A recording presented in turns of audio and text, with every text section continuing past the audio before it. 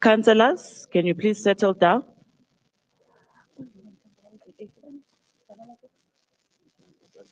No, Councillor Shay, Councillor Nkunyeni, Councillor Pito, Redula Fatsi, Kanako E.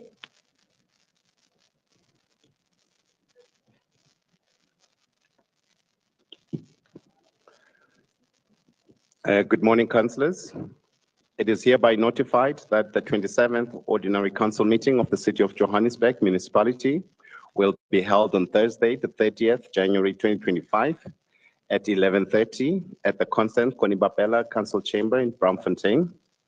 Also noting that the scheduled meeting as per notice was issued for 10:30. However, we were delayed and we apologize due to the special council meeting.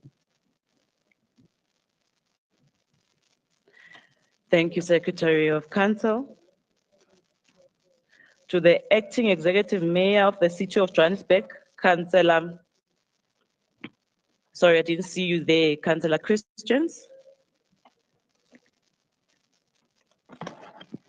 Thank you, Madam Speaker. Madam Speaker, before you begin, based on the notice, I think it's appropriate that Council condones the late start, because it can't be just a noting in terms of the reading out of the notice. Thank you.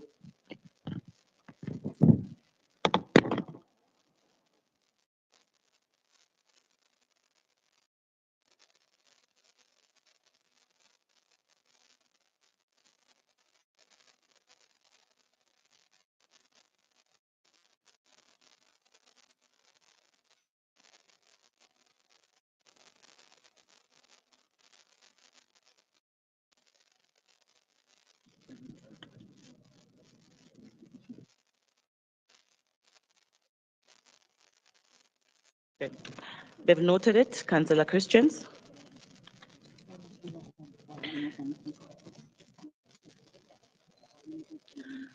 Councillors, we are in session. Please take your seat. Snentlantla from protocol, please don't disturb our council sitting.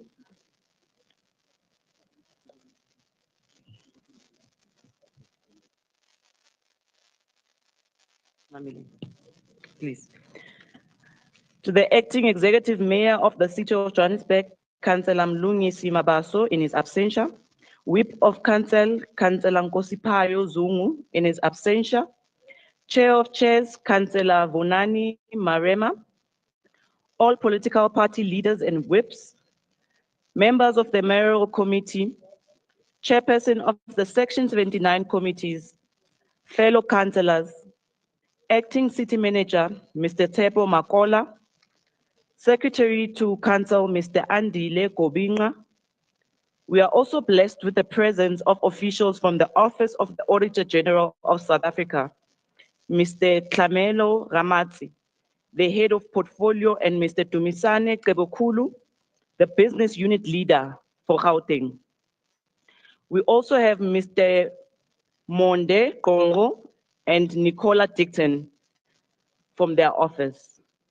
A very special welcome also to the Provincial Chairperson of Action SA, Mr. Funzi Ngobeni.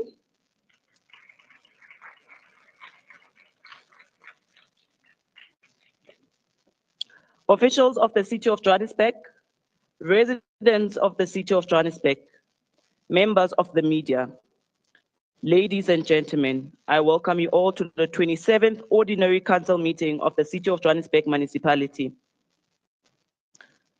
Councillors, please note that the Whip of Council have requested that item 16 be elevated and be considered after the tabling of the responses to questions. And I have acceded to that request. At this point, I will allow 10 minutes for legal to verify the number of councillors we have present, so as to confirm quorum. When I look at my time, it's 11:30. We'll resume at 11:40.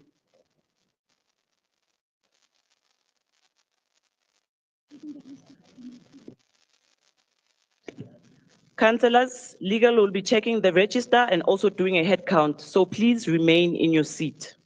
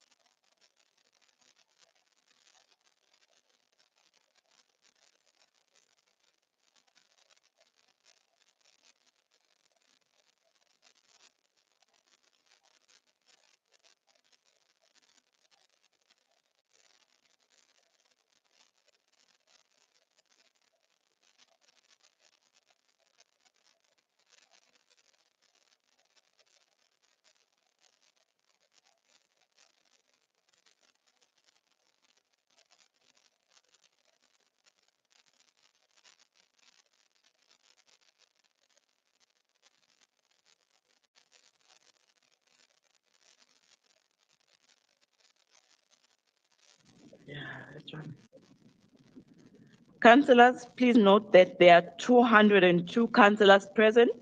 As a result, there is quorum and the meeting will continue. If you have not signed the register outside, please go sign. Councillors, we proceed with application for leave of absence. We have received an apology from Councillor M. Mukwena from the APC. Are there any further apologies? I'll start with Councillor Avant Smith. Thank you, Speaker.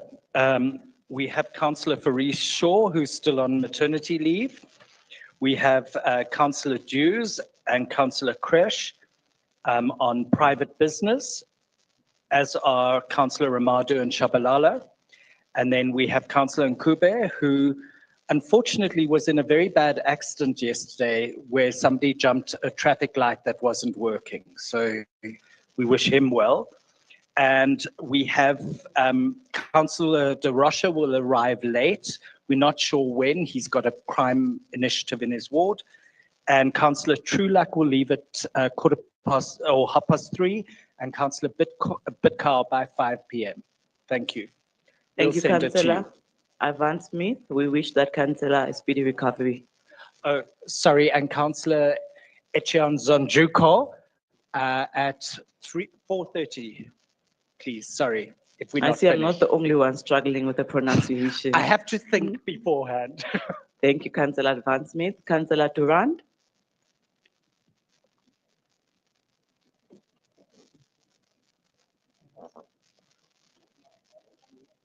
Councillor Avant Smith, your mic, please.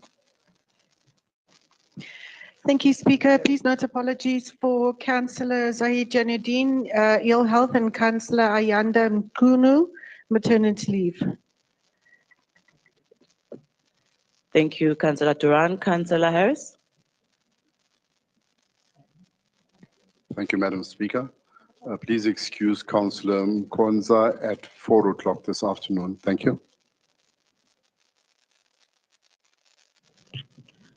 Noted, Councillor Harris. I'll start on my right with Councillor Dami.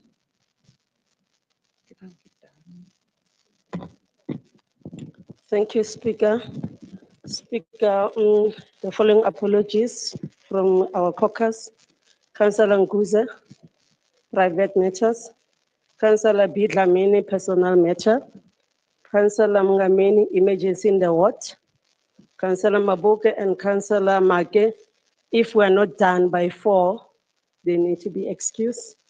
Councillor Mufukeng, urgent matter. Thank you, Speaker. Thank you, Councillor Dami. Councillor Mhlongo.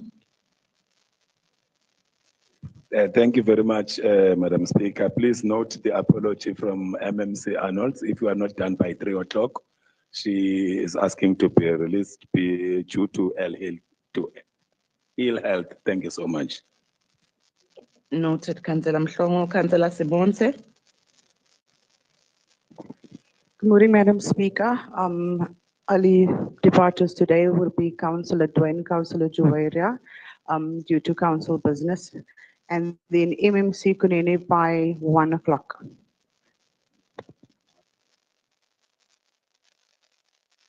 Noted, Councillor Makuba.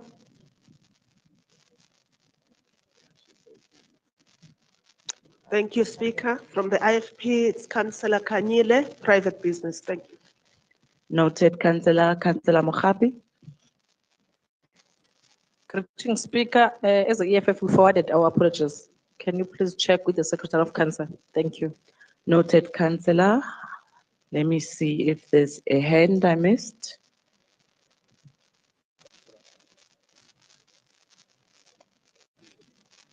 Councillor Dami, do you want to come in for round 2? Sorry, Speaker. Councillor Nkova, ill health. Councillor Mate, is running late. Thank you, Speaker. I think I'm done. Noted, Councillor. Can we approve the apologies as submitted? Thank you, Councillors. We proceed now with official notices. Please join me in wishing well all the councillors who celebrated their birthdays and grew a year older during the months of December and January. We wish you everything of the best. Furthermore, please join me in welcoming the following councillors in the City of Johannesburg Council. Councillor Kabelo Pito from PA, replacing former Councillor Melissa Davids from the PA. Councillor Julia Sondag from Action SA, replacing former Councillor Lara N. Davis Green from Action SA. You are welcome, councillors.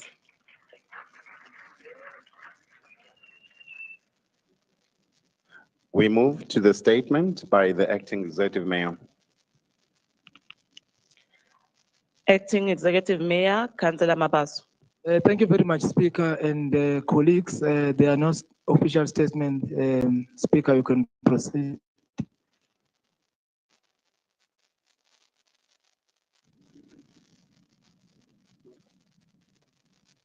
Councillor Christian. Thank you, Madam Speaker. Madam Speaker, just in terms of protocol, I'm just wondering, why is the acting mayor sitting on the second bench? You should be in the first row. Can we please follow protocol, please? Thank you.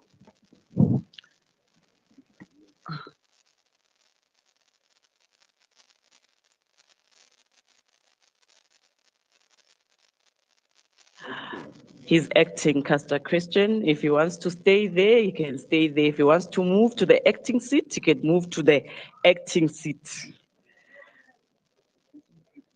Yeah. Councillors, we proceed with confirmation of minutes, which is item 4, and the minutes we're confirming minutes of the 33rd extraordinary meeting held on the 20th of November 2024.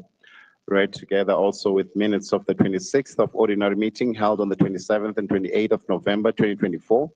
And lastly, minutes of the extraordinary meeting held on the 15th of January 2025. Councillor Harris. Thank you, Madam Speaker.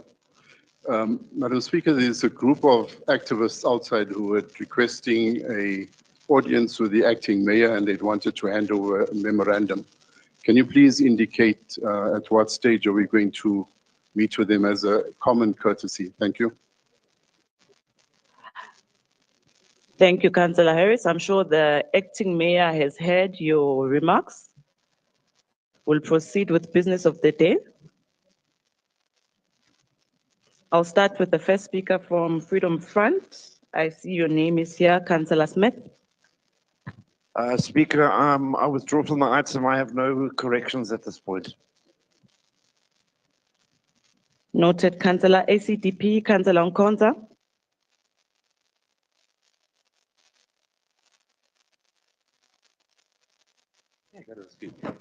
Shalom, Speaker. Greetings to the acting mayor, Councillor Mabaso, the entire executive, Chief Whip, Council, our guests, and all the councillors. I greet you all in the wonderful name of our Lord and Savior Jesus Christ. Amen. Amen. Hallelujah. So, Madam Speaker, the minutes for the 20th of November, all in order, and the proposed amendments are on the minutes of the 27th to the 28th, which I will forward.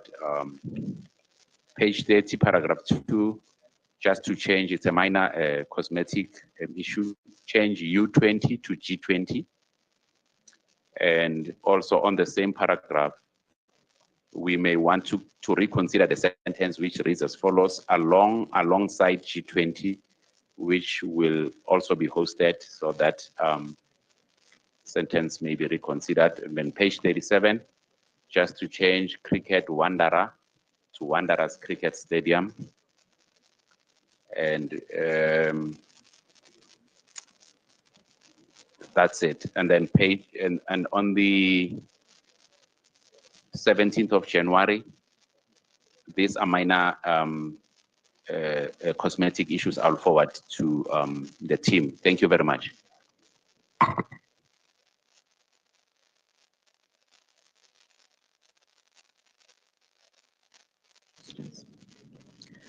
Thank you, Councillor Nkonza. I don't see any other hands.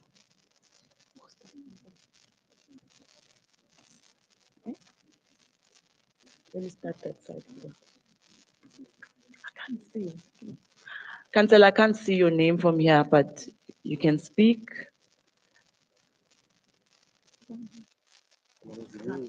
Morning, Speaker. Morning, fellow councillors. It's Councillor Mthembu. On behalf of the African National Congress, there are no amendments. Thank you, Speaker. Thank you, Councillor. Councillor Kukomo. Thank you so much, Madam Speaker. Just two small adjustments from my side. On the 20th of November, Councillor David Foley was present. And then on the 15th of January, Councillor Maureen Mnisi was present. Thanks. Okay. Noted, Councillor. I don't see any other hand. Are the minutes confirmed as amended? Councillors, are the minutes confirmed as amended? Thank you. We proceed with item 5, and there's questions for oral reply, of which notice has been given in terms of Rule 105, subsection 1 of the Standing Rules and Orders of Council, also read together with 5A, and those are questions for written reply, of which notice has been given in terms of Rule 105, subsection 2 of Standing Rules and Orders of Council.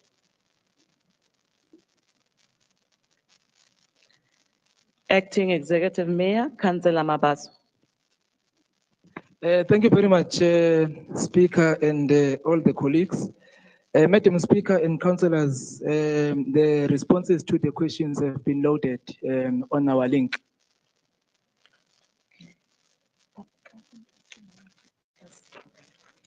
Thank you, Executive Mayor. Acting Executive Mayor.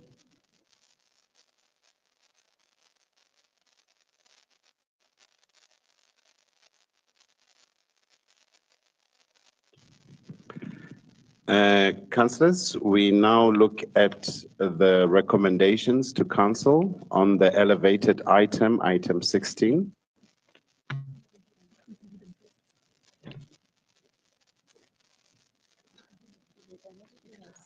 Item 16, and these are changes in membership of various Section 79 committees.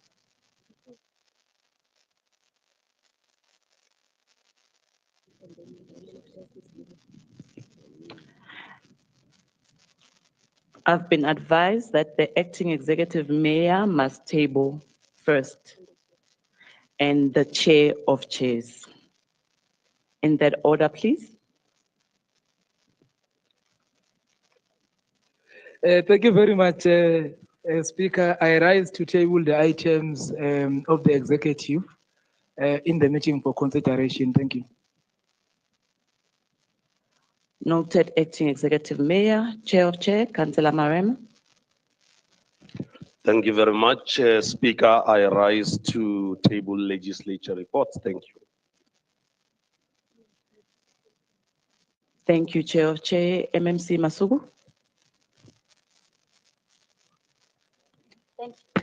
Thank you, Madam Speaker, and a good morning to your good self and fellow councillors. Madam Speaker, on behalf of the executive, we would like to request elevation for the HR item, the recruitment for the chief of police, which is item 17, as well as the commencement of recruitment for the city managers. So the two HR items, 17 and 18. Thank you through you, Madam Speaker.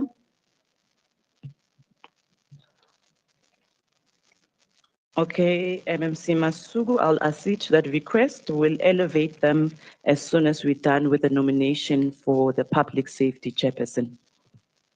Councillors, the recommendation is on page 6.2. Is the item agreed to?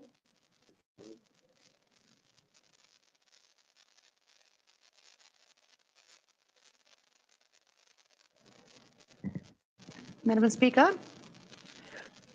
Councillor Rand. Sorry, I try to get your attention. Thank you, Madam Speaker. Please, could we have a 10-minute caucus break for the DA caucus? 10 minutes. Okay, no problem. It's midday now. We'll come back at 12:10.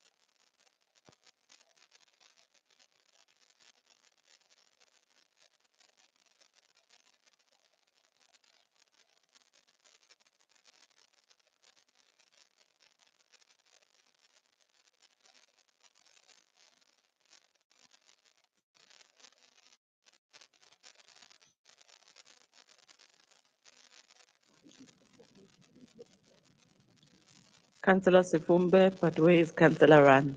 Back on time.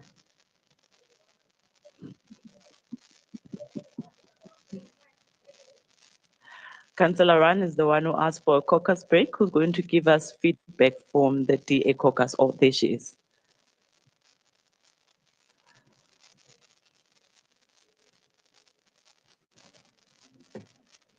Apologies, Madam Speaker. Thank you for the indulgence of our caucus break. We have settled our matter and we can proceed with the item. Thank you. Noted, Councillor Ran.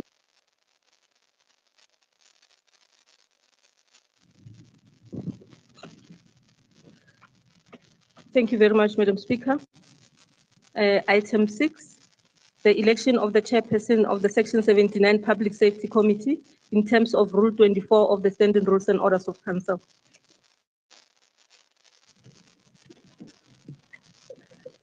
Councillors, please note that the election of the chairperson of Section 79 Public Safety Committee will be done in accordance with Rule 24 of the Standing Rules and Orders of Council. In this instance, voting shall be by show of hands on the basis that the aforesaid position is not part of Schedule 3 to the Municipal Structures 8 of 98. The procedure set out in the schedule applies whenever a municipal council wants to elect a speaker, an executive mayor, a deputy executive mayor, or the whip of council. I have issued the nomination forms to all political party whips for political parties to submit nominations for the aforesaid position. I have received 2 nominations for the position of the chairperson of Section 79 Public Safety Committee, and such is from Councillor M. Cotrias, seconded by Councillor G. Durand, nominating Councillor S. Whistler. The second nomination is proposed by Councillor Ran, seconded by Councillor Echo Zonjoko, nominating Councillor Maila. The forms have been correctly filled and accordingly signed by the proposers, seconders, and nominees. I will now allow the proposers, the seconders, and nominees to read out the nomination and acceptance respectively for record purposes. We will start with Councillor Cotrias, followed by Councillor Durand, then Councillor Whistler. Thereafter, Councillor Ran, followed by Councillor Echuzonjoku, then Councillor Maila. In that order, please.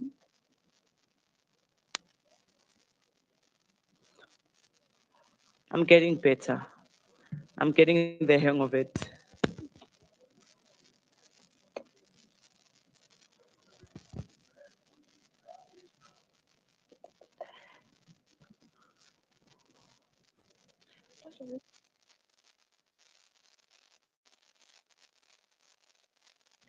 Councillor Cotrias.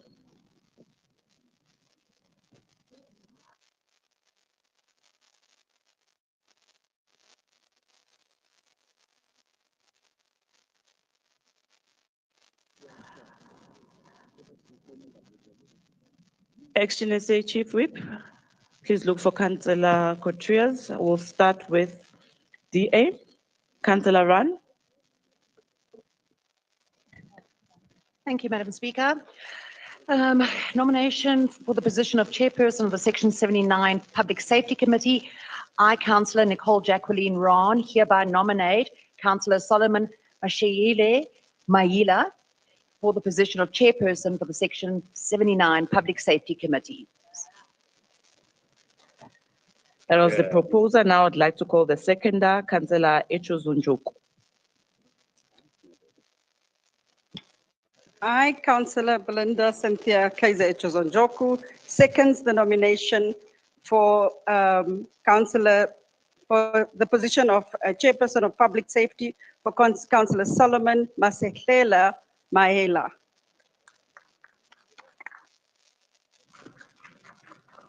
Councillor Maila.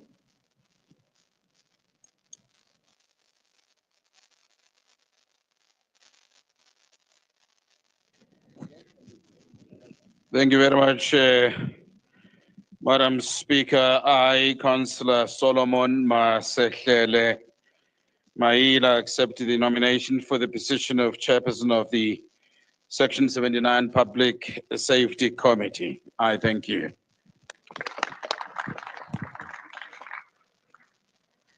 Thank you, Councillor. I'll go to the second nomination for the position of Chairperson. Councillor Cotrias, the proposer. Thank you, Madam Speaker. I, Councillor Marcel Cotrias from Action SA, hereby nominate Councillor Sarah Whistler for the position of Chairperson of the Section 79 Public Safety position. I thank you. Thank you, Councillor Cotrias. Seconded by Councillor Durand. Thank you, Speaker. I, Councillor Genevieve Durand, second the nomination for Councillor Sarah Whistler as Chairperson of Public Safety.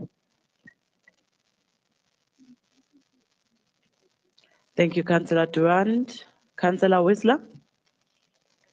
Thank you, Speaker. I, Councillor Sarah Teresa June Whistler, hereby accept the nomination for the Section 79 Chairperson position. Thank you.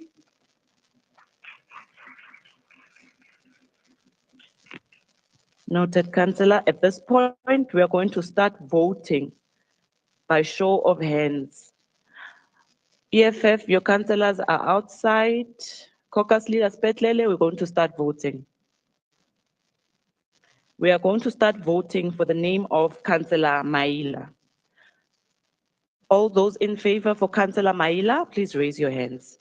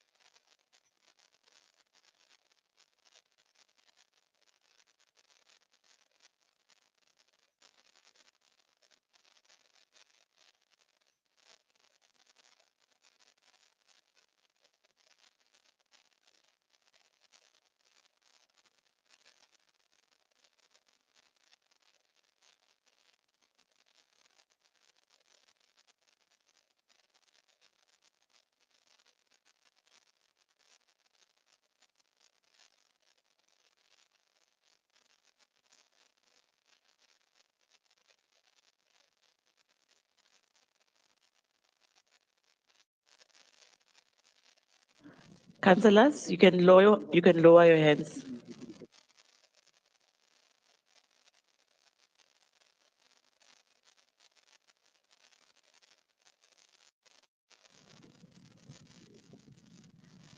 Those in support of the nomination for Councillor Whistler, please raise your hands.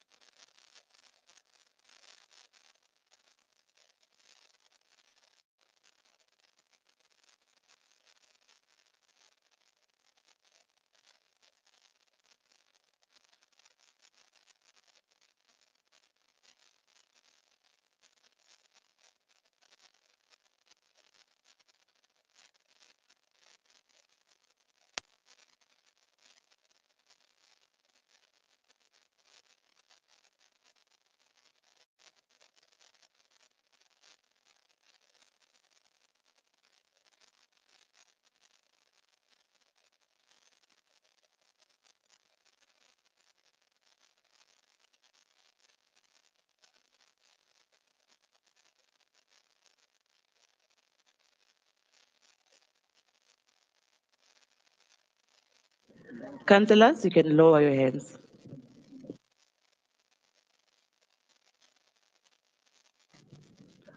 All those councillors that are abstaining?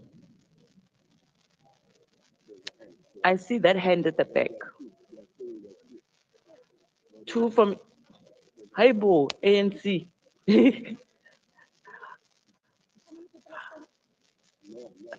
No one is abstaining at this moment. ACTP, 3 hands. Okay.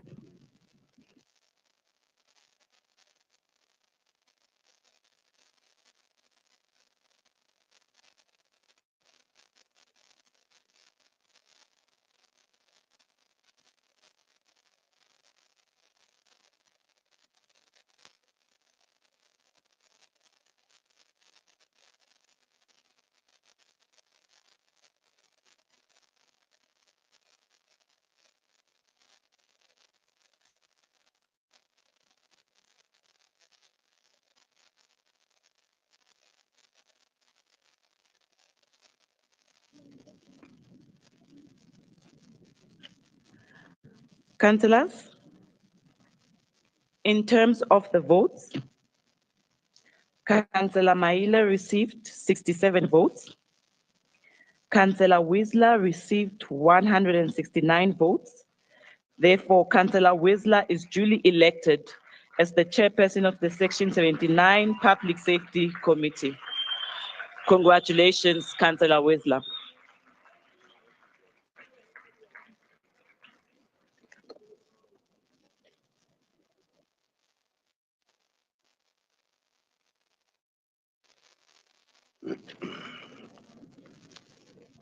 Councillors, we are resuming with recommendations to council and looking at the elevated items, item 17 and item 18.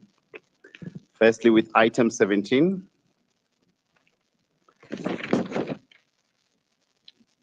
Item 17 is recruitment and appointment process of the Chief of Police for JMPD, which is Johannesburg Metro Police Department position in the Public Safety Department.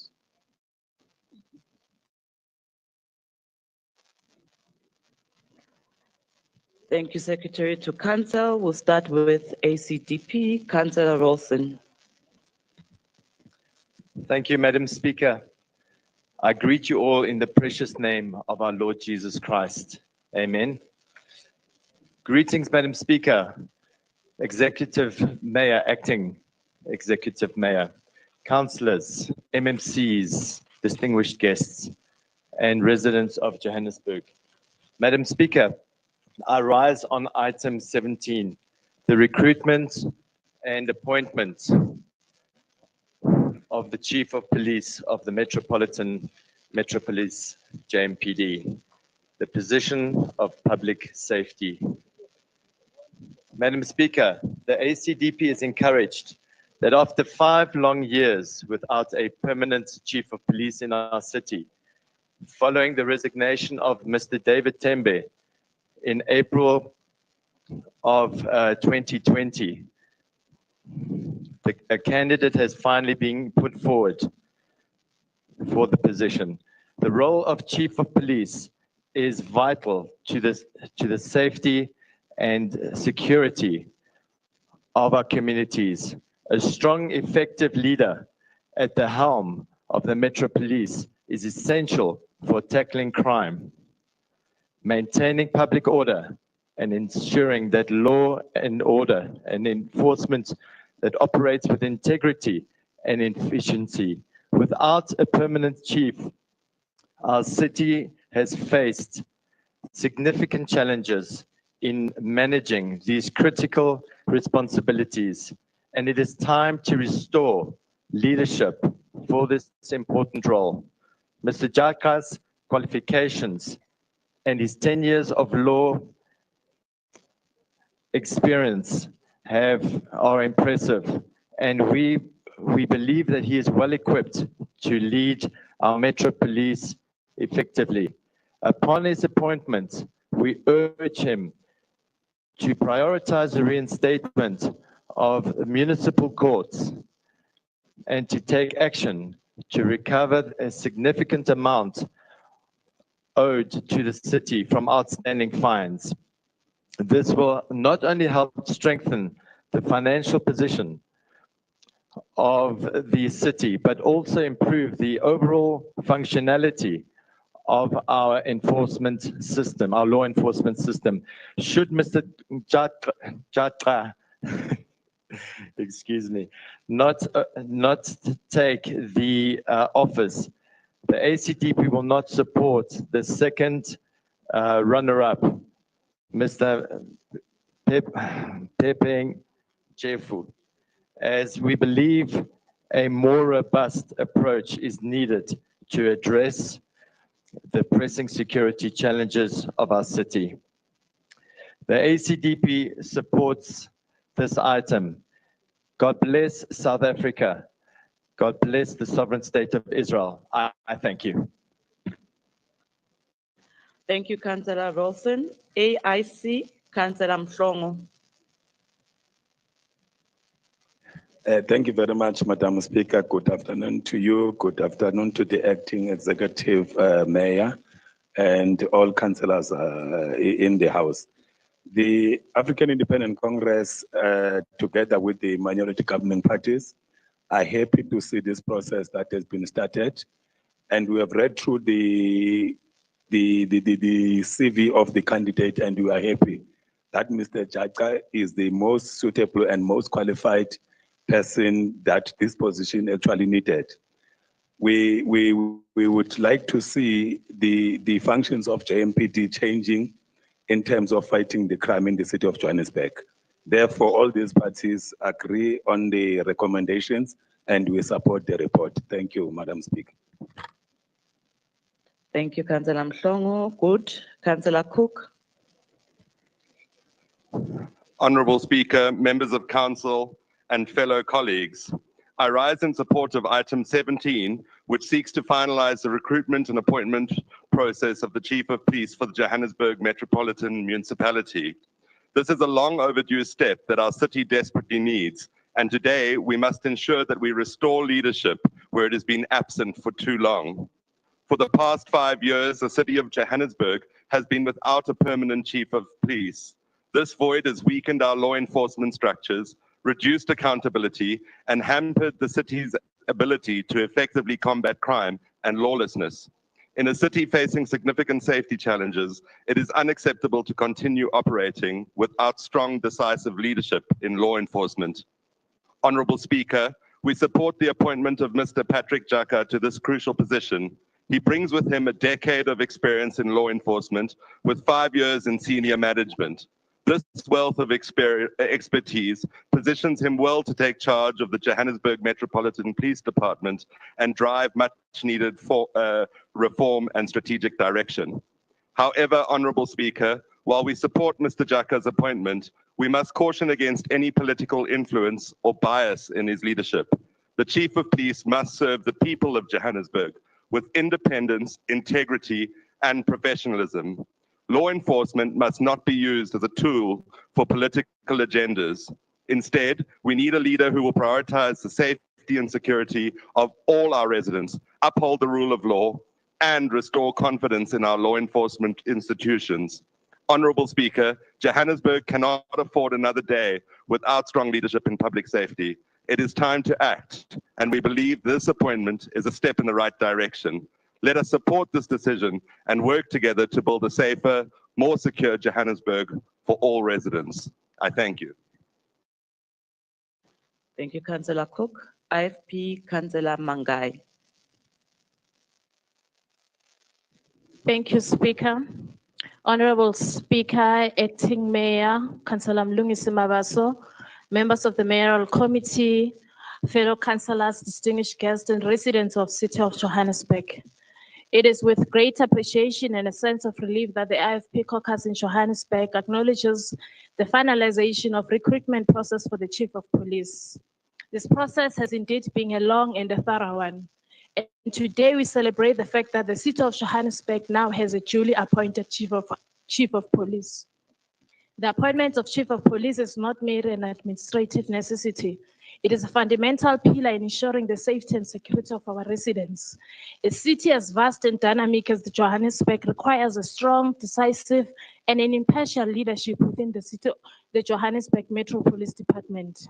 The presence of a capable and effective chief of police guarantees not only enforcement of bylaws, crime prevention and measures, but also fosters a secure environment where businesses can strive, communities can live in peace.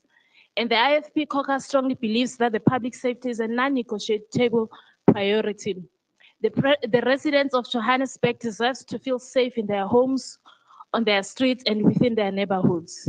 The appointment of a chief police provides stability and a direction to law enforcement in the city, ensuring that the crime-fighting strategies are effectively implemented and that justice is served without fear or favor. We particularly commend the city for appointing a highly qualified candidate who brings experience, expertise, and integrity to this crucial position. It is indeed encouraging that the selected individual is not politically affiliated with any political party within the city of Johannesburg. This is a statement to the commitment of professionalism and prioritizing of the safety and the well-being of our residents over political interest. We trust that his leadership will be guided solely by the principles of justice, accountability, and service to the people. As the IFP caucus speaker, we stand in full support of efforts that enhance law enforcement capabilities and strengthen the security of our communities. We call upon all stakeholders, including residents of Johannesburg, businesses, and civil society to work collaboratively with the Chief of Police and his department to build a safer Johannesburg. Speaker, let us move forward with the shared vision of secure and prosperous city where law and order prevail, and where every citizen can enjoy their rights and freedom without fear. Dodibuwa, Speaker.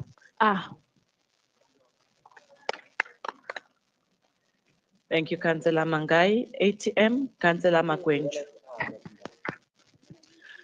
Speaker, the African Transformation Movement supports the appointment of Chief of Police, Mr. Patrick Jata. He is armed with requisite skills, expertise, and experience to fight lawlessness. The appointment of the Chief of Police demonstrates that the government of local unity is serious about safety and stability. This appointment will restore order, looking to restoring peace cohesion in the city of Johannesburg. Crime fighting is key in the city of Johannesburg. The hindrance to service delivered by some criminal activities will now come to an end.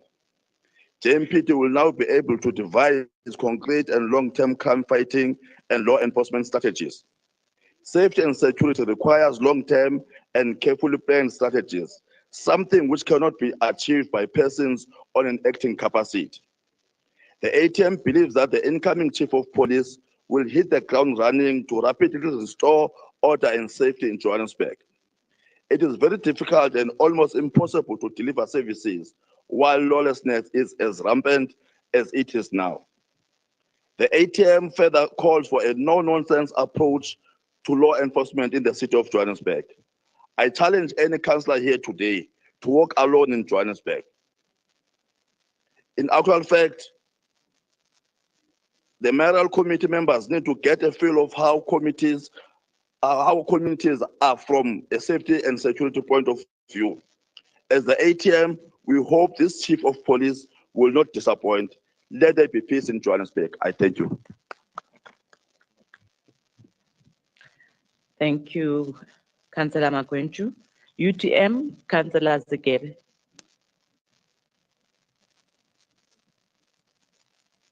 Honorable Speaker, Councillor Mthembu, the Honorable Acting Executive Mayor, Councillor Mabaso, Mandichi Nanga, and Zibazai. Today marks an important milestone in the ongoing efforts to enhance safety and security in our beloved city of Johannesburg. It is with great pleasure and a deep sense of responsibility that we welcome the appointment of Mr. Patrick Jata as a new Chief of Police of the Johannesburg Metro Police Department. This appointment is not just a fulfillment of an administrative process, but a critical step towards strengthening law enforcement and ensuring that Johannesburg remains a safe and prosperous city for all its residents. The recruitment and appointment process was guided by the principles of transparency, inclusivity, and meritocracy. We commend the work of the selection panel, which comprised experts and leaders from various spheres, for executing this process with integrity and diligence. The overwhelming response to the call for applications with 74 candidates vying for this esteemed position is a testament to the attractiveness and importance of this role.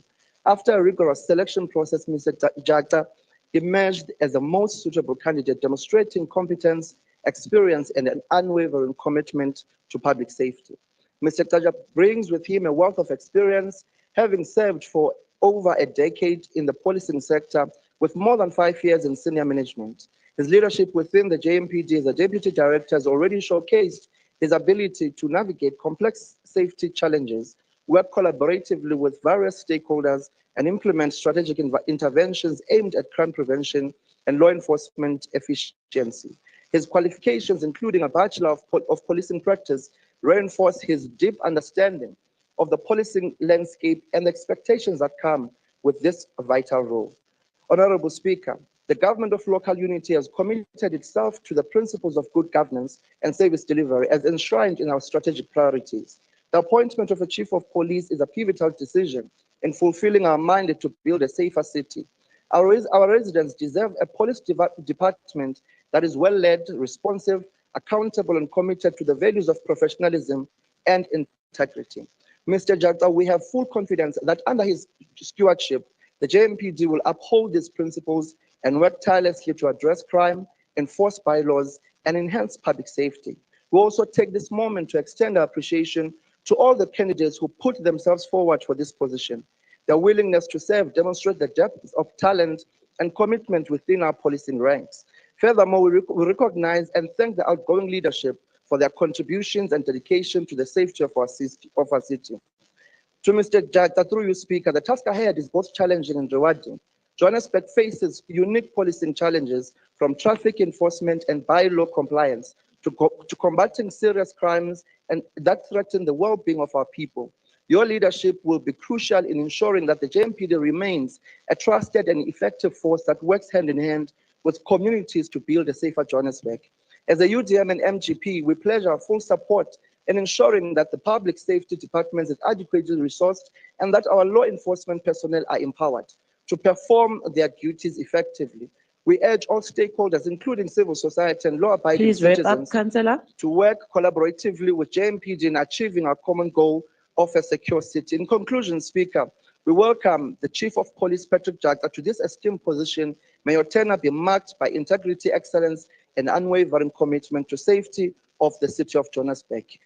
Tamako. Thank you, Councillor DA. Councillor Maile.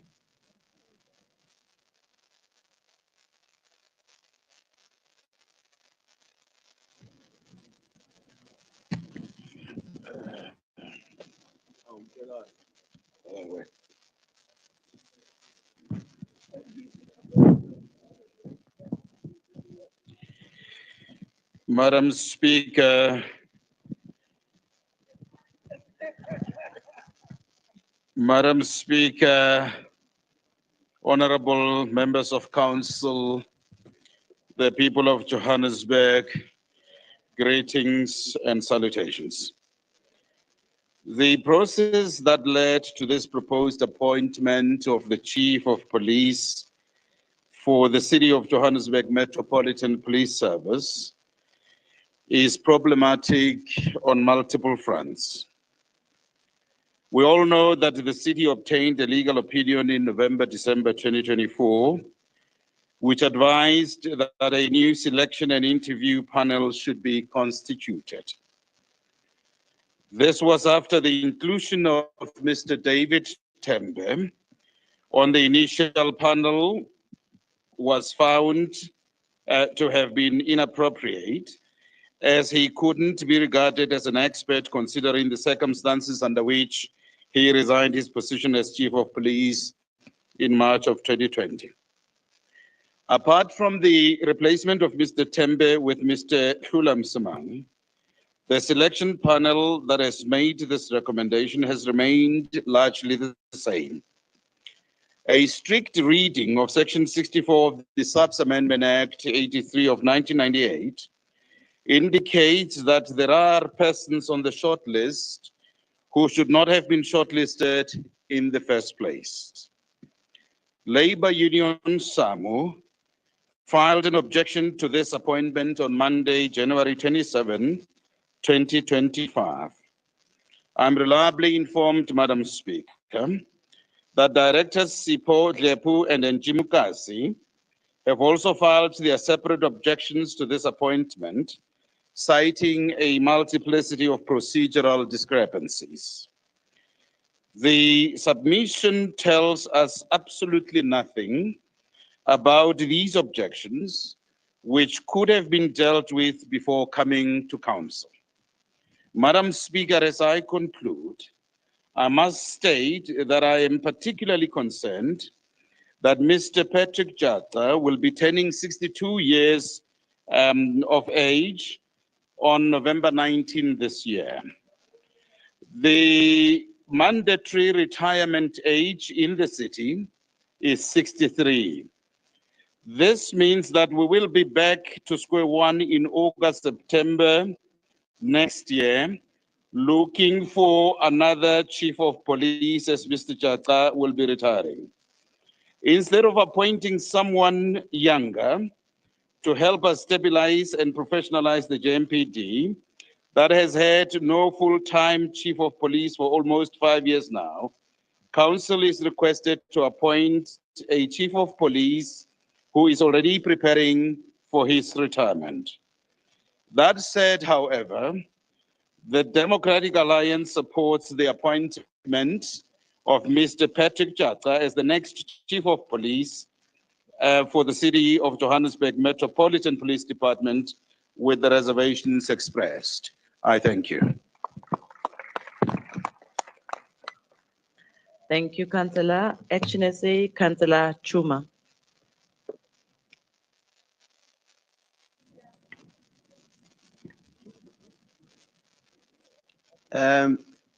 Greetings, Speaker.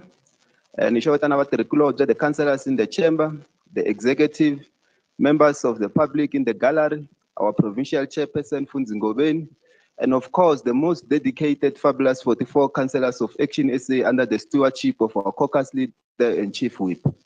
How could I forget the residents of the city of Johannesburg?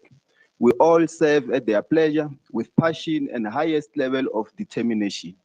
As Action SA, the party rooted in a rule of law, we note the report's content and approve the appointment of the first candidate, Mr. Patrick Jata. This appointment, we want to see our inner city reclaimed with stringent implementations of our bylaws and visible police in our township. We want to see raids and law enforcement being conducted regularly to ensure the residents of City of Johannesburg always feel safe, including notorious places like Hillbrow and many other areas known for harboring criminals. One advice we wish to give the incoming chief of police, straight from Action SA policy, is that the community-orientated policing that fosters trust, cooperation, collaboration between law enforcement agencies and communities they serve is necessary to create a safe city of Johannesburg and by extension, South Africa. If you don't know how to implement this, the best mayor in the country right now, Dr. Nasipi Moya, can offer some advice. Don't hesitate to reach out. Inkomu.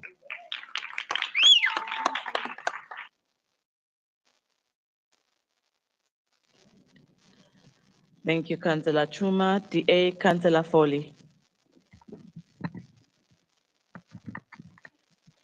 Madam Speaker, members of Council of Joburg, the residents of Joburg, all protocol observed, good afternoon all. I, Councillor David Foley, rise on item 17, the recruitment and the appointment process of the Chief of Police, JMPD position in Public Safety Department. The JMPD, Chief of Police, is a critical position in the city of Joburg, and the appointee should be a model citizen where all officers draw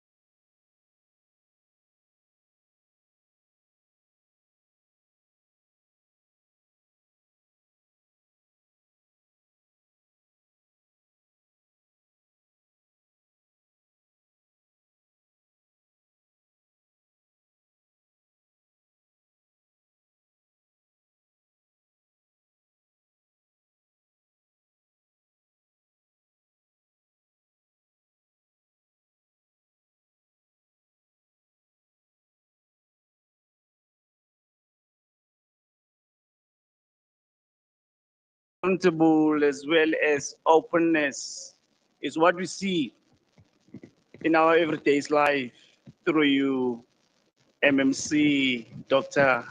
Joak. For a long, City of Joburg was in Hollywood, with acting in key positions, including in public safety.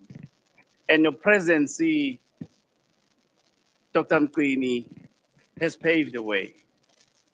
We expect that candidate rated number 1 to show excellency, as you have actually paved a way on the ground. The expectation is that there has to be a restoration on key items, like the bylaws, the much cried safety of City of Johannesburg, and all other responsibilities within JMPD that need to be executed. Somlomo ngicela ukubingelela kunina nonke ngezihlalo zenu bese ngibingelela umphakathi wakulendlu yedolobha yaseGoli. It's not us as councillors of City of Johannesburg, but you residents of City of Johannesburg who had indicated out there that the most performing MMC for City of Johannesburg in 2024 is none other than MMC Councillor Dr. Mthembu of Public Safety. It is of these standards set by yourself, Dr. Mthembu, that needs to be maintained at all costs.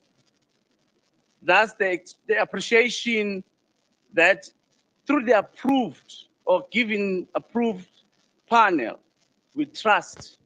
And we know that the candidate number 1 is definitely the candidate that as EFF, we say, Siyabonga. Thank you. And we expect that, or we also accept that the 5 recommendations given to the council, given to this council, are adhered to, and such it is simply because of EFF Cardinal Pillar number 7, which is followed or also giving a sign of commitment that you are showing to us.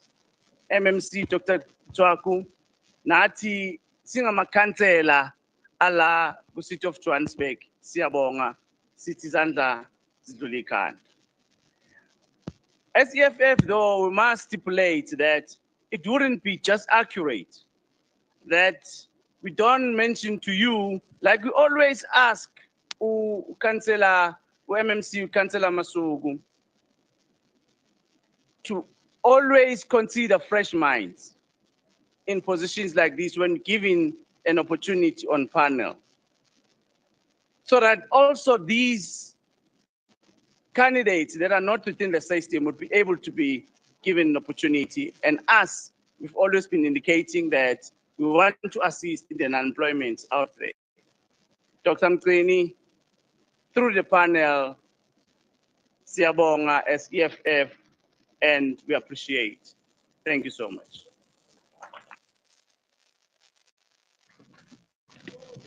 Siyabonga Councillor Ngwenya, ANC Councillor Francisco.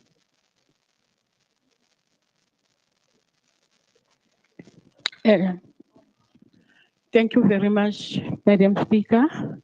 Let me take this opportunity to greet our Mayor, Dada Mrero, on his absentia.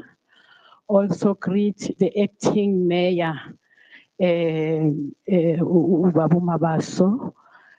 Greet all the MMCs, councillors, residents of the City of Johannesburg, also the city manager. I'm happy to stand up and see all the councillors speak in one voice. Patrick Jaka, Babjaka is one of our own in Alexander with a long, nice record in the JMPD policing. I'm happy to also, as an African National Congress, to endorse Patrick Jaka with the scores that he has, 91%. I'm saying to Jaka, Tata lo mshini wako, awunabungozi, ngiyabonga.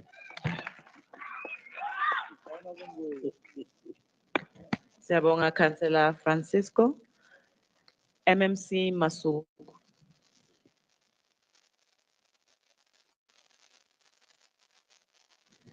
Thank you very much, Madam Speaker. And once again, a good afternoon. Madam Speaker, indeed, councillors are correct that the role of the Chief of Police is critical, and we do need an effective and a strong leader who possesses the qualities that all the councillors have spoken about without repeating them. In line with our priorities as the government of local unity, we did say that safer city is very critical, and also stabilizing the leadership in the city was one of the commitments we made when we came in. And Councillor Ngwenya, you are correct. We have done exactly that.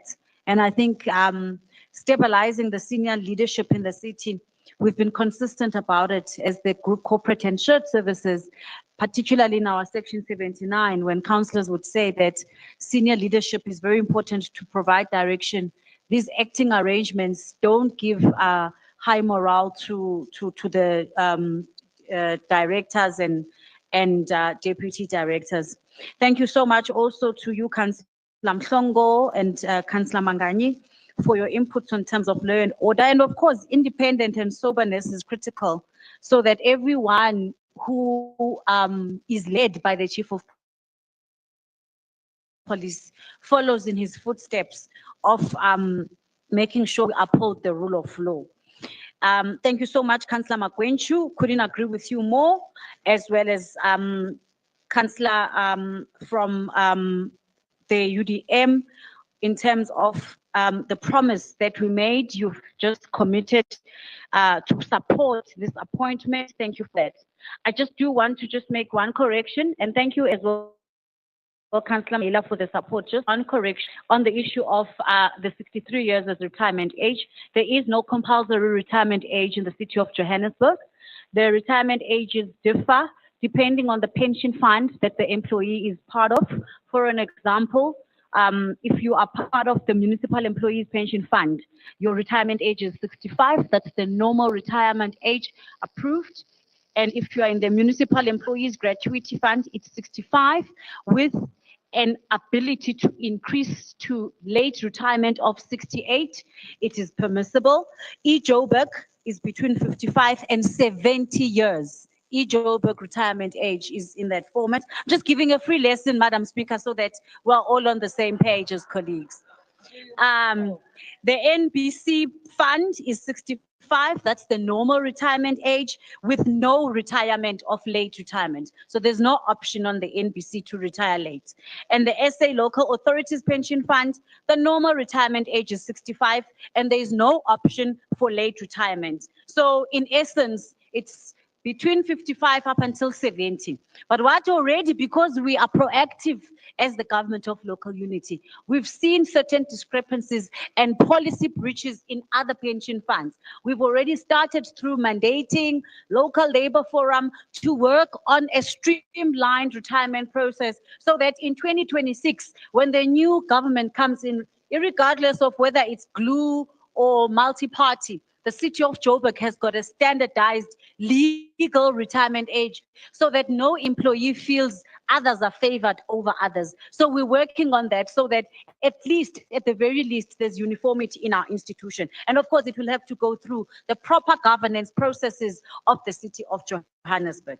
Madam Speaker, thank you as well to Councillor Foley for your inputs. They are well noted, as well as Councillor Ngwenya and Councillor Chuma, as well as Councillor Zidigebe from the UDM.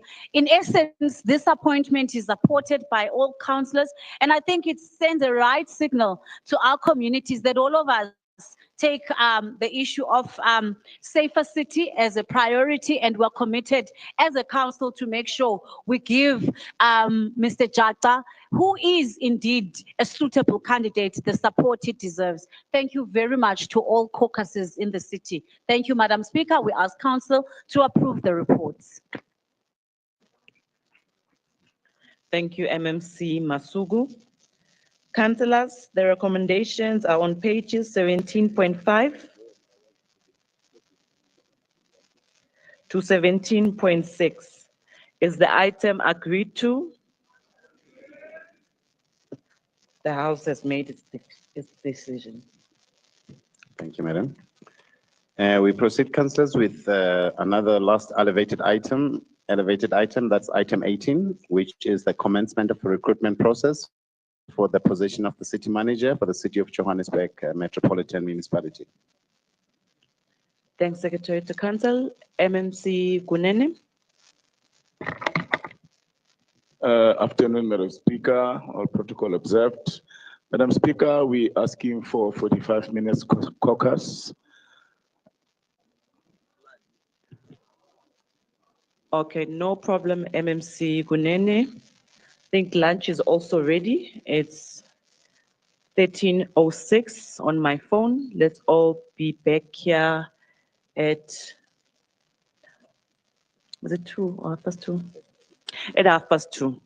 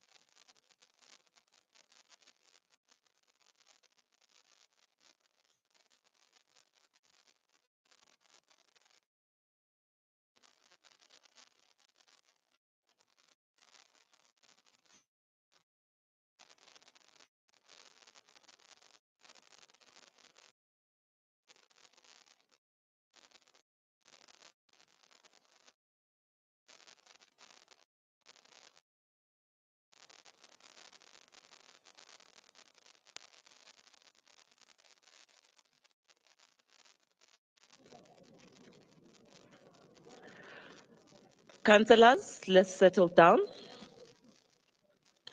Councillor Luanda Pini at the back. I'll start calling you guys, you colleagues, by name.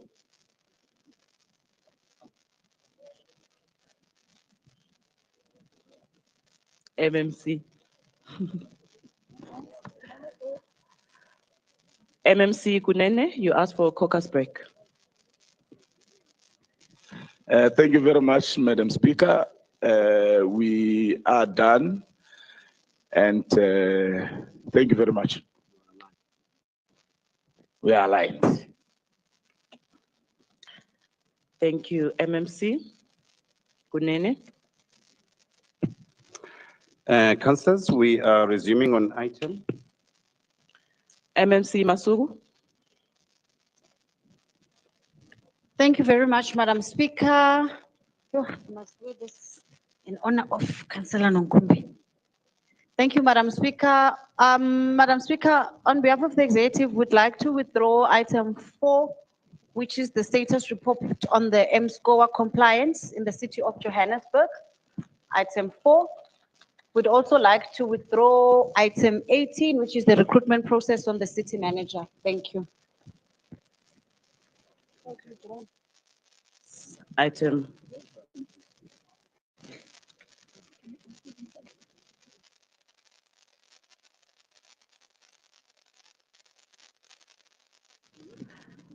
Noted, MMC item 4 and item 18 is withdrawn.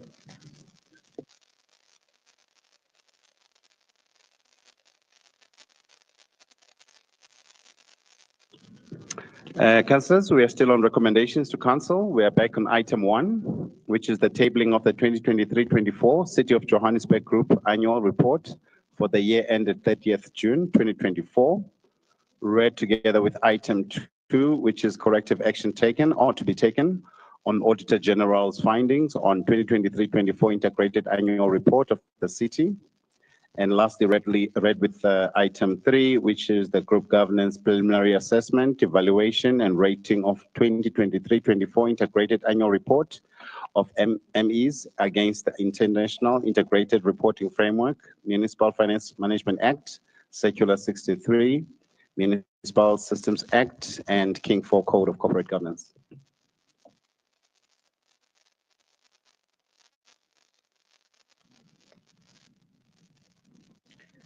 Councillors, item number 1 is for noting. Is the report noted? Thank you.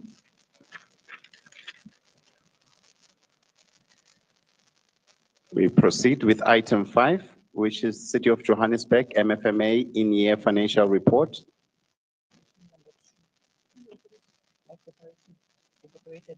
Item 2. Item 1 is separated. Also 2 and 3, yeah. By separated. In the past, that's been shown, but now it's separated. You can, yeah, you can even do 2 and 3, and I'll try anything. Oh, you did? Okay. No, oh, sorry. MMC?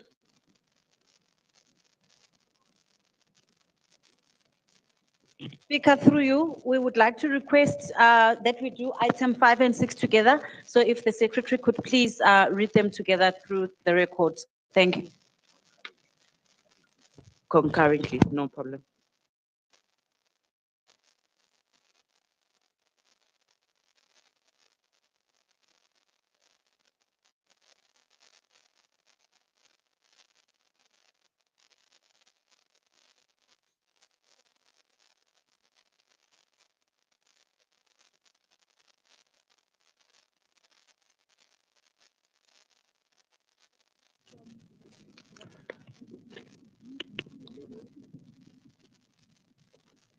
Item 5, councillors, is City of Johannesburg MFMA in-year financial report for the period ended 31st August 2024, read together with item 6, which is the City of Johannesburg MFMA in-year financial report for the period ended 30th September 2024.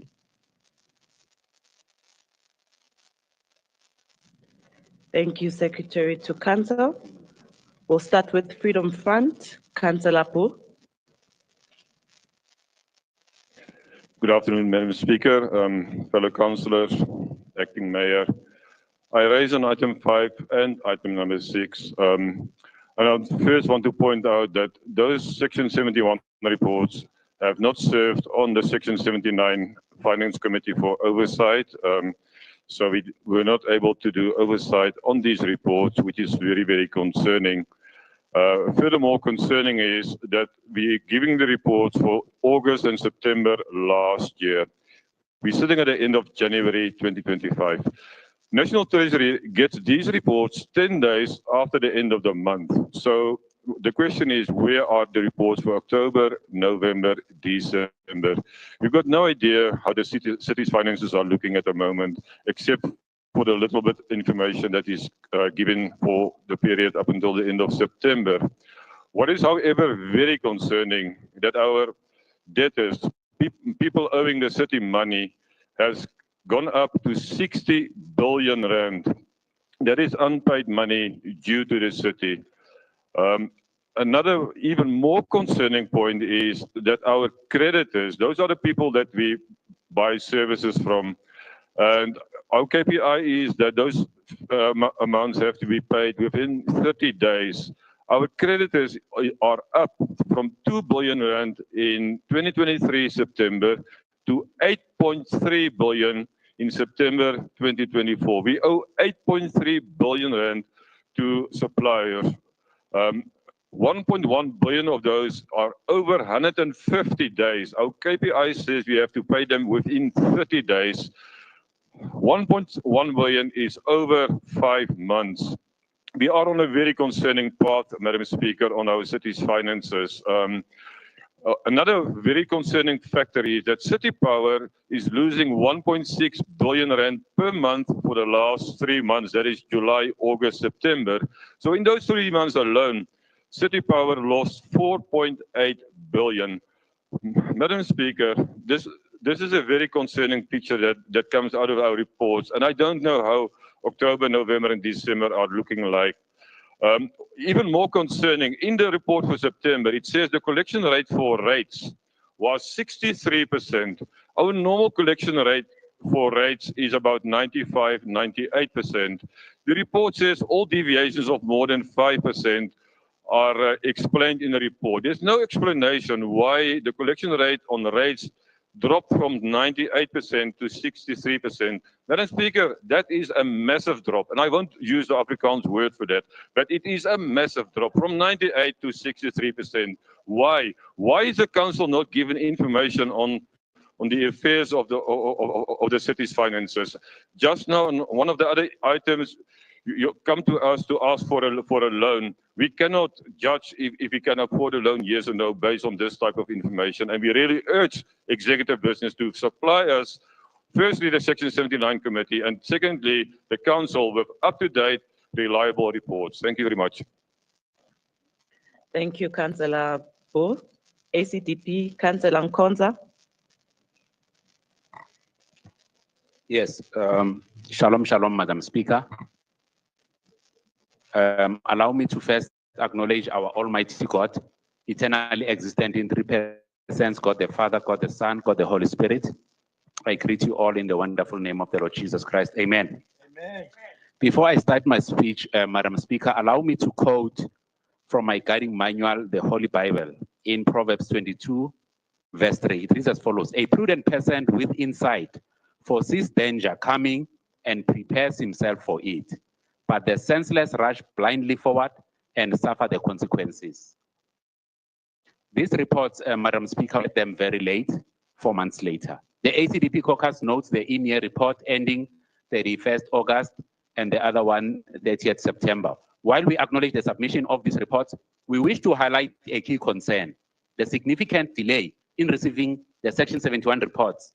As the ACDP, we believe that these reports, when submitted within the 10-day period to the Finance Committee, provide critical insight into the financial health of the municipality. However, when these reports are delayed by more than 4 months, their value for effective oversight is greatly diminished. Timeless is essential for ensuring that Council can fulfill its responsibility of holding the executive accountable and making informed decisions in the best interest of the residents of Johannesburg. Receiving these reports on time will enable us to, one, monitor the municipality's budget, allowing for a clear comparison between actual revenue and budgeted figures to date. Two, it would allow us also to timeously assess actual expenditure per vote, review capital expenditure per vote, and understand any material variances from the approved budget. Lastly, this timely information allows Council to make real-time adjustment and take corrective actions where necessary to ensure the municipality remains on track with its financial commitments and obligations. Most importantly, it provides the necessary tools to implement effective controls and measures to protect public funds and resources. Therefore, we make a humble plea to the Executive Mayor and his team. We urge that these Section 71 reports be forwarded to the Finance Committee immediately upon receipt from the accounting officer. Timely submission will empower Council to carry out its oversight duties more effectively and ensure that the budget is managed responsibly for the benefit of all the residents of Johannesburg. As the ACDP, we continue to pray and work for an improved quality of life of our residents, crime-free, well-maintained and clean city of Johannesburg.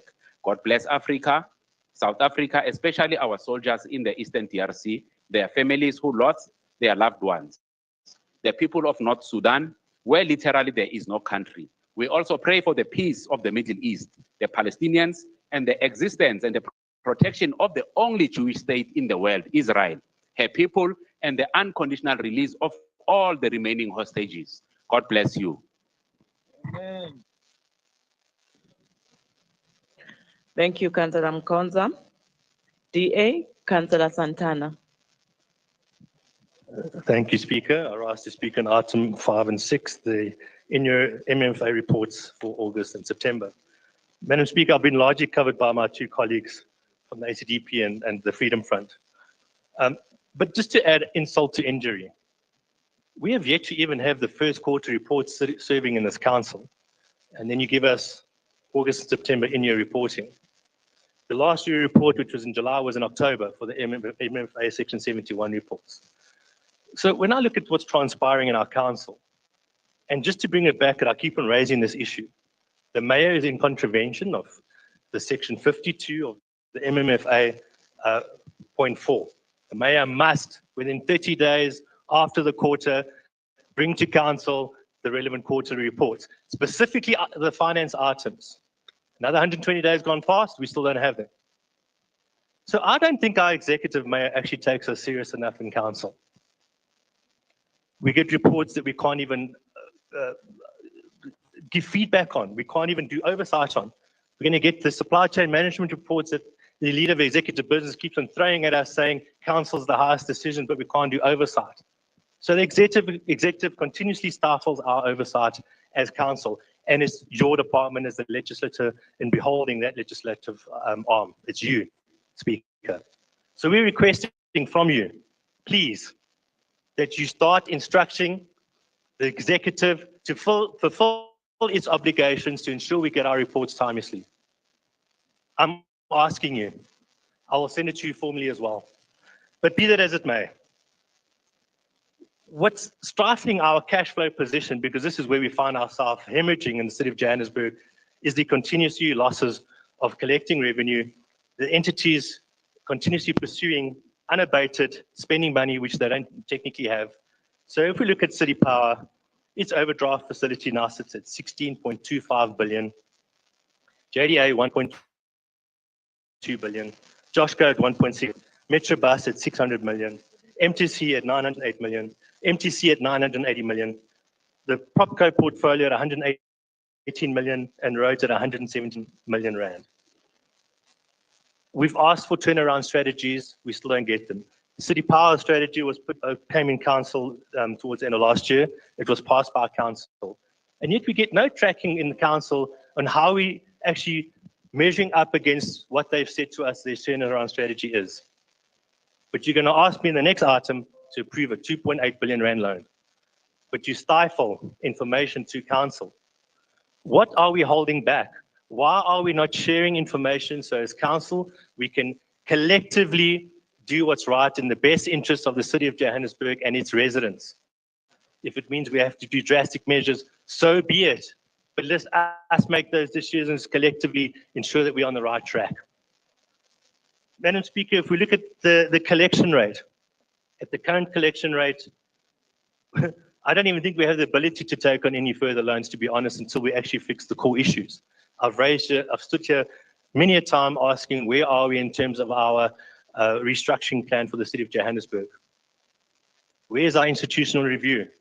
Still nothing comes to council, still nothing happens. In fact, we keep on being an employment agency. We keep on employing people instead of restructuring the city, cost effective even for our residents. So until such time, unfortunately, Speaker, I don't know what to say. But our debtors book is growing at an alarming rate. Currently sitting at the end of September at 60 billion. Who knows what it's like at the end of December? I'm sure we're probably going to be sitting at 63 billion if my estimates work out at 63 billion rand outstanding in our debtors book.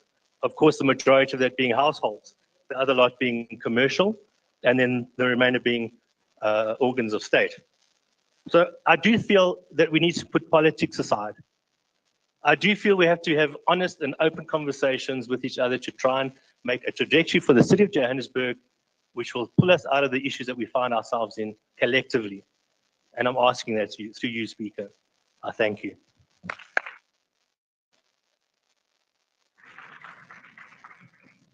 Thank you, Councillor Santana. Action SA, Councillor Nkonyen.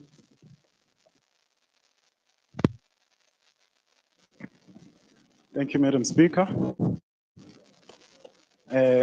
Greetings to everybody in the gallery preserved. Unlike Councillor Santana, I actually do know what to say, Madam Speaker. Action SA would like to express its dissatisfaction with receiving such old reports, as colleagues have previously alluded. These reports are Q1 reports, Madam Speaker, and we are in Q3 of the financial year.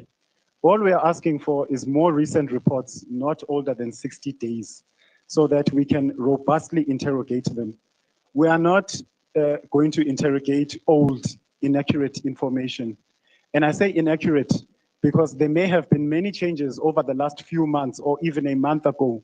Therefore, we plead with MAYCOM to bring more recent reports to this council. I think we cannot stress this enough. Even the colleagues have stressed it, Madam Speaker.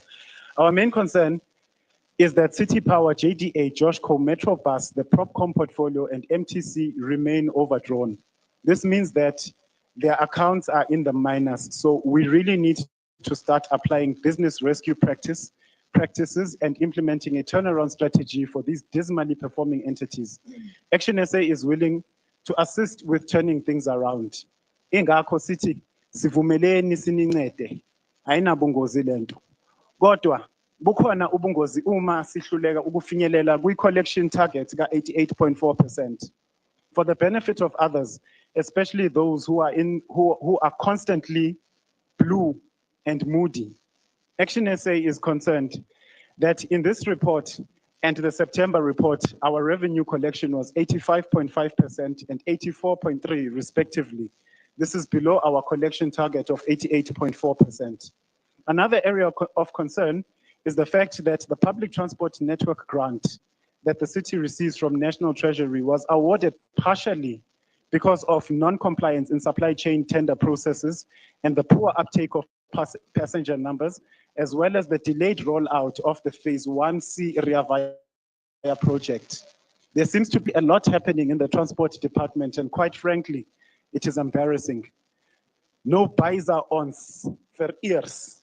Maybe we just need to stick to sports and soccer tickets. In closing, Madam Speaker, only Action SA can fix the city, just like how Dr. Nasipi Moya is fixing Tshwane. Ngibonge.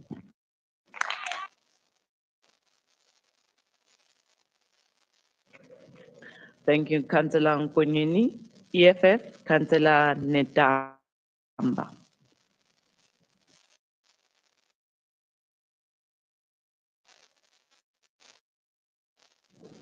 Speaker, greetings to the caucus leader of the EFF, Cllr Ruta, Chief Whip of the EFF, Tabson Happy, on absentia.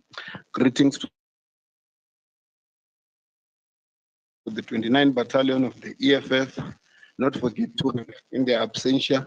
Greetings to all councillors. I greet you all in the name of expropriation of land without compensation. Speaker, this report highlights the continuously decline on the city's collection rate. The year-to-date collection rate as at 31st August of 2024 was at 85.5%, which is below the budgeted collection rate of 88.4%. It is clear that we all need to pull our socks or we will have absolute no funds to run the city. Although we agree that there should be intervention, those intervention must not put more burden to the citizen of Johannesburg. We need to be mindful of the fact that the increment in service, the economy and the high unemployment rate has already put citizens under pressure financially, and we cannot add more to their plates. Instead, we need to find ways to meet each other halfway. As part of the intervention, the report states that in August 2024, electricity disconnection identified were to the value of 1.7 billion. This is concerning, and we need to really zoom into how we allow these debts to get to this point if the department are doing what they need to be doing. 2,237 accounts identified for disconnection. We all know that the majority of these are in places where the city is still struggling with service delivery, and we hope that City Power will deal with this on a case-by-case basis, and that our indigent citizen will not fall into this and get cut off because they don't afford. At the bottom of all this, we need a functional city for all. We need to stabilize the finance of the city. We need to collectively go to the ground and listen to our people, come up with strategies that will work for all who stays in the city of Joburg. As the EFF, we note the report. Thank you. Thank you, Councillor. ANC, Councillor Sindani.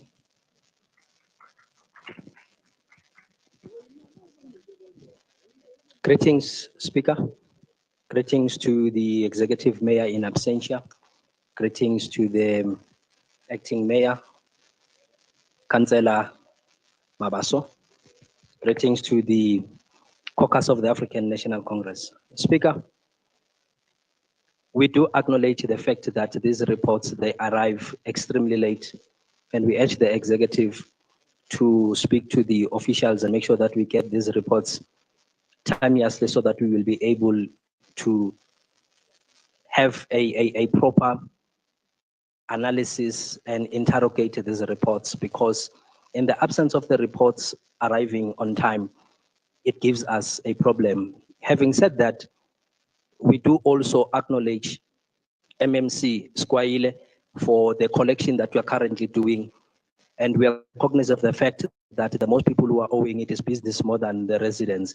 So we will try by all means to make sure that the collection reaches the maximum, the target that it has been set. So we must reiterate that those who support and those who are on the side of the business, they must talk to their friends and colleagues that they must be there so that we'll be able to run the city effectively. Thank you very much. The ANC knows the report. Thank you, Councillor Sindani. MMC Arnolds. Thank you, Madam Speaker. Apologies, my voice might just decide to go. Madam Speaker, let me begin by apologizing for the time lag.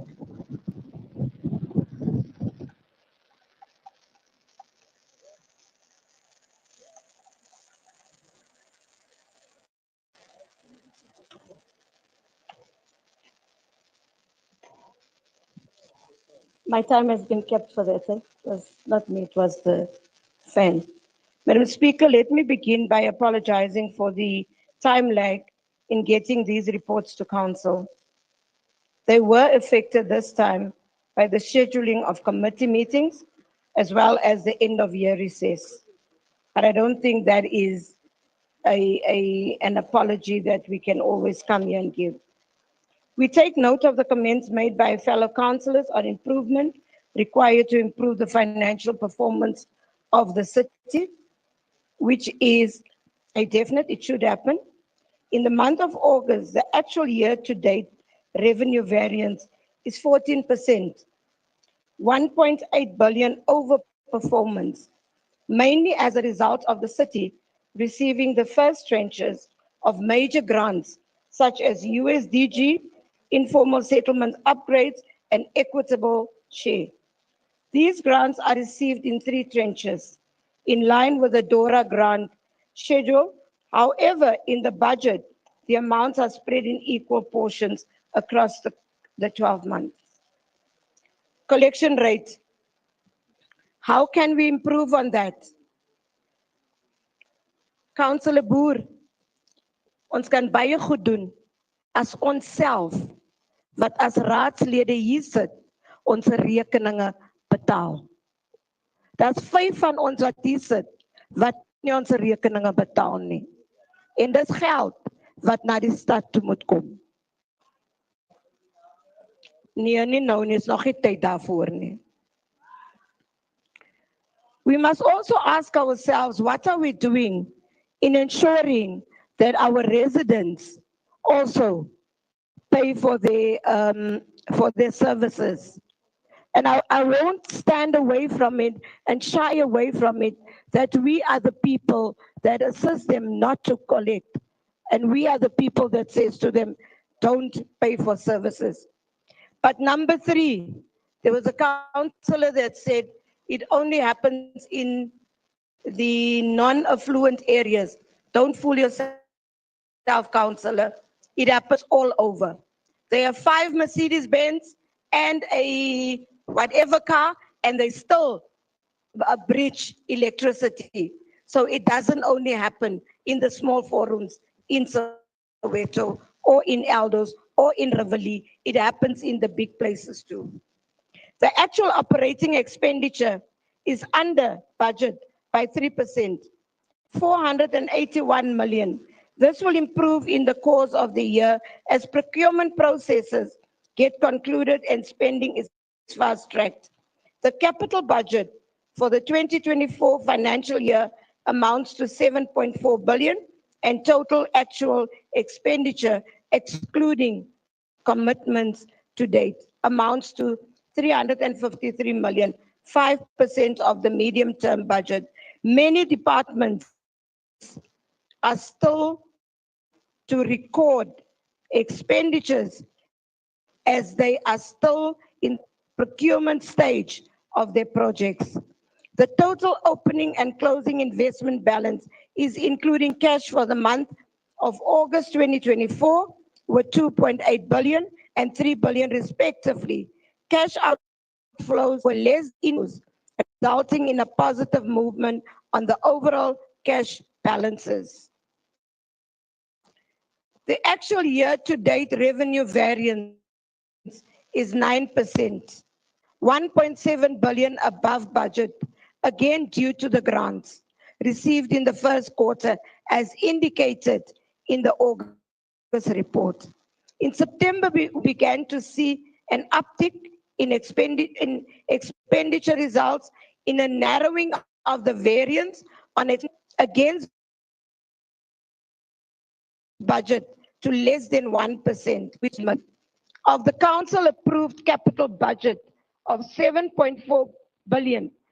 Total actual expenditure, excluding commitments to date, amounts to 806 million, 11% of the medium-term budget.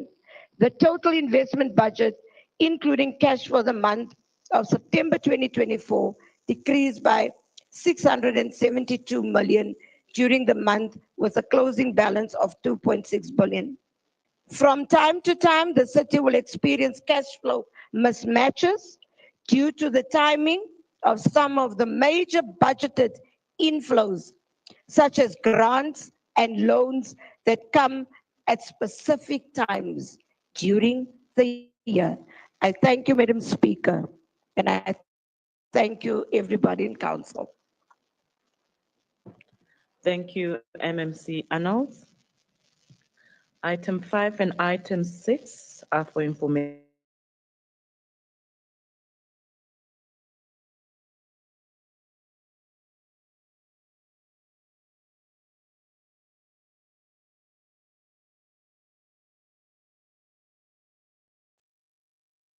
Here from Development Bank of South Africa.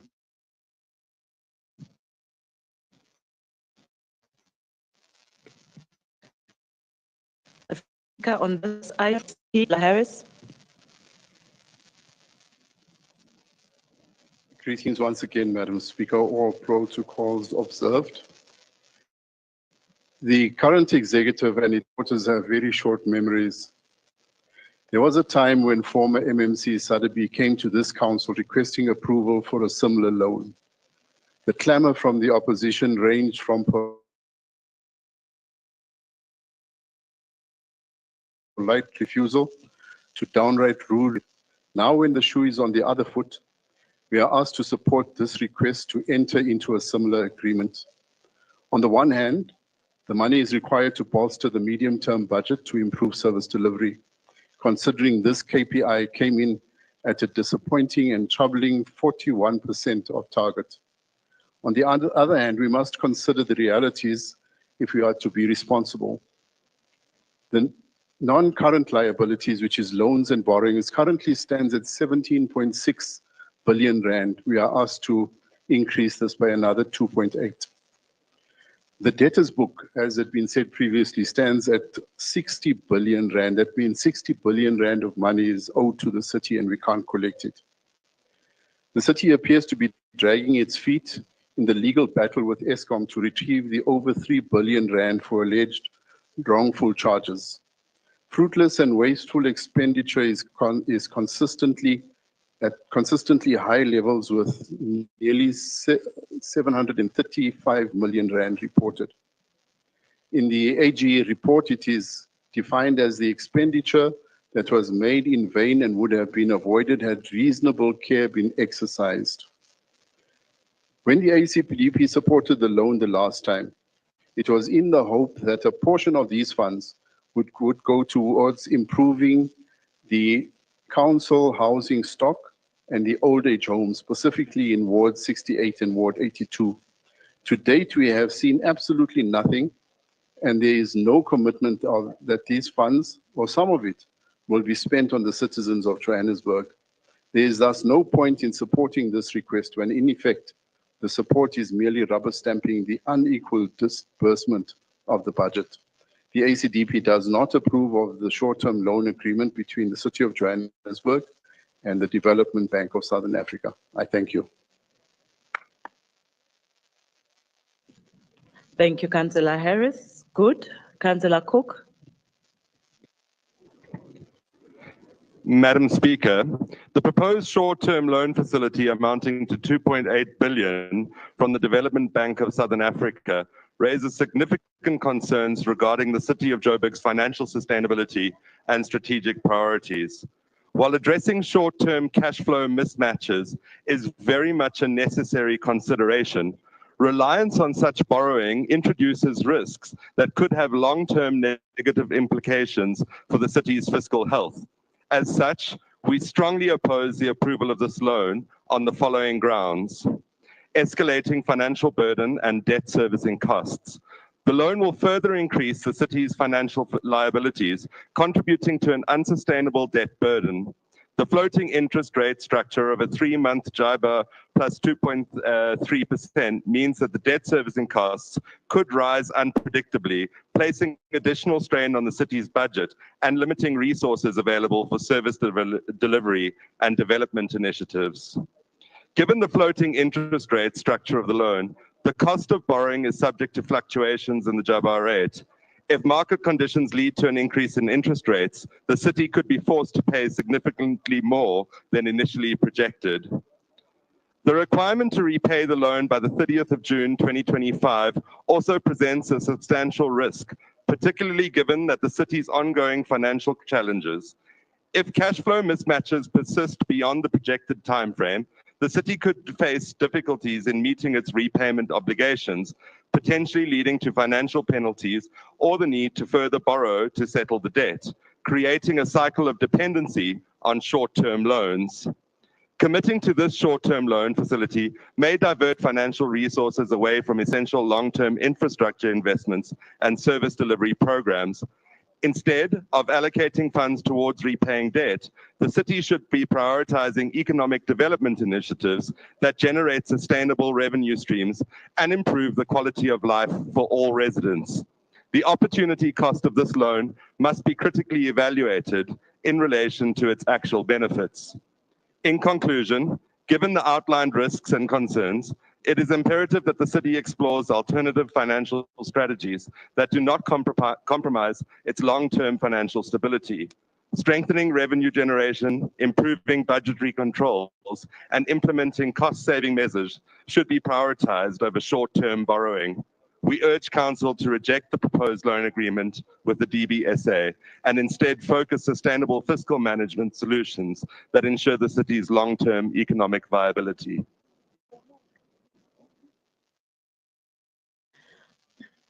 Thank you, Councillor Cook. ATM, Councillor Magwenju.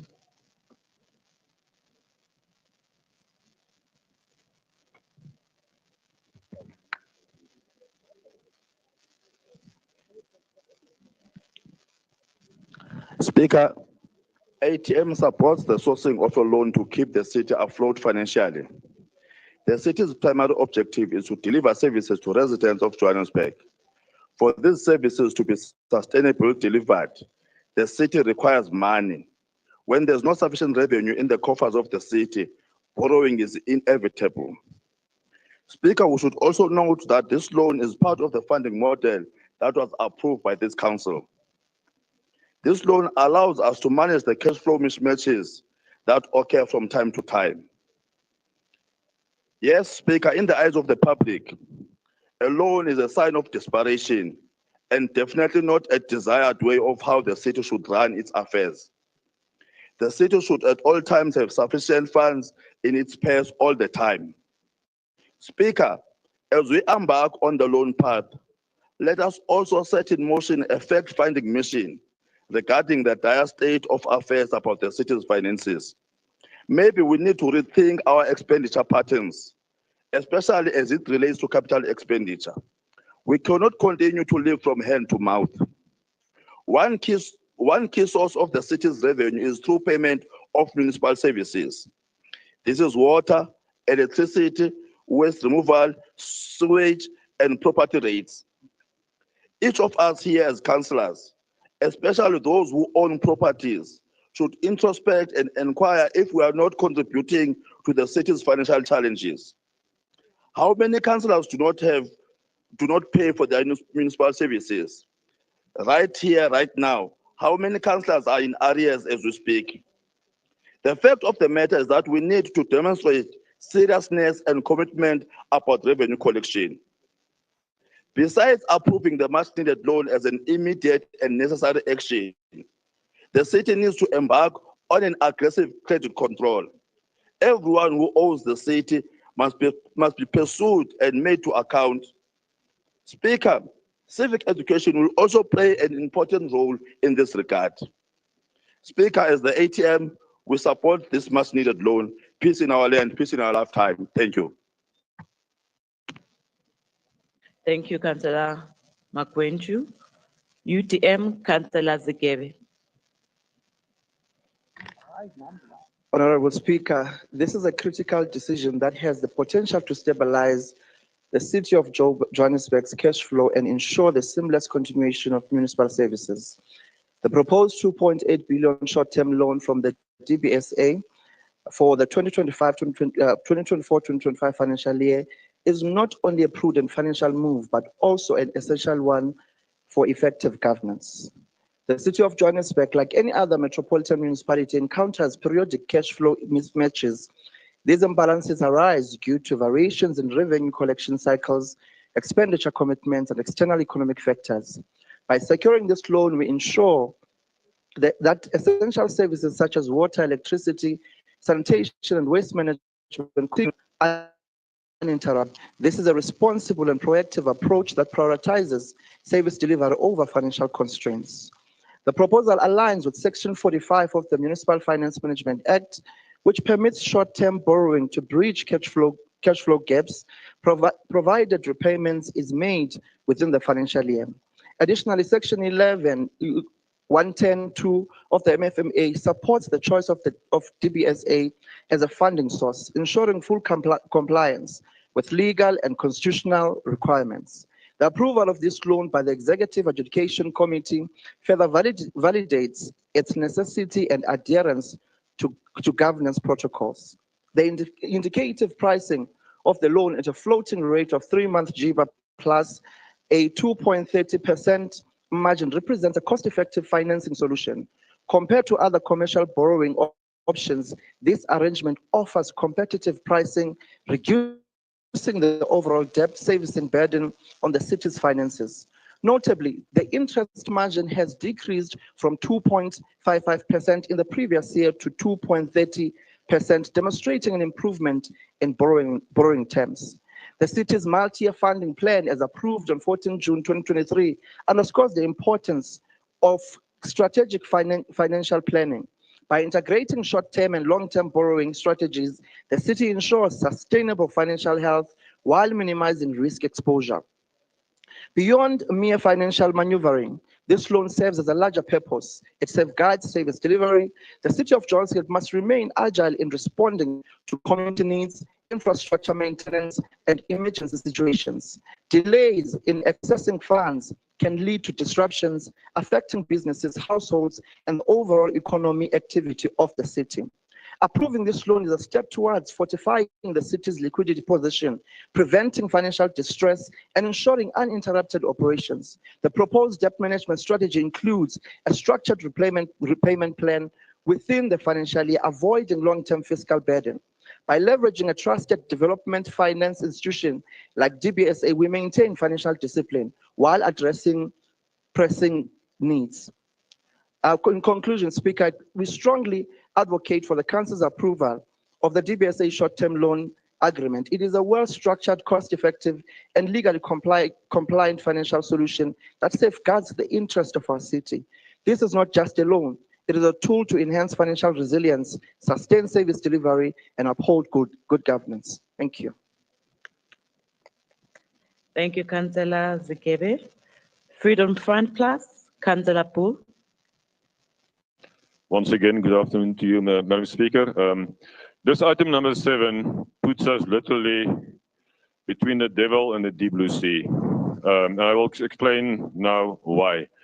On page 7.1, we must please just stop copy and pasting. It says on 7.1, with the current extended contract expiring on 1 November 2023. We are already in 2025. This contract has expired in November 2023. It was extended about 4 or 5 times already. So please get the reports right.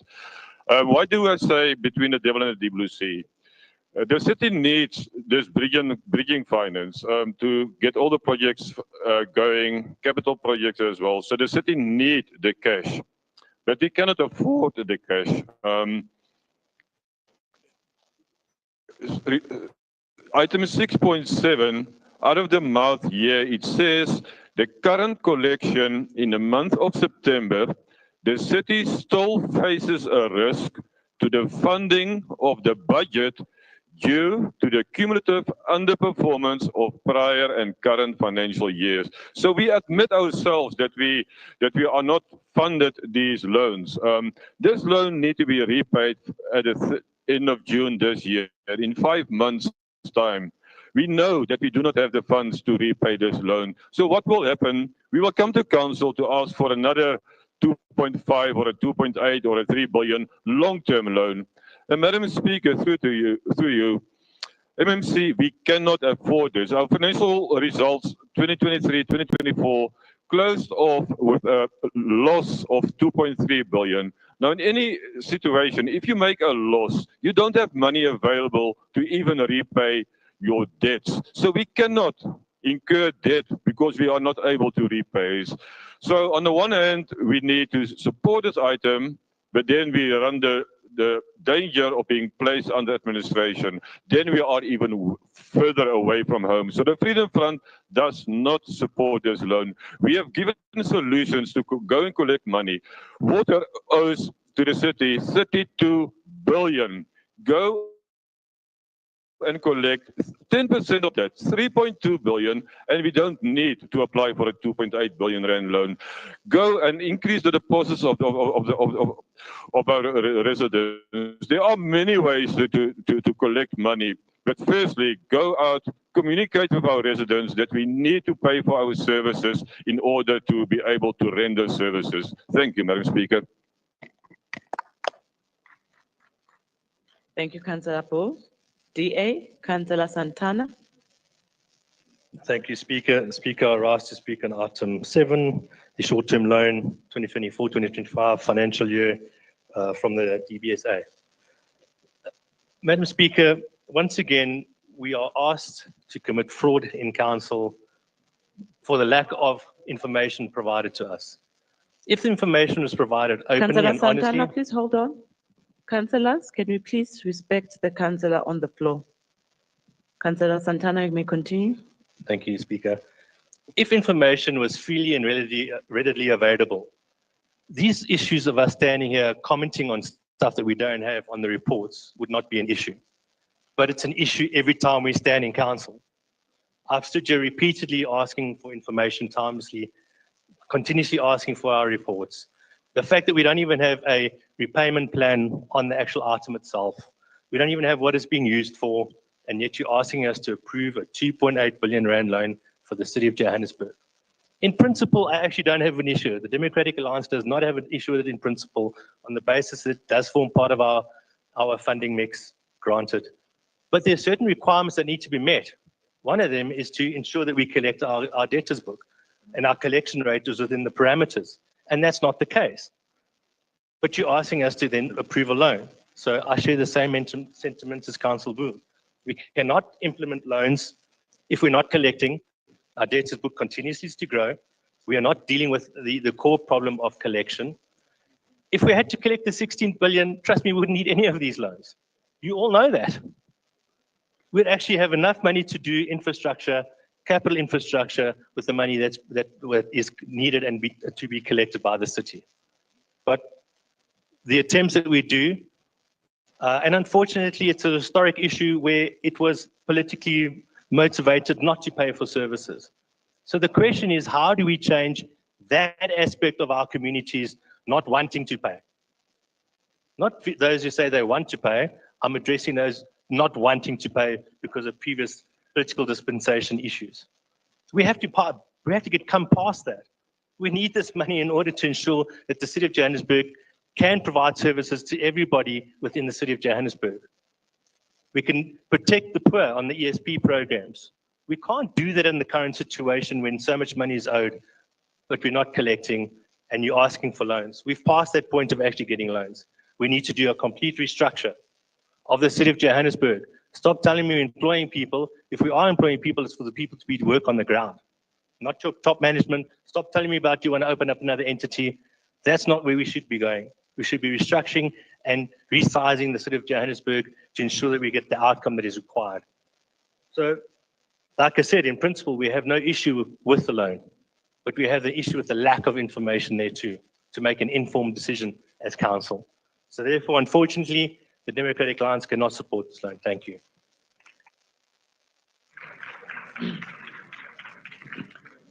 Thank you, Councillor. Action SA, Councillor Nkonyeni.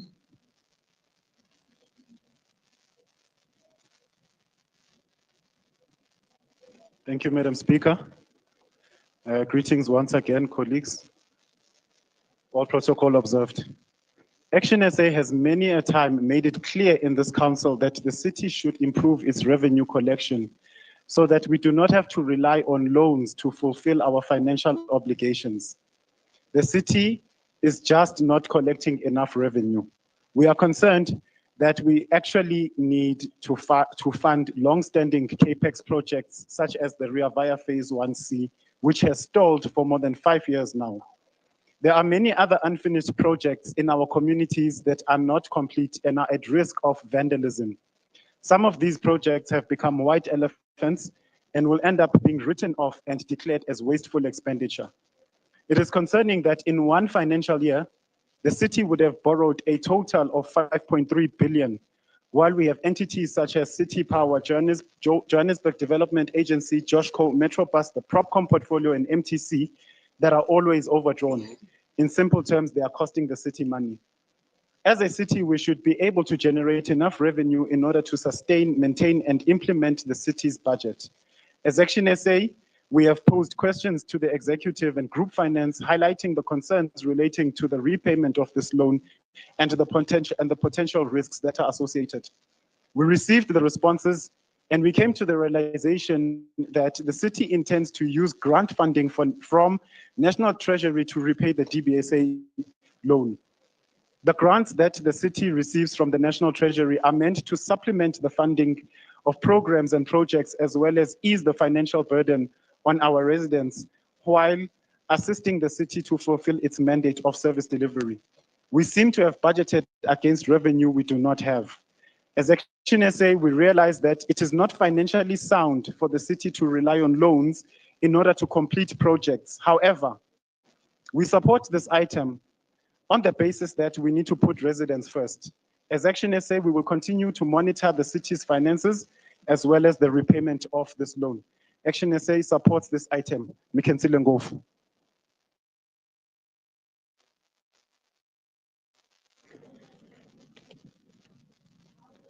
Thank you, Councillor. Councillor Zita, I can hear you all the way from the front.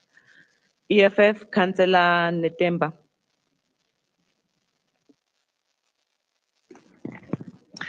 Thank you, Speaker. Greetings to the caucus leader of the EFF, Cllr Raserote. Greetings to the 29th Battalion of the EFF. Greetings to all councillors. I greet you all in the name of expropriation of land without compensation. While as to approve this loan, we remain concerned that the report are not tabled in Section 79 Oversight Committee to discuss or engage properly. We must scrutinize the report for the meaningful contribution so we are able to make effective decisions. Our concern is that the debt has now increased to 8 billion. This is under the backdrop of a lower revenue collection.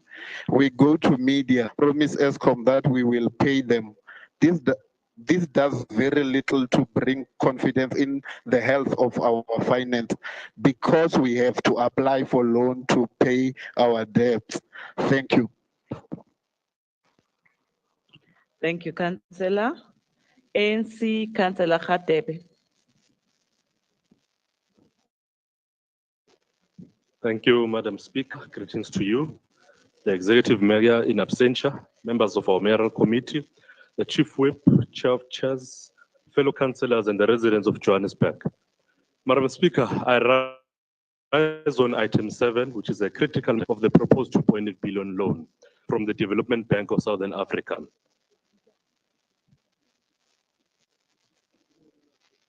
All right. After a careful analysis of the city's financial position and the implications of this loan, as the African National Congress and the Government of Local Unit, we firmly believe that supporting this proposal is in the best interest of Johannesburg and its residents, provided that we act with discipline and foresight. Supporting this loan also aligns with the funding plan which was approved by this very same council in June 2023. But Madam Speaker, we believe that Johannesburg is at a pivotal moment. Our city faces mounting infrastructure demands, service delivery backlog, and growing need to stimulate the economy activity. The 2.8 billion loan offers us an opportunity to do so. There are 3 particular ways that we can be able to achieve that. Number 1, we'll be able to address the critical infrastructure need. This funding is essential for the completion of high priority projects in water infrastructure, road network, housing, and electricity. Without it, we may Many of these projects may stall worsening service delivery and eroding public trust. Number two, Madam Speaker, we need to ensure that we stimulate the economic growth. Investment in infrastructure has a multiplier effect. It creates jobs, enhances cities' economic competitiveness, attracts private investment. The loan provides us with the resources that will enable us to achieve this. But also, Madam Speaker, we can be able to leverage favorable terms from this particular loan. With the interest of 3 months JIBA plus 2.30% and a grace period up until June, this loan is both affordable and strategically timed to allow us to stabilize our finances. But as our fellow councillors have alluded, Madam Speaker, we cannot just approve this loan without, talking about the possible risks. While the benefits of the loan are clear, we must recognize the associated risks and challenges. Our revenue collection is not good at all. With 60 billion in outstanding debtors and a collection rate below target, our revenue collection needs significant improvement. We also have serious cash flow constraints. Our cash reserves have dwindled to a 2.6 billion based on the last Section 71 reports that we got. And we've been complaining that if we get Section 71 report timelessly, we'll be able to zoom into the actual problems in real time. But based on that particular report, that's where we are. While our liabilities stand at a staggering 2.1 billion. This underscores the importance of using this loan judiciously to ensure we do not exacerbate the financial strain in our fiscus. But also, Madam Speaker, up to date, still basing it on those legacy reports, which we last saw, or the last one that we saw were in September. To date, only 11% of our capital budget has been spent. This indicates a systematic inefficiencies in project execution, and it must be addressed in order for us to be able to use the funds and also improve our financial systems. We also need to ensure, Madam Speaker, that for this loan to deliver the intended benefits without jeopardizing the city's financial health, we must adopt a disciplined approach.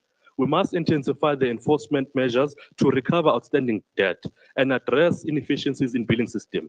We need to ensure that the loan funds allocated exclusively for high priority infrastructure program with clear timeline and measurable outcomes. We also need to find a way, maybe I'm also addressing this to our committee in the Section 79, that we need to find a way to establish a dedicated task team to ensure that it monitors the utilization of these loan funds and ensure the compliance of the DBSA loan. Because we have reached a point where we need to intensify our oversight into this particular loan. But further, Madam Speaker, we need to avoid additional debt up until revenue collection improves and cash flow stabilizes. Alternative funding mechanism such as public-private partnership should be explored. As I conclude, Madam Speaker, this loan is not merely an expense. It's an investment into the future of Johannesburg. It is an investment for better roads, a reliable water system, decent housing, and electricity for our people. It is an investment in an economic growth, job creation, and long-term prosperity of our city. However, to fully realize this, the potential of the city, we must act responsibly by addressing the challenges in our financial system, ensuring strict oversight. We can use this loan to transform Johannesburg into a seat of opportunity and progress. I urge all my fellow councillors to approve this particular loan, commit to financial discipline required for this to succeed. Together, Madam Speaker, we can lay a foundation for a brighter future in the city of Johannesburg. A few years ago, Madam Speaker, I had an opportunity to host a former Minister of Education from Zimbabwe. And in part of our deliberation, she was telling me about the reforms that they were enforcing in Zimbabwe in trying to rebuild their country. And she indicated that one of the things that they've been using, or one of the things that have been inspiring them, it's a saying, an ancient saying from the Ndebele language, which says, "Ilizwe lilungiswa ngabanini balo," simply meaning it is us, the residents of Johannesburg, it is this council, It is the people of Johannesburg working together who can turn around this particular city. And it is us, abanini balelizwe, who will ensure that we've got a better Johannesburg. Thank you, Madam Speaker.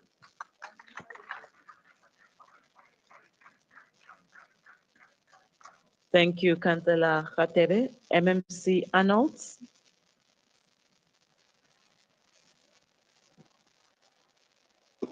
Thank you, Madam Speaker, and thank you, Councillor Khatebe.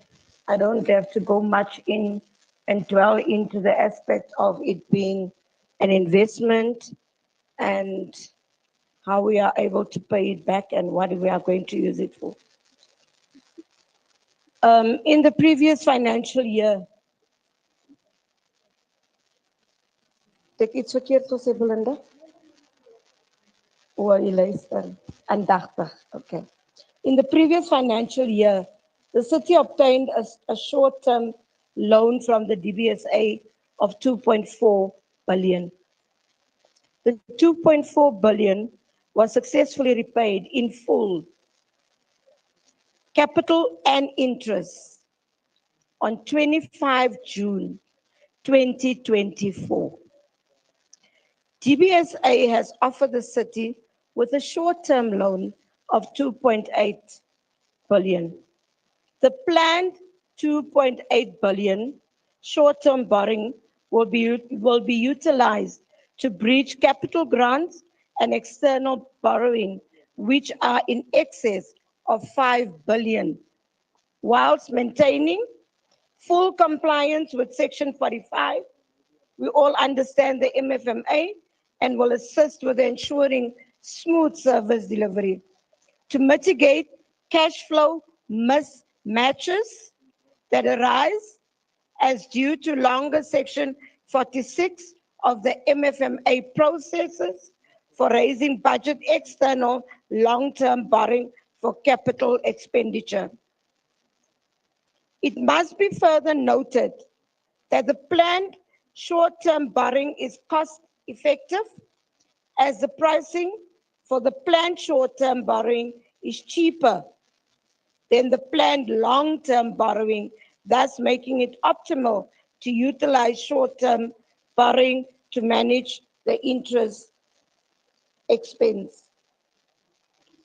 The loan will be utilized in line with Section 45, as I said before, which allows the municipality to incur short-term debt to bridge shortfalls within a financial year during which debt is incurred, in exception of a specific and realistic anticipated income to be received within the financial year. The interest rate of the 2.8 billion is a 3-month JIBAR plus 2.30%. The cost of the current loan is lower than that from the previous financial year, which at the 3-month JIBAR plus 2.55%. Due diligence processes were done by DBSA before the short-term funding was offered to the city. And we ask this House to please adopt. Thank you. Thank you, MMC Arnolds. Councillors, the recommendations are on pages 7.3 to 7.4. Is the item agreed to?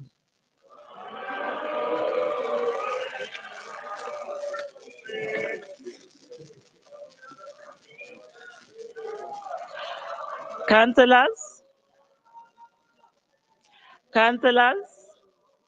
this item falls under Section 160 of 2 of the Constitution and therefore requires the support of 136 councillors in line with Section 160 of 3B of the Constitution. So we'll put it up for a vote. All the councillors that are in favor of this item,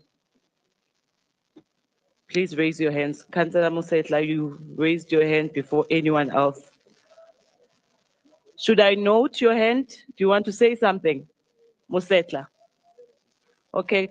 Colleagues, please lower your hands so Councillor Motshekga can come to the floor before we start. Thanks, Speaker.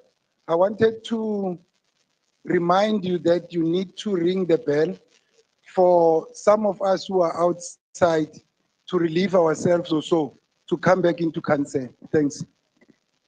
Okay, we can do that because we sent communication to Zungu so that all the whips of all the different caucuses can call all their councillors that belong in their caucuses in the chamber, but we can do that as well.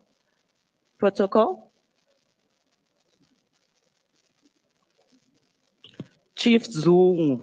Hey, nizazane ngibulale. Chief Zungu, Chief Whip of Council Zungu.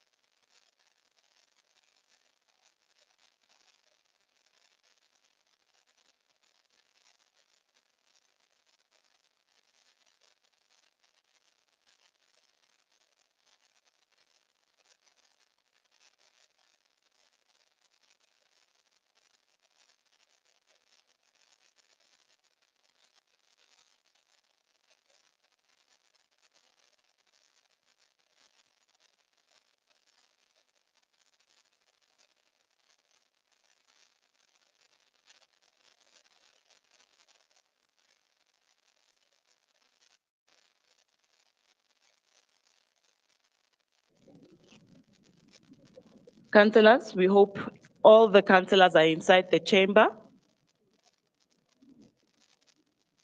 and in their seats. If you are not in your seat, you will not participate in the voting process. All the councillors that are for this item, please raise your hands. All the councillors that are supporting this item, please raise your hands.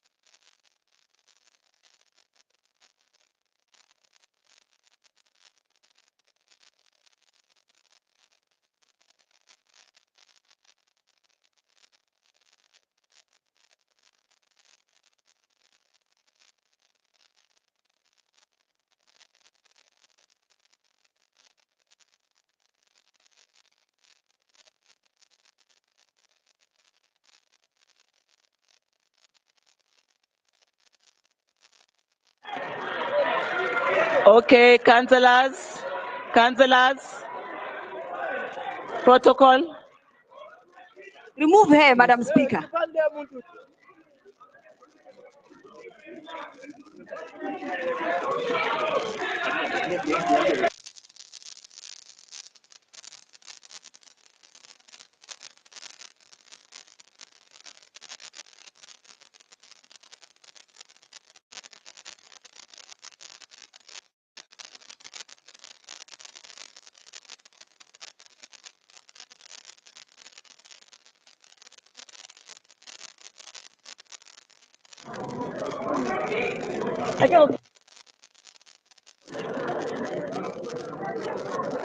Actually, we're not supposed to take.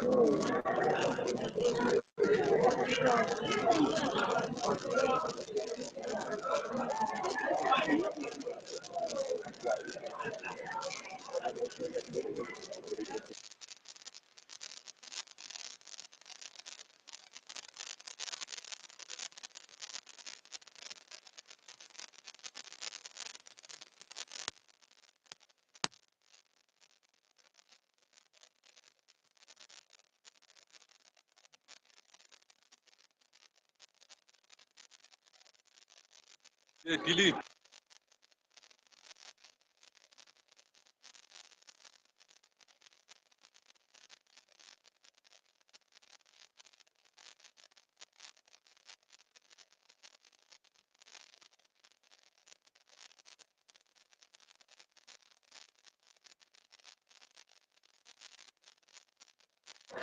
Councillors, you can lower your hands.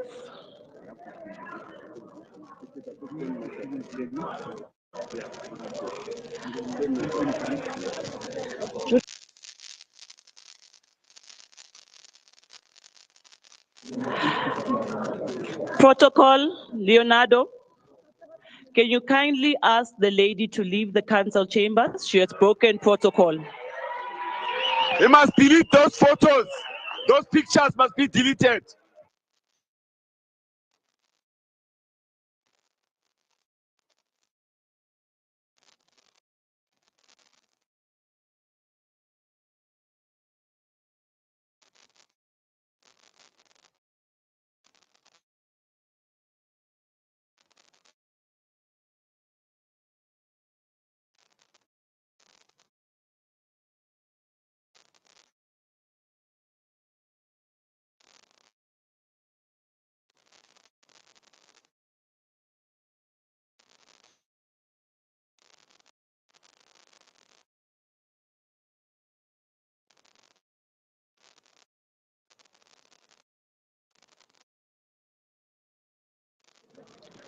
Councillors, all those who do not support this item, please raise your hands.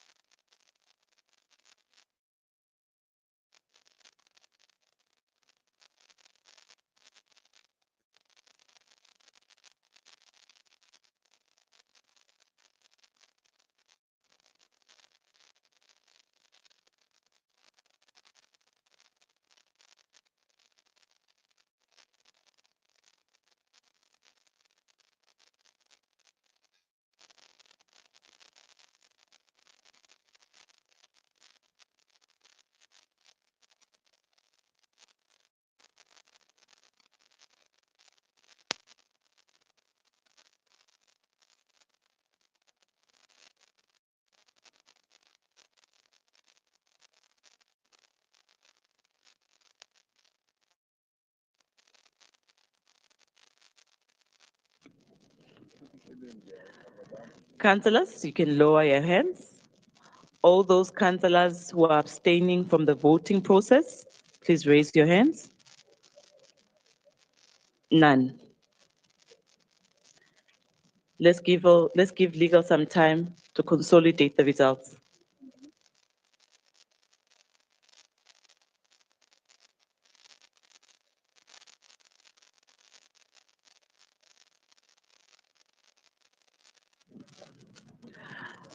Councillors, there's none for abstentions. Councillors who did not support is 62. Councillors who supported is 164. The item carries.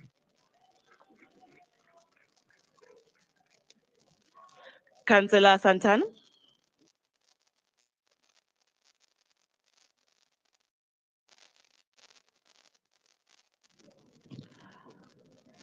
Councillors, please switch off your mics. Thank you, Councillor Speaker. Santana, I think Speaker, it's fine now. kindly note the DA's dissent, and it's one of principle, not that we wouldn't support otherwise, it's for the lack of information. Thank Your you. dissent is noted, Councillor Santana from the DA. Councillor Tilanga from Freedom Front Plus. Very short, Madam Speaker, please register our dissent for the record. Thank you. Your dissent is noted, Councillor Tilanga from Freedom Front Plus. Councillors, we proceed with item 8, which is the Southern Farms Mega Housing Project. That's for compliance with Section 33 of the Municipal Finance Management Act. The first speaker on our agenda on this particular item is Councillor Tilanga from Freedom Front Plus.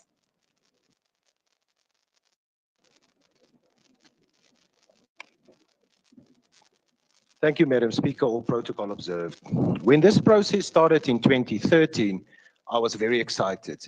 And I thought to myself, finally, we are on par with Cape Town in developing these kind of cities. In 2015, a developer, ValueMax and Saftex, was appointed to do environmental impact study and to do the preliminary property plans. And I was very excited also to find out that this will be done at their own costs. Then JPC went into a 50-year lease, not sale agreement, with the developers at no cost again to the city for a 3-year period. In this lease agreement, all the unused portions will revert back to the city after the 50-year lease has been done. Then, unfortunately, Madam Speaker, in 2018, things went south. The cost of this project amounts to 27 billion, 60% or 16 billion that will be funded by the developer, and then the shock and the horror came. 40%, which is 11 billion, that will be funded even though through government grants. Now, Madam Speaker, the question arises. The city can throw 11 billion through grants, through national and provincial, towards a vanity project. But what about our own infrastructure and the backlog on maintenance? We all know the story: water, electricity, sewage, and roads. So that is very concerning. Then, of course, the city will also be responsible for applying bulk services to this specific project. Madam Speaker, further to this, we've got serious concerns about the accuracy of the environmental impact study and the further impact on the environment and the Cllr river basin and the estuaries around that specific area. In closing, Madam Speaker, something else I didn't pick up in the comments from Treasury, in the comments from Province, and even in the comments of our own legal department. And I quote the following, emanating from legal papers. Claim matter under paragraph 6, COJ conveniently excluded the judgment of Judge Budlinger, which stipulates the following: properties sold and bought will be illegal executed because they will be in contravention of the Land Claim High Court judgment by Judge Budlinger, reportedly case number 89/2010, who issued a judgment that no sales can take place in the area under the Land Claim 40402 without the prior written consent of the Land Claims Commission. All sales after 2016 will thus be against the High Court judgment and of Judge bullying. Paragraph C creates the false impression. Let me just go up here. Paragraph 6 creates the false impression that the COJ can purchase land whilst the land claim 40402 is still pending. According to the ruling by Judge Buttlinger, COJ must first prove that they have written consent from the Land Claims Commissioner, granting them permission to proceed with the mega city project. Failure to attach such written approval in the bundle is illegal, and the City of Johannesburg will be in contravention of the judgment. Thank you, Madam Speaker. I raise my case. Thank you, Councillor Delanga. ACDP, Councillor Harris. Thank you, Madam Speaker. I rise to speak to item 8, which addresses the Southern Farms. The report gives an informative background to the establishment of Southern Farms. And while the annexure is technically correct, it does not talk about the involvement and the input of surrounding communities that were protesting about housing. On the 19th of August in 2019, a group of people from Mthembu, Diepkloof, Freedom Park, Eldorado Park, Meadowlands, Klipspruit, Ennerdale marched to the legislature and spoke at the time to Premier David Makura, who said that Gauteng would be a construction site. And he promised the communities that they would be part of that development. And he mentioned Southern Farms specifically. Some of the demands included decent housing closer to economic activity, transparency in the rapid release program, and mega housing development programs, an end to privatization of the housing projects, employment of community members in development projects, and transparency in the election of community liaison officers. Today, 5.5 years after this march, the communities are still in the dark about Southern Farms development. Of particular concern is the matter of public participation. No civil society or housing activists responded to the adverts placed in the newspapers. They were not aware of the placements. If there was a functioning, effective stakeholder management system in place, the directly affected leaders would have been advised of the process. Community leaders are adamant that they have not been given a hearing or been consulted at all. In fact, the gathering outside today is a direct result of the inaccessibility of officials and the gatekeepers in the mayor's office who choose what the mayor must attend to and who he must listen to. The Khoisan community in Jackson's Drift particularly were not consulted in this development. Their heritage site, which is over 100 years old, is in danger of being displaced by this project. Whilst the work of the service providers is appreciated, their participation is a direct opposite. Please wrap up, Councillor. Of the promises made by former Premier David Makura. The ACDP appeals to JPC to evaluate the public participation process surrounding this project and to embark on an inclusive, ongoing process of stakeholder management and engagement. Thank you. Thank you, Councillor Harris. AIC, Councillor Mhlongo.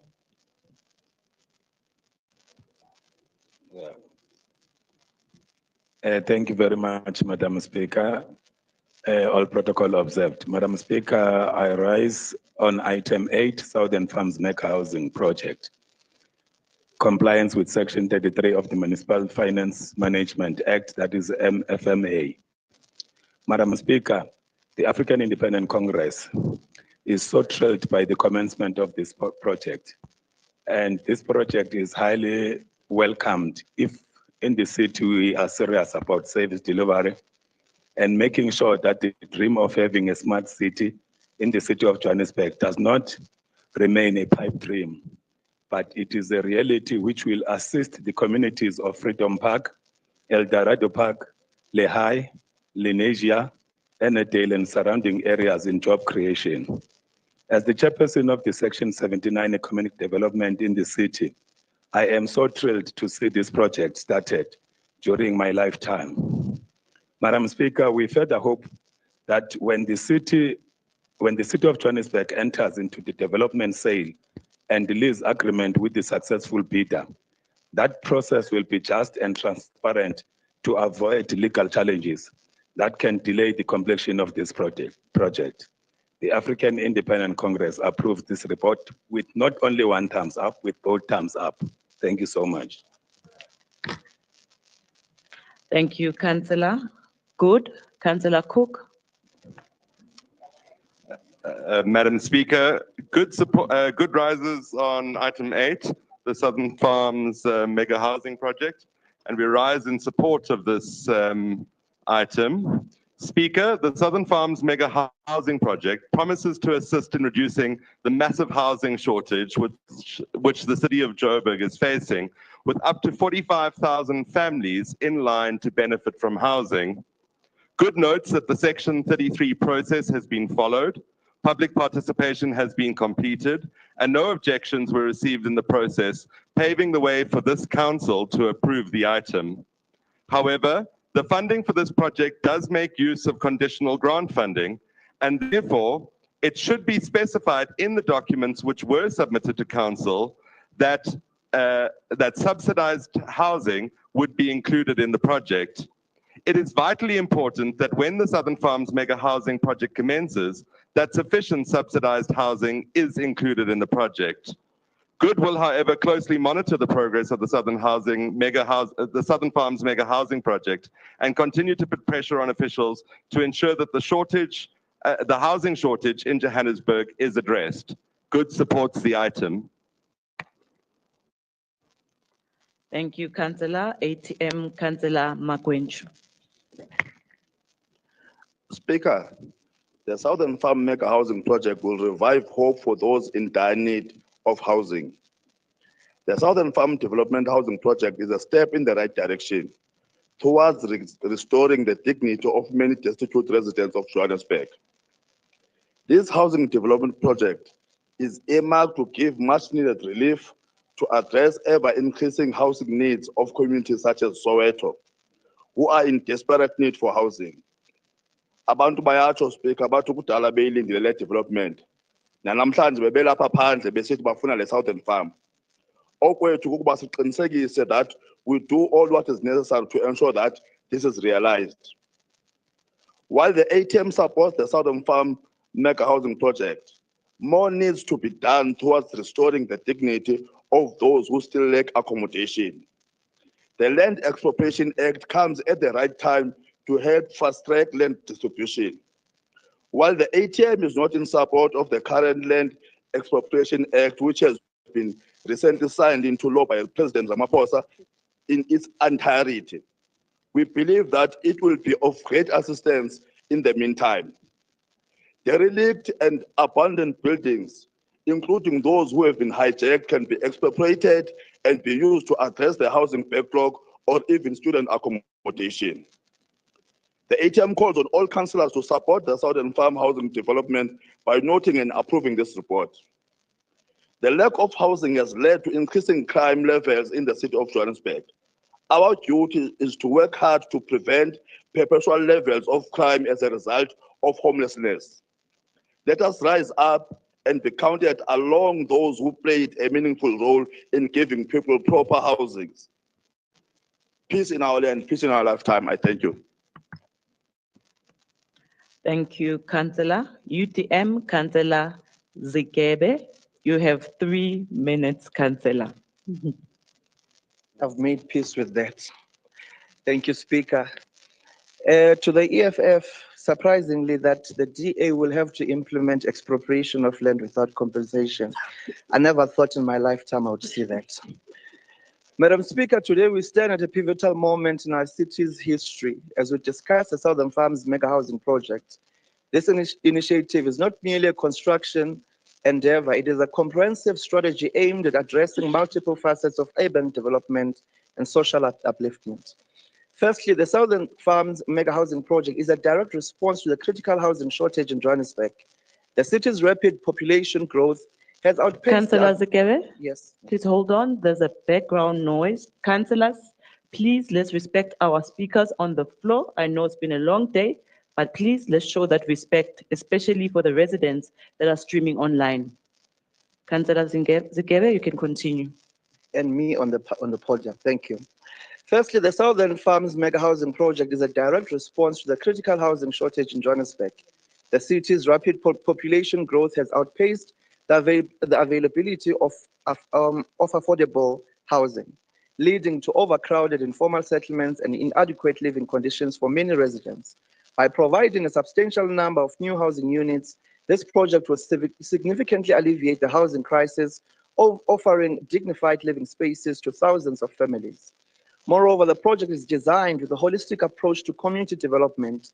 It includes essential amenities such as schools, clinics, libraries, and public open spaces.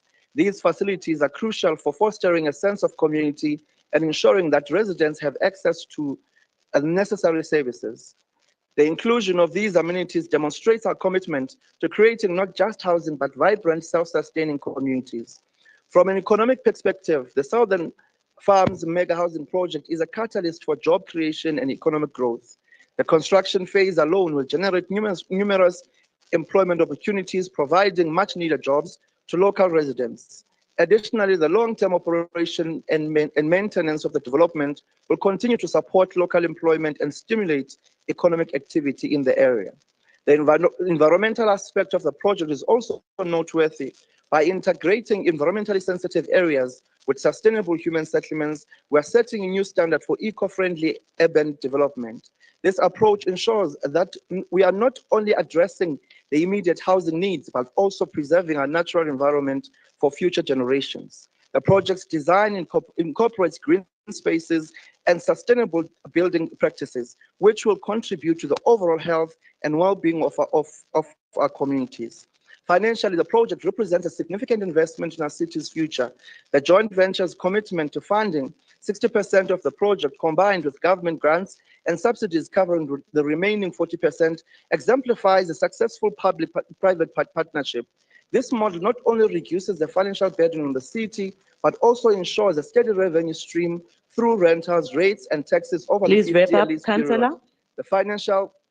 The financial structure is a testament to our innovative approach to funding large-scale urban development projects. In conclusion, Speaker, the project is more than just a housing initiative. It is a comprehensive strategy to sustainable urban development. It addresses critical housing needs, promotes economic growth, fosters community development, and sets new standards for environmental sustainability. As we move forward, let us continue to work together towards a common goal for creating a brighter, more prosperous future for all the residents of Johannesburg. This project is a shining example of what we can achieve through collaboration, innovation, and a shared commitment to the well-being of our city and its people.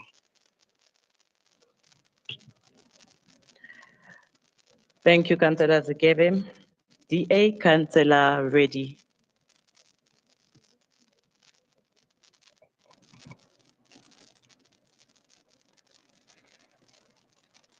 Good day to you, Madam Speaker, the DA leadership, and all protocols observed.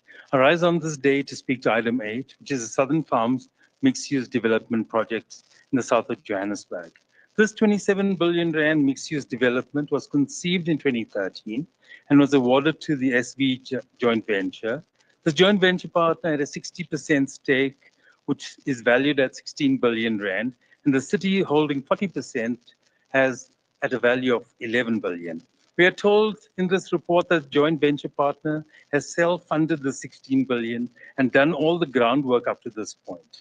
We are asked today to approve the participation of the city of Johannesburg to the tune of 11 billion. We are also told that there is no cost to the city and that the 11 billion would be paid by national and provincial governments and their vested departments in the form of grants and bequests.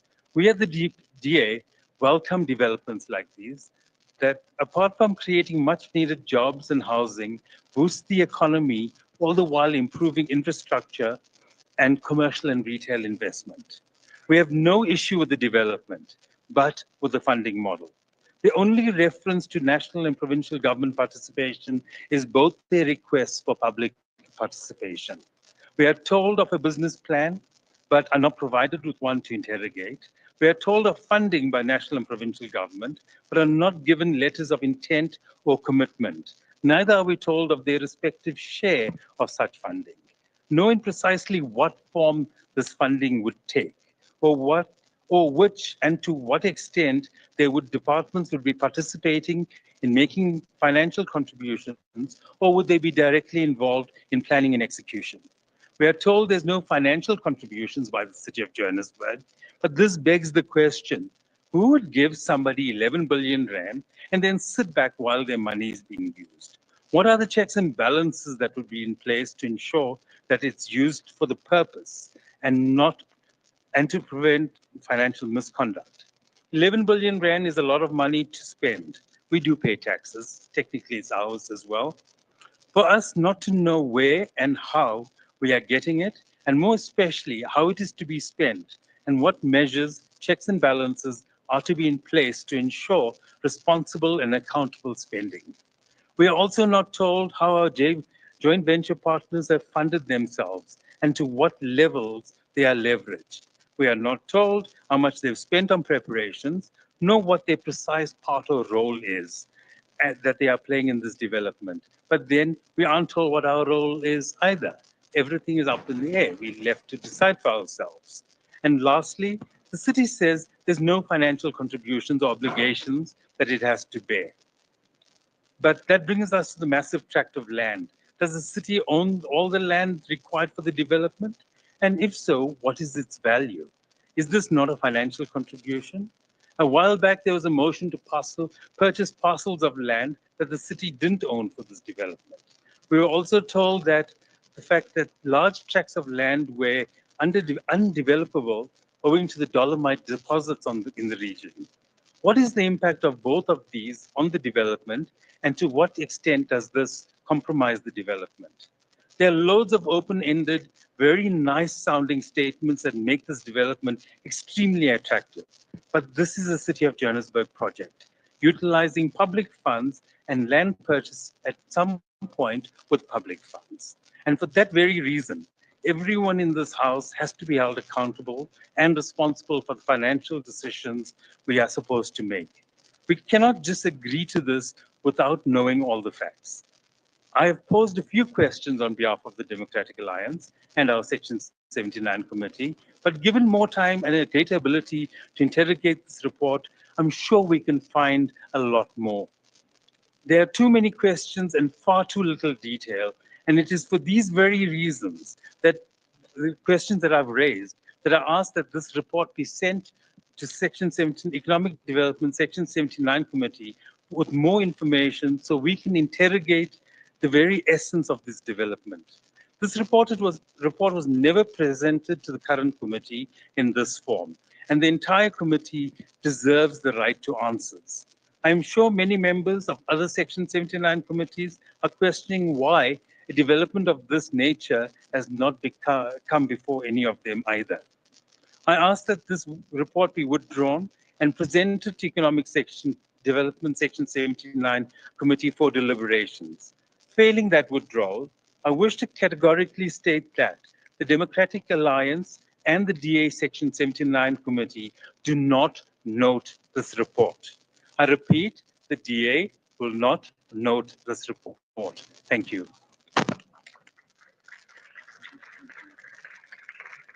Thank you, Councillor Reddy. Action SA, Councillor Mohlala.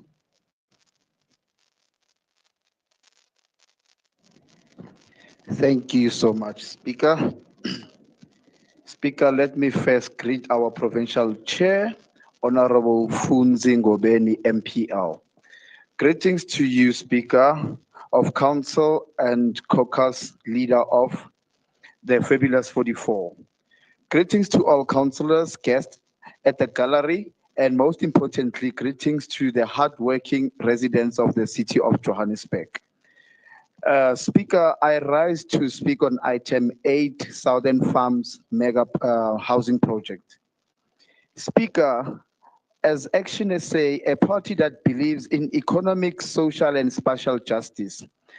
Speaker, as Action SA, we believe that the current approach to housing provision and land reform is outdated and costly and poorly implemented. Speaker, I'll just touch a little bit on Section 26 of the South African Constitution.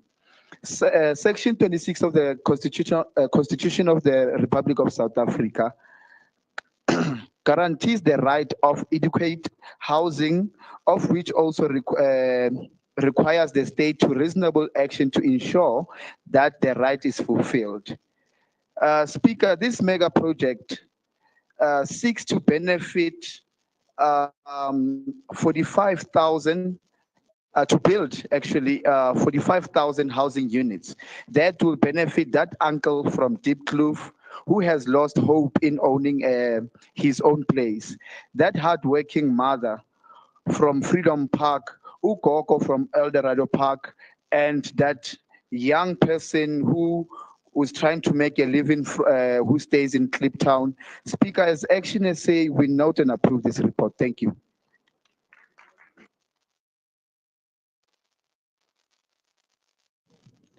Thank you, Councillor Moshala. DA, Councillor Seku. Councillor, you have 2 minutes.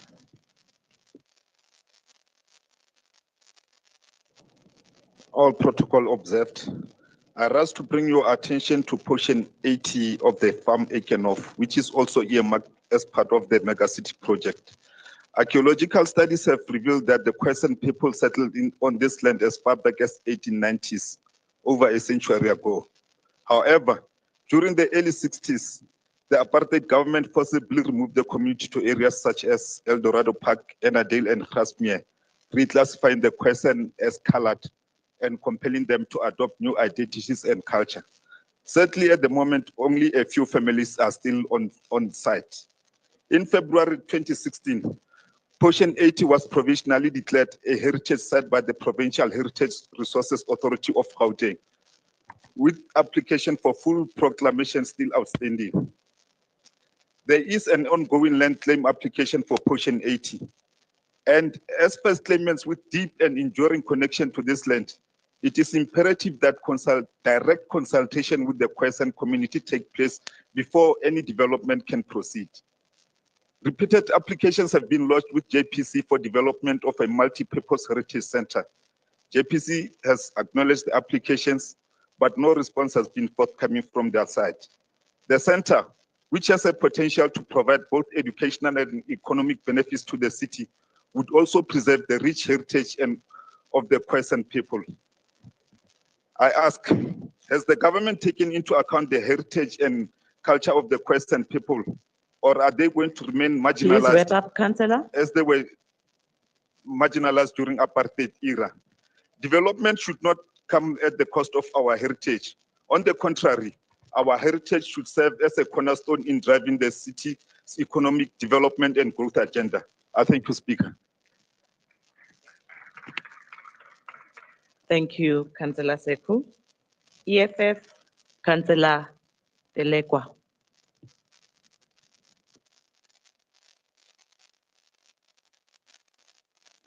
Thank you very much, Speaker.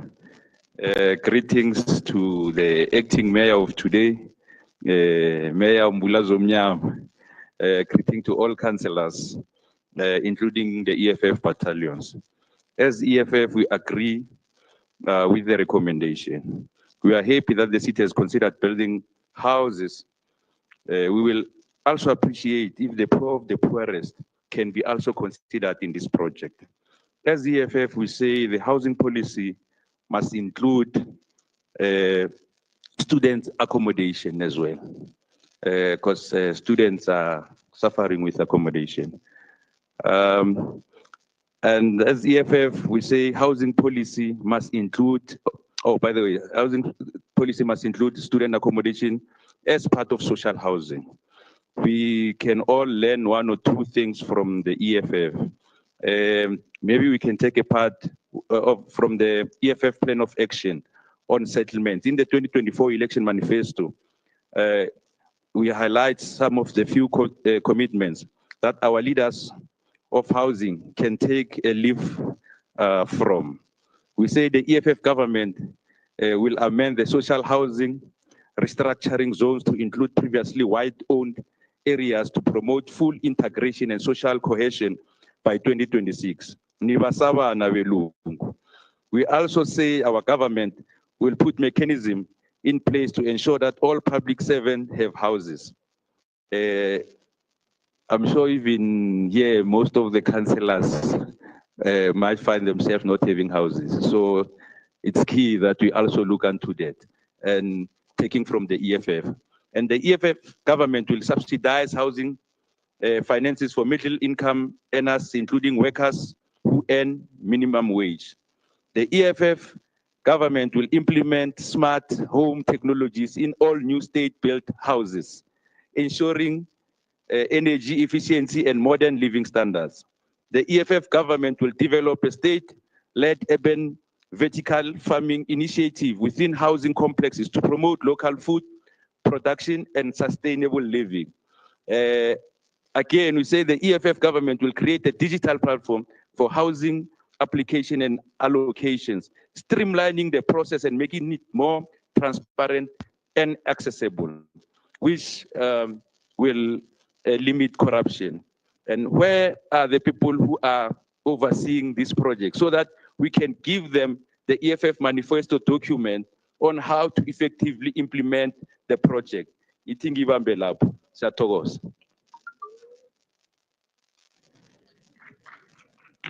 Thank you, Councillor. ANC, Councillor Bolani.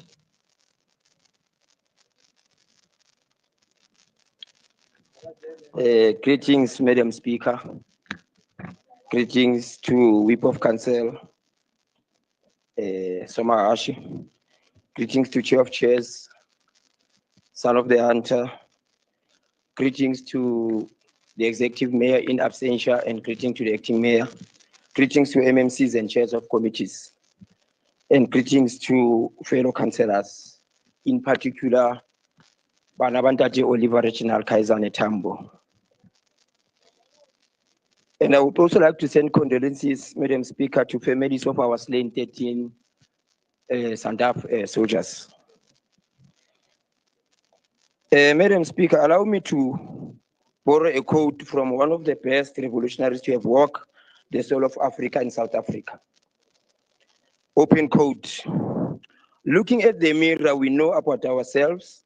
Reflecting on the past, we know what to do now. Today, we review our history not to take comfort in our success and not to look for excuses for evading the difficulties we currently face, but for the purpose of summing up experience, learning the laws of history, and giving ourselves to the power and courage to move forward. Close quote. President Oliver Reginald Tambo was prophetic and had foresight in this visionary quote. As we welcome President Matamela Ramaphosa's signing of Expropriation Act 13 of 2024 into law. Madam Speaker, Southern Farm Development will contribute towards social upliftment of the surrounding community by providing an array of community facilities, such as schools, clinics, ECT centers, public open spaces, libraries, municipal offices, forestation, and most important, business sites that will assist for employment and business opportunity to that community. What excites me more than anything else is to hear views of people and residents of Lenasia, Eldorado Park, Lehaye, Devland, Naturena, Kibla Park, because they participated in these processes. Their views and their presentation was taken into cognizance. One thing that is very important, we should take cognizance and supersede everything else, is that there were no objections were received from the national or provincial treasury. And what is even worse, it's important, is that the community itself, they didn't even object to this project. What satisfies us as the ANC is all processes were followed, and this report complies with the requirements of the Section 33 of the Municipal Finance Management Act number 56 of 2003, as outlined in the body of the report. We notice further, given in accordance with Section 21A and Section 21 of the Local Government Municipal Systems Act number 32 of 2000, I wonder how my late maternal and paternal grandparents feel where they are, because on the both sides, they were victims and casualties, respectively, of forced removal from Sophia Town and Nuclear. Because today people have a say on how their residential area should be consolidated and built, which is an opportunity our forebears never had, and we take it for granted. It is incumbent on us as councillors to redress this imbalance and humiliation that was subjected to our forebears by supporting this noble and transformative developmental projects, such as Southern Farms mega housing projects. And we note and approve this report. But I want to say, let's not try to create an element of academic exercises. Here we're dealing with people's life. Siyakuba. Kuba MMC. Thank you, Speaker. Siyabonga, Councillor. MMC Mnisi.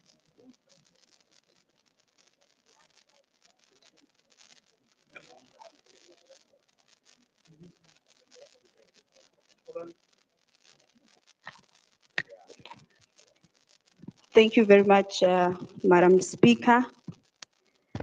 Acting Executive Mayor, Councillor Mabaso, esteemed councillors, and our esteemed guest in the gallery. Madam Speaker, firstly, I want to acknowledge and commend the invaluable contributions made by all the councillors. Councillors, you have raised critical points that not only enhanced our understanding of the report, but also provided meaningful inputs. Now, Madam Speaker, I wish to remind Council that this report that we are tabling here today is a public participation compliance report. I think just to assist councillors, let me also read the heading from the speaker's list. Item 8, Southern Farms Mega Housing Project, compliance with Section 33 of the Municipal Finance Management Act, MFMA, which we all understand that it is a continuous process throughout the development of the project. Now, all these other issues that were raised by most of the councillors, Madam Speaker, are issues which they were supposed to raise when we were tabling the acquisition report. The environmental studies were done and provided to council in 2018, and final studies were done in 2022, which were attached to the acquisition report that was tabled here in council in November 2024. Madam Speaker, to respond to the issue of the funding of the mega project, the funding will be done through the USDG and the HSDG. We all have an appreciation, Madam Speaker, that human settlement is a competency of the national and provincial government, which then suggests or makes us as a municipality to be developers. We are accredited level 2, which means that we are developers. So at least the councillor, I think, if I'm not mistaken, Madam Speaker, Councillor Reddy will leave here with an understanding that our role as the city of Joburg is that of a developer. The JV partner are funded by the banks, Madam Speaker. And lastly, the land belongs to the city and it is only used to leverage the investment. With that being said, Madam Speaker, I want to urge Council to note the compliance report. Thank you.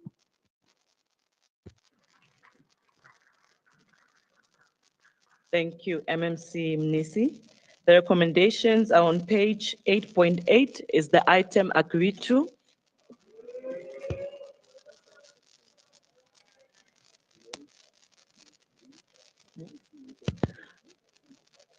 It's agreed. Is the item noted, councillors? Thank you. Councillor Eshonzoko, it's either I acknowledge you or Councillor Christians, but not both of you. Which one?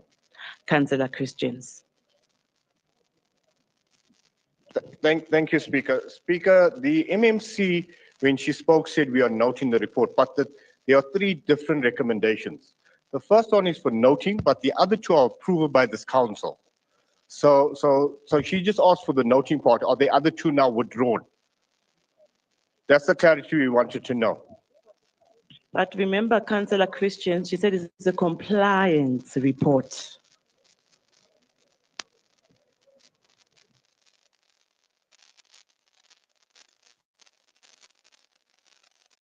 She says compliance for information. That's what she said. Thank you, Councillor Christians. You may have your seat.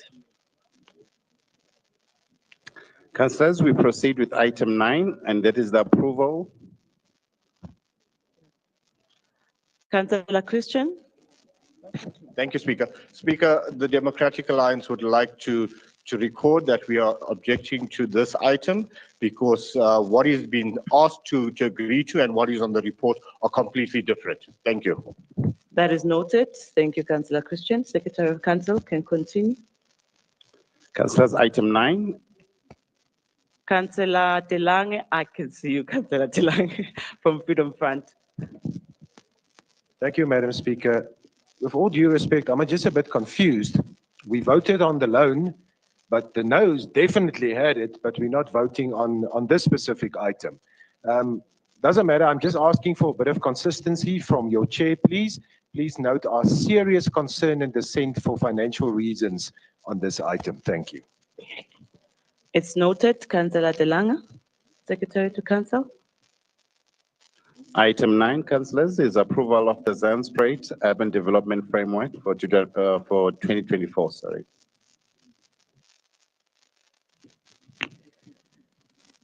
Councillor Cook from the Good Party.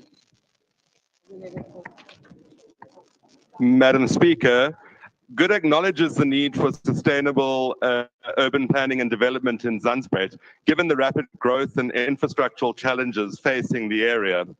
While the framework presents a vision for development, it does, however, somewhat lack clear implementation strategies that ensure tangible improvements for the residents of Zandspruit. The framework does not allocate direct funding for implementation, making it uncertain whether proposed interventions will be realized or just remain theoretical pipe dreams. Furthermore, the report does not address informal settlement growth. The rapid expansion of informal settlements in Zandspruit specifically has outpaced planning efforts, yet the framework lacks concrete solutions for immediate service delivery and formalization. The framework also has an over-reliance on future budget approvals. The UDF, as it currently stands, relies on separate budget approvals for implementation, meaning key projects in this framework could face delays or cancellations depending on shifting municipal financial priorities over the next terms. Good urges the City of Johannesburg to reconsider the approval of this Zandspruit UDF 2024 in its current form. Instead, we call for a revised framework that includes guaranteed financial commitments for implementation with clear budget allocations for key projects, immediate interventions to address the informal settlement growth in the area, service delivery backlogs in the area, and housing formalization. A comprehensive environmental impact assessment also needs to be developed that does not compromise the existing infrastructure and ecological balance in the area. A more robust public engagement process that incorporates community concerns and priorities should also be relooked at. Without these revisions, the framework fails to provide a realistic and actionable development plan for the Zandspruit residents, leaving them without any improvements they actually need. Thank you, Councillor Cook. The A, Councillor Steenkamp.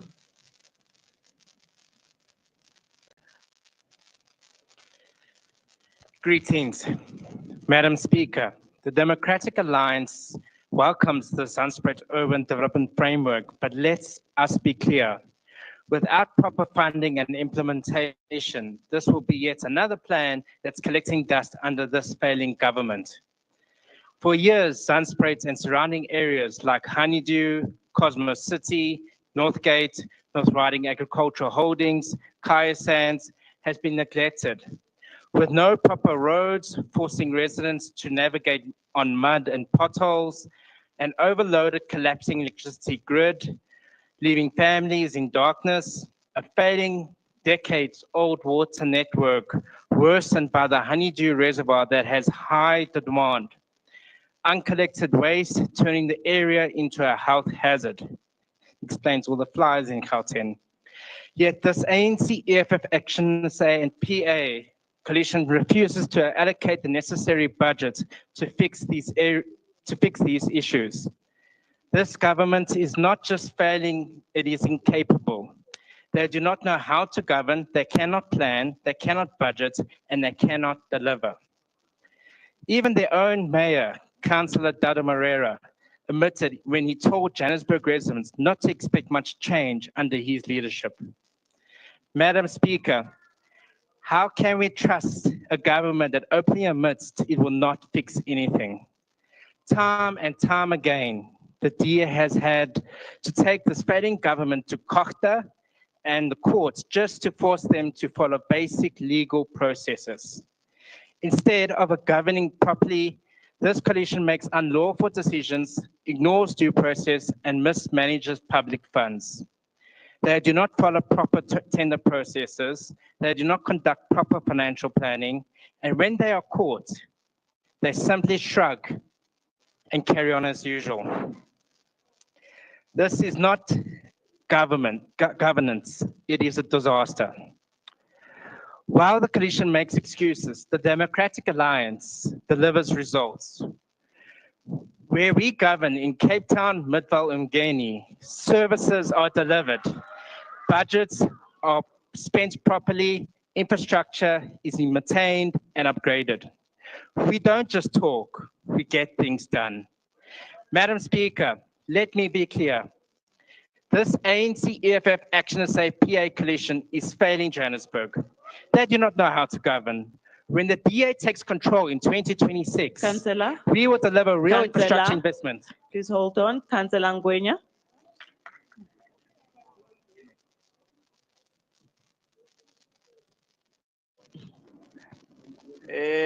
Thank you, Speaker. Can we please be respected as EFF Speaker?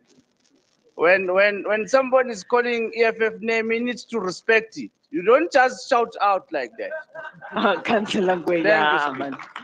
No. Hi. Councillor Stenka, please continue. When the DA takes control in 2026, we will deliver real infrastructure investments, fix the collapsing service delivery system, restore financial discipline and good governance Johannesburg. We will approve this item today, but let this government know we will hold them accountable. The people of Zandspruit and surrounding areas and the entire city of Johannesburg deserve services, not more excuses. I thank you.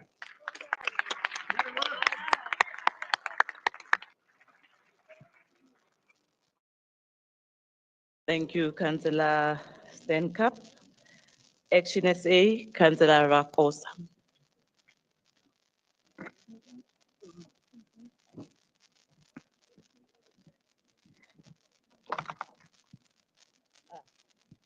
Greetings to Action SA Provincial Leader, Honorable Mthembu, Speaker of Council, Nobuhle Mthembu. Councillor Rakosa, please speak to the mic.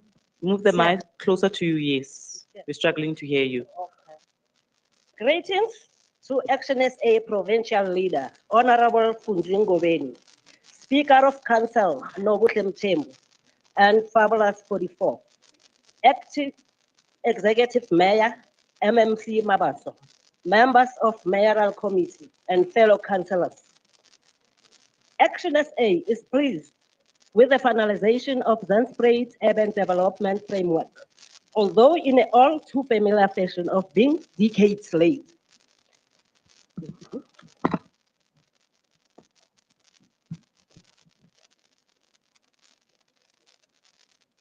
Action SA hopes this framework will usher in opportunities for a better quality of the residents of Zanspruit, like formal housing, economic opportunities, which can deliver sustainable employment opportunities as well as social uplift into projects like sports and recreation facilities. Councillor Rakosa, we are struggling to hear you. But yes. Okay.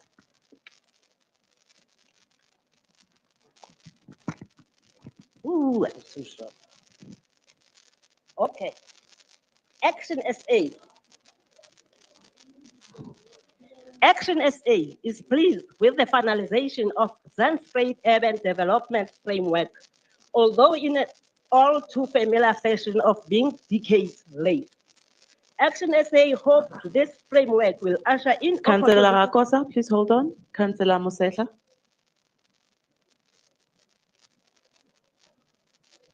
Councillor Rakosa, please switch off your mic. Thank you, Speaker. Again, I would have the Action SA councillor, but I remove. So I think I'm suggesting that she moves to another mic so that we can hear what she's saying. Okay. Thanks.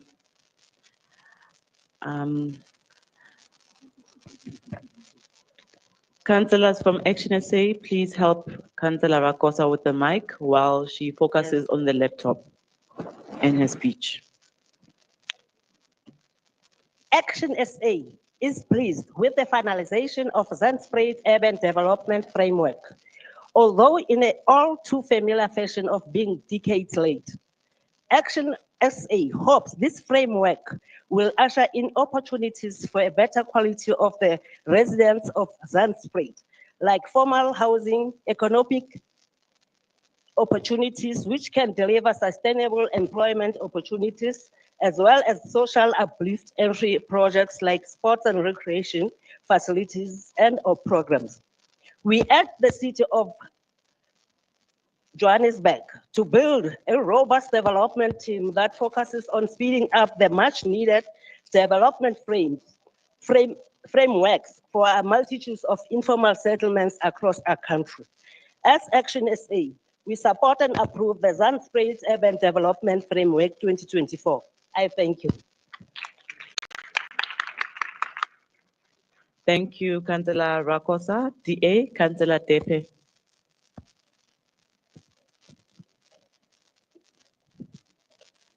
Thank you, Chair. As we know, this is just a framework. It's a framework for future development in that area and how to do that. This framework will come back to the Section 79 for future discussion on what actually goes into this framework and how the projects will be decided on and where the money will come from. But I want to say, Chair, Madam Speaker, that many years ago, 15 years ago, I went to the opening of Cosmo City Housing Project when Lindiwe Sisulu was the founder of that project. We had great hopes for Cosmo City. We had great hopes for that area to be developed into a world-class city, as most of our colleagues across the floor talk about. It didn't happen. So all I want to say is that whatever you do in this framework, it will come back to the Section 79 and the DA will do oversight on it. And we will make sure that these the developments are sustainable and they actually happen. That's what the DA does. We do oversight and we make sure that the job gets done. Thank you very much. Thank you, Councillor. Sorry, and we approve it. Thank you. Noted, Councillor. EFF, Councillor Mosehla.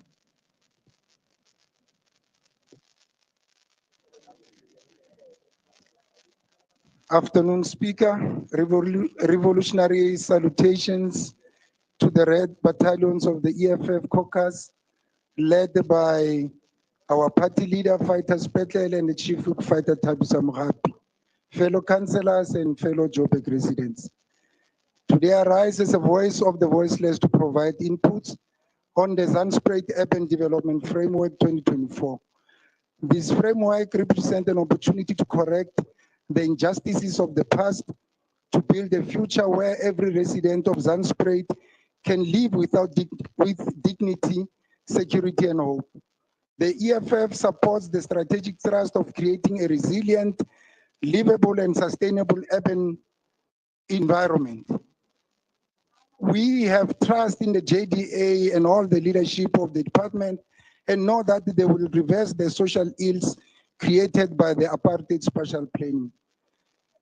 The rapid growth of Zandspruit reflects the resilience of its people, but it also exposes the systematic neglect they have endured. For far too long, our communities have been trapped in a cycle of poverty, excluded from meaningful economic opportunities, and denied access to basic services. First and foremost, we demand that the land within Zandspruit be expropriated without compensation and redistributed to the people equally. The land is not a commodity and is a birthright. This is non-negotiable principle of the EFF, and we call for the allocation of land for affordable housing, communal farming, and public amenities that will serve the poorest of the poor people and not the elite. Secondly, we must ensure that the proposed amendments to the the urban development boundary prioritizes the upgrading of informal settlements. The residents of Zandspruit deserve quality housing, not promises. Furthermore, the implementation framework must be state-led and community-driven. We reject the outsourcing of development to private interests that seek to exploit our people. The city must take full responsibility for delivering the project outlined in this framework with clear timelines, budgets, and accountability mechanisms. It must also be noted, MMC, through you, Speaker, that there is a wrong mention of Ward 137 as being part of the benefiting wards, and we don't have such a ward in Johannesburg. The wards that are going to benefit there are Ward 97, Ward 101, and Ward 114. Lastly, Speaker, we call for genuine community participation. The people of Zandspruit must not be treated as passive residents or recipients of development, but as active agents of change. Their voices must guide every decision and every project and every budget allocation. Only then can we ensure that this framework serves the people and that it claims to represent. In conclusion, the Zandspruit UDF is a critical document that has potential to transform the lives of our people, but transformation will only come, Speaker, if we are bold enough to challenge the status quo, to prioritize the needs of the people, and to commit ourselves to the vision of economic freedom in our lifetime. Let's not fail the people of Zandspruit. Let's rise to the occasion and ensure that this framework becomes a beacon of hope and a model of inclusive development. The EFF stands to support this item. Thank you.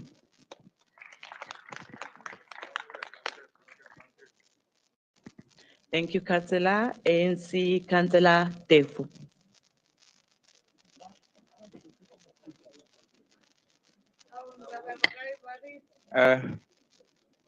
Madam Speaker, Mayor of the City of Johannesburg, Councillor Dada Morero, in his absentia, Ubaba Inyamagaishi Uzungu, Ubaba Umarema, Chair of Chairs, Progressive Councillors of the African National Congress, progressive MMCs of the ANC. Besithi ke sithathe nanrithutshana sithi kulabo abasilahlekeleko amajoni wethu abagade bangekho ngoba yosijamela siyinarha yeSewula Afrika. Sithi sengathi uzimu ke angathoba imindeni imoya yabo ilale ngokuthula.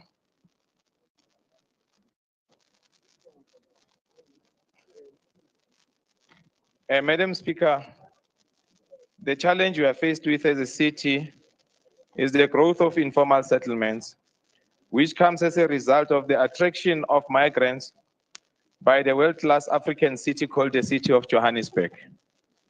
Zandspruit is no exception, as indicated in the background section of this progressive UDF. That since the approval of the Zandspruit Urban Development Framework in 2008, the study has experienced an exponential rate of both the formal and informal growth that outpaces formal initiatives and delivery of services.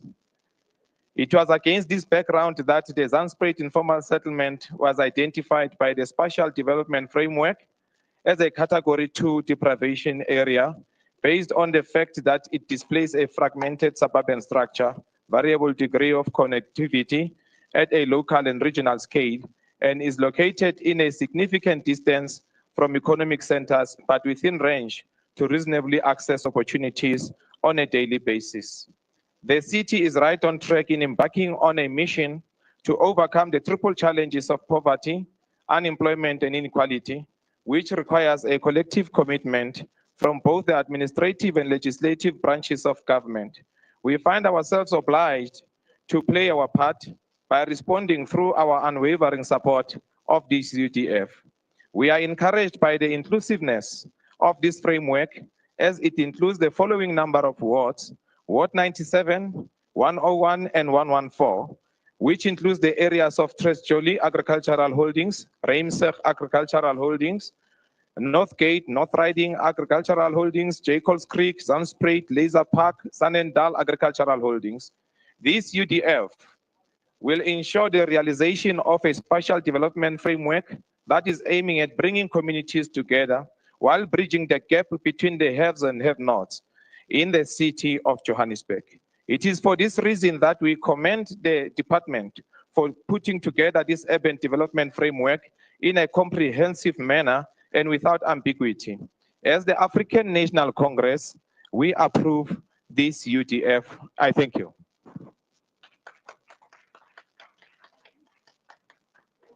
Thank you, Councillor.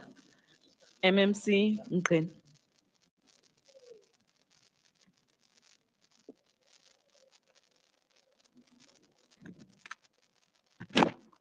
Thank you, Madam Speaker. Good afternoon to councillors. Let me also acknowledge the troika of this council, the chief whip of council, the self-speaker and the acting EM in the house, and all our guests who are also with us, and those who are also streaming via our social media. Madam Speaker, the purpose of this particular report is to seek approval from Council on the Zandspruit Urban Development Framework. And we must never forget, Madam Speaker, why it is important to get this report approved, because as other councillors have indicated, it acts as a policy to guide the development of inclusiveness, resilience, and livable urban settlements across our city. This policy, Madam Speaker, also is quite important to improve the economic development and improve living conditions of our residents, particularly those who are around the area of Zandspruit. MMC. It also provides... MMC. Ngolume kancane. Councillor Zita, I can hear you all the way from the back. Please respect the residents at home and our MMC on the floor. MMC ungaqhubeka. And he's my home girl. I don't know why I behave ngale ndlela. I behave uhlale next door yami, you know. So, Madam Speaker, this particular policy also provides a roadmap for building better cities, focusing on spatial transformation, inclusion, and economic growth, and most importantly, good governance. Councillor Cook, I understand your frustrations, but if you had given yourself time to go through the report, your answers are actually in the report. Everything that frustrates you, it's actually captured in this particular report. I will suggest that you read through the report and you'll be able to get your answers. Councillor Steenkamp, your obsession with the ANC and the EFF, as well as Section SA, leading the city, you must now understand that we are leading the city, and it must sit well with you that we are leading, and start to work with us instead of fighting us. So that is the plea from myself, Councillor. Thank you, Mayor Rakosa, Councillor Rakosa, for your support. I think it shows that working together, we can actually improve a lot for our residents. Councillor Depe, thank you very much, and I agree. Let's continue to monitor the work that the executive is doing. It is the responsibility of councillors to do that. We appreciate that because it also helps us to identify where are loopholes so that we are able to also correct them going forward. Councillor Mthembu, thank you very much. And I can't agree with you more that it is important for us to make sure that we transform the lives of our people. And it's through such policies that we are able to change the environment, the living environment of our people. Much appreciated, my brother. In terms of the wrong identified word there, we had, if you remember, or was it in a briefing that I had with the officials, I did request them to change. And let me just apologize on their behalf for not correcting that. And I promise that it will be corrected immediately. Councillor Tefu, thank you so much. I think your comments are noted and we fully agree with them. Thank you very much, Madam Speaker.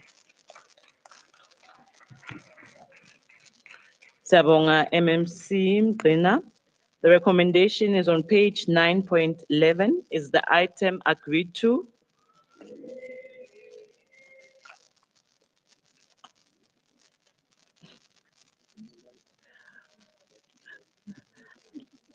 Councillor Christians.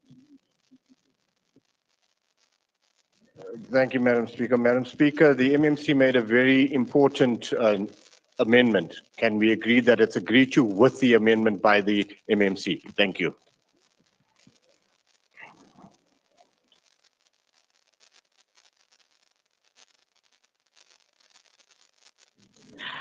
Councillors, do you agree with the amendment made by the MMC? Thank you, councillors. We proceed with item 10, which is the feedback on the public participation process for the proposed lease in respect of F1307, that's in Yeoville.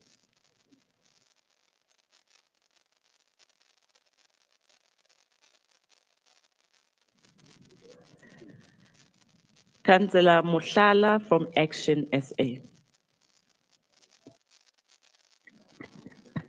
Thank you very much, Speaker. Speaker, without wasting any time, Speaker, we as Action SA, we note this report. Thank you very much, Speaker. Thank you, Councillor. EFF, Councillor Teleko.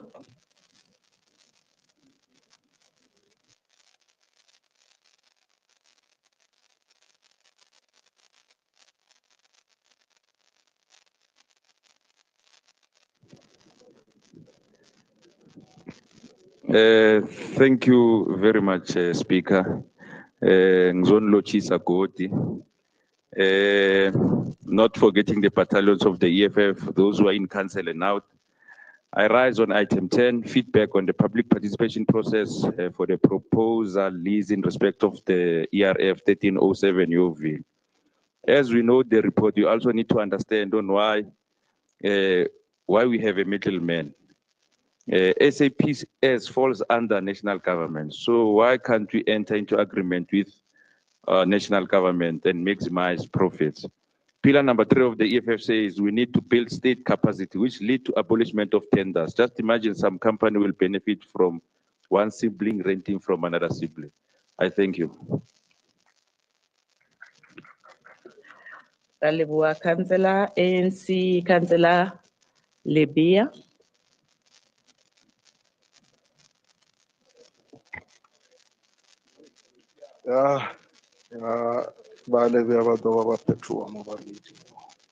Thanks. Thank you, Speaker. Allow me, Speaker, to greet you, Speaker. Gere Trobe, la go law, Speaker. And then Undumelele, Udumedi say, Mayor Arena in his absentia, Honorable Councillor Dadamrero, Acting Mayor, Honorable MMC Mlungs Mabaso. My greetings will be deeper with others. MMC, Honorable Acting Mayor, Milana Sakolota Ward 8. Sabakolota Ward 8 feedback. Please come back to me. Capable Mayoral Committee of the City of Johannesburg, fellow councillors, Chief Whip of Council, Honorable Councillor Samso Zungu, Church of Chairs, Councillor Bonan Adolf Marema, chairpersons of portfolio committees, in particular, the one that I'm serving under with, Councillor Mtongo, Honorable Mtongo, resident of the City of Johannesburg, Ingani Lentole. Ngaphandle kwenu ngabe asiyikhola.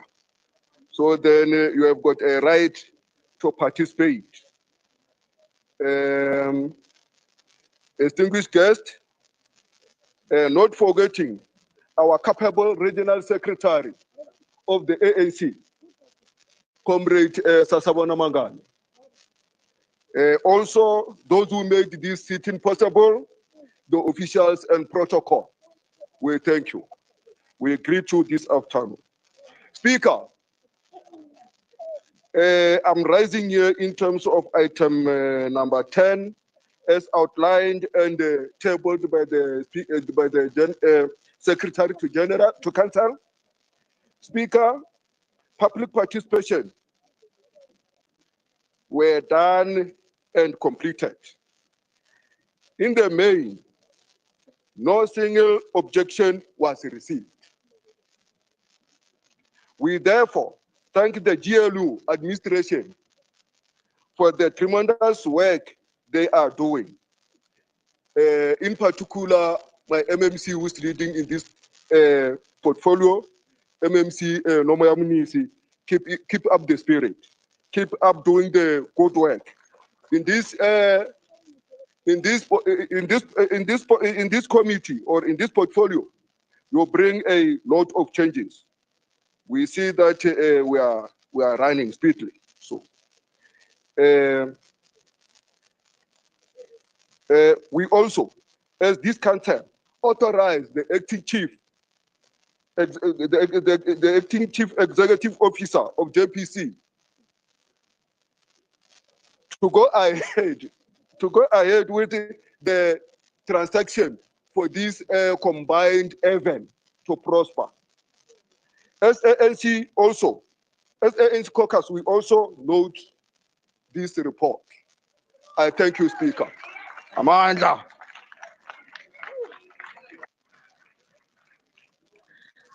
Talibua Councillor Libya, MMC Mnisi.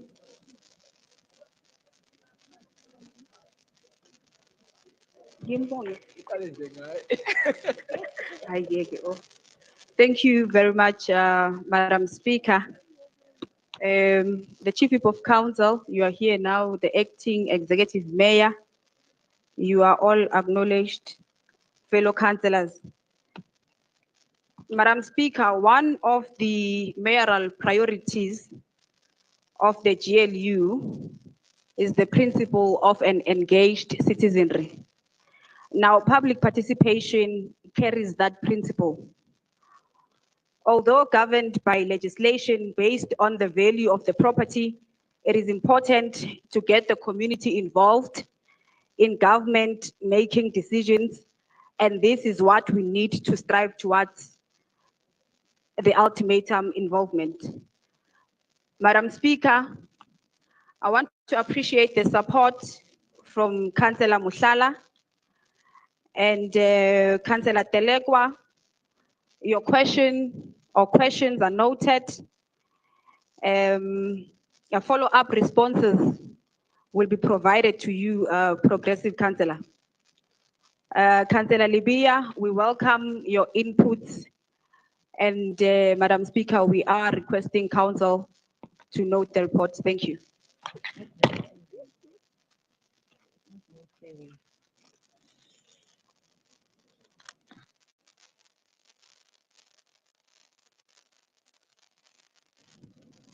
Thank you, MMC.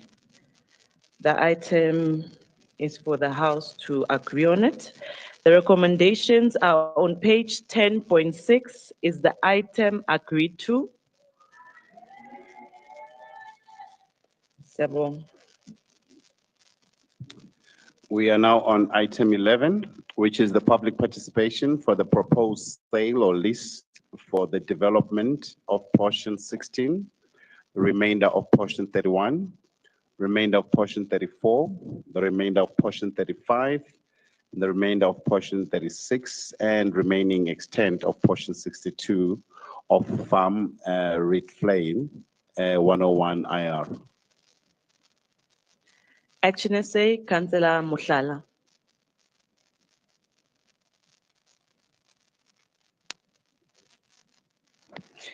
Thank you very much, Speaker, and greetings to you once again. Greetings to all fellow councillors. Speaker, as we all know that public participation is a backbone of the community, it's very important as a government to go back to the very same government that you are representing to get their views on things at large, Speaker. However, Speaker, to save more time, Speaker, I would love this item to go through and we note this report. Thank you very much, Speaker. Thank you, Councillor Mushala. EFF, Councillor Telekwa. Angithokoze, Speaker. I rise on item 11. We agree with the proposal, or we note the report. And when I was busy reading the document, it reads, the objective says, looking at it says, at the objective, it says, the purpose of this submission is to recommend approval to initiate the public participation process for the proposed development and long-term lease or sale. The emphasis on my side is sale. The city shouldn't be selling the land or properties. We should be leasing the land so that the next coming politicians or those who are elected into power in the next 5, 10 or so years, when they come, they find the city resources or buildings still intact or still there. I thank you. Thank you, Councillor. ANC, Councillor Mabuza.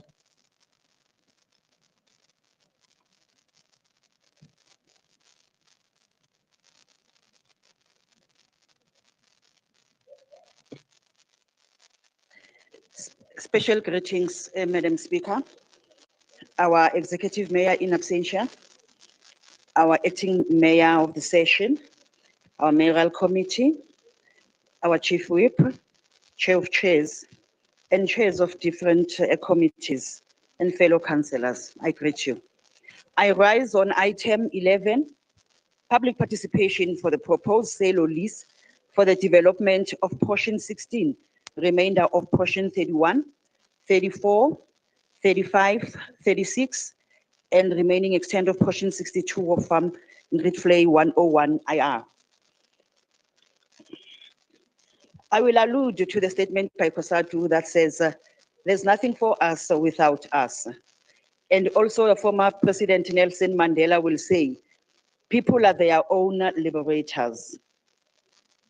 It's such programs of public participation that empowers the people, thanks to the ANC-led government and the ANC as the liberation movement in terms of democracy, and give people power to decide their fate in adherence to democratic principles.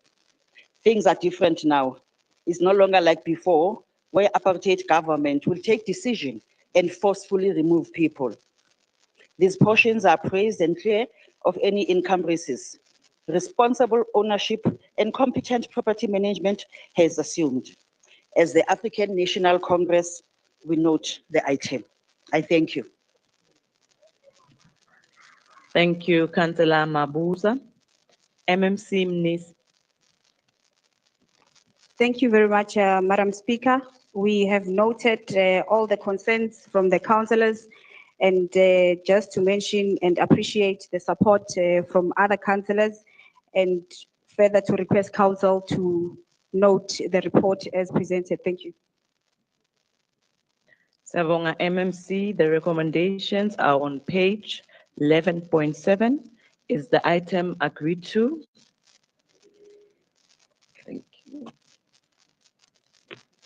Councillors, item 12 is a group strategic supply chain management acquisition status report reflecting bids considered and approved by the accounting officer for the period of 1st July 2024 to 30th of September 2024. The first speaker on this item from Freedom Front Pulse, Councillor Boer. Good afternoon again, Madam Speaker, fellow councillors. I'm raising on actually item 12, and the same applies to 13 and 14. Madam Speaker, those items did not serve on section 79 either. These are bid adjudication reports, bid ratification reports, bid deviation reports. No councillor in this council can comment on this report because we do not have the information. The report is just for noting, but supply chain management is one of the crucial sectors in the city. Councillor Paul, please hold on. Councillor Tami. Speaker, there's someone who's taking photo up there. Please, can you? Again, where? There's a gentleman there who's taking photos. Councillor Tami, can you identify as born Kogiski passenger maybe?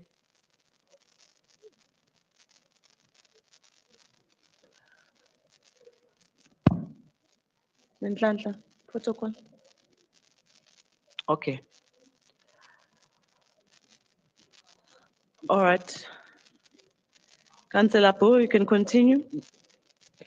Thank you, Madam Speaker. Yes, as I said, supply chain management fulfills a critical role in awarding tenders in the city. And if the executive would help our Section 79 finance to do a proper oversight of the bids that are adjudicated or deviated or ratified, that is a very serious concern. And we should have asked for these reports to be withdrawn and referred back to Section 79 before they get to council again. And in future, we've asked the MMC so many times, before those reports get to council, let them first be discussed and subjected to oversight before they come to council for noting. Thank you, Madam Speaker. Thank you, Councillor. ACDP, Councillor Nkonza. Madam Speaker, in the absence of Councillor Nkonza, the ACDP notes the report and agrees that the report is made public in the prescribed manner. Thank you. Noted, Councillor Harris. DA, Councillor Peterson. Thank you, Speaker. Just want to Be recorded that I'll be speaking on item 12, 13, and 14. Honorable Speaker, members of council, and esteemed colleagues, I stand before you today to address a matter of significant importance for our city. The Group Strategic Supply Chain Management Acquisition Status, Deviation and Ratification, and Operational Status Reports being 12, 13, and 14. I like to call these the how long is a piece of string part of the program. Bear with me, and I believe that you will feel the same. The councillors in this chamber are being asked to note these reports. We are thereby acknowledging that we have read them and that the information therein has been understood. Further, that they meet the requirements of Supply Chain Management Policy of 2019 as amended in 2024. Many councillors in this chamber have taken advantage of the training offered by Cllr, the National Treasury, and Cllr, and in each course, emphasis is made that it is the responsibility of you and me, dear colleagues, that is the councillors, to ensure that good governance is participated and that the necessary policies are put in place to empower us to do this. We are also asked to work deliberately and with urgency.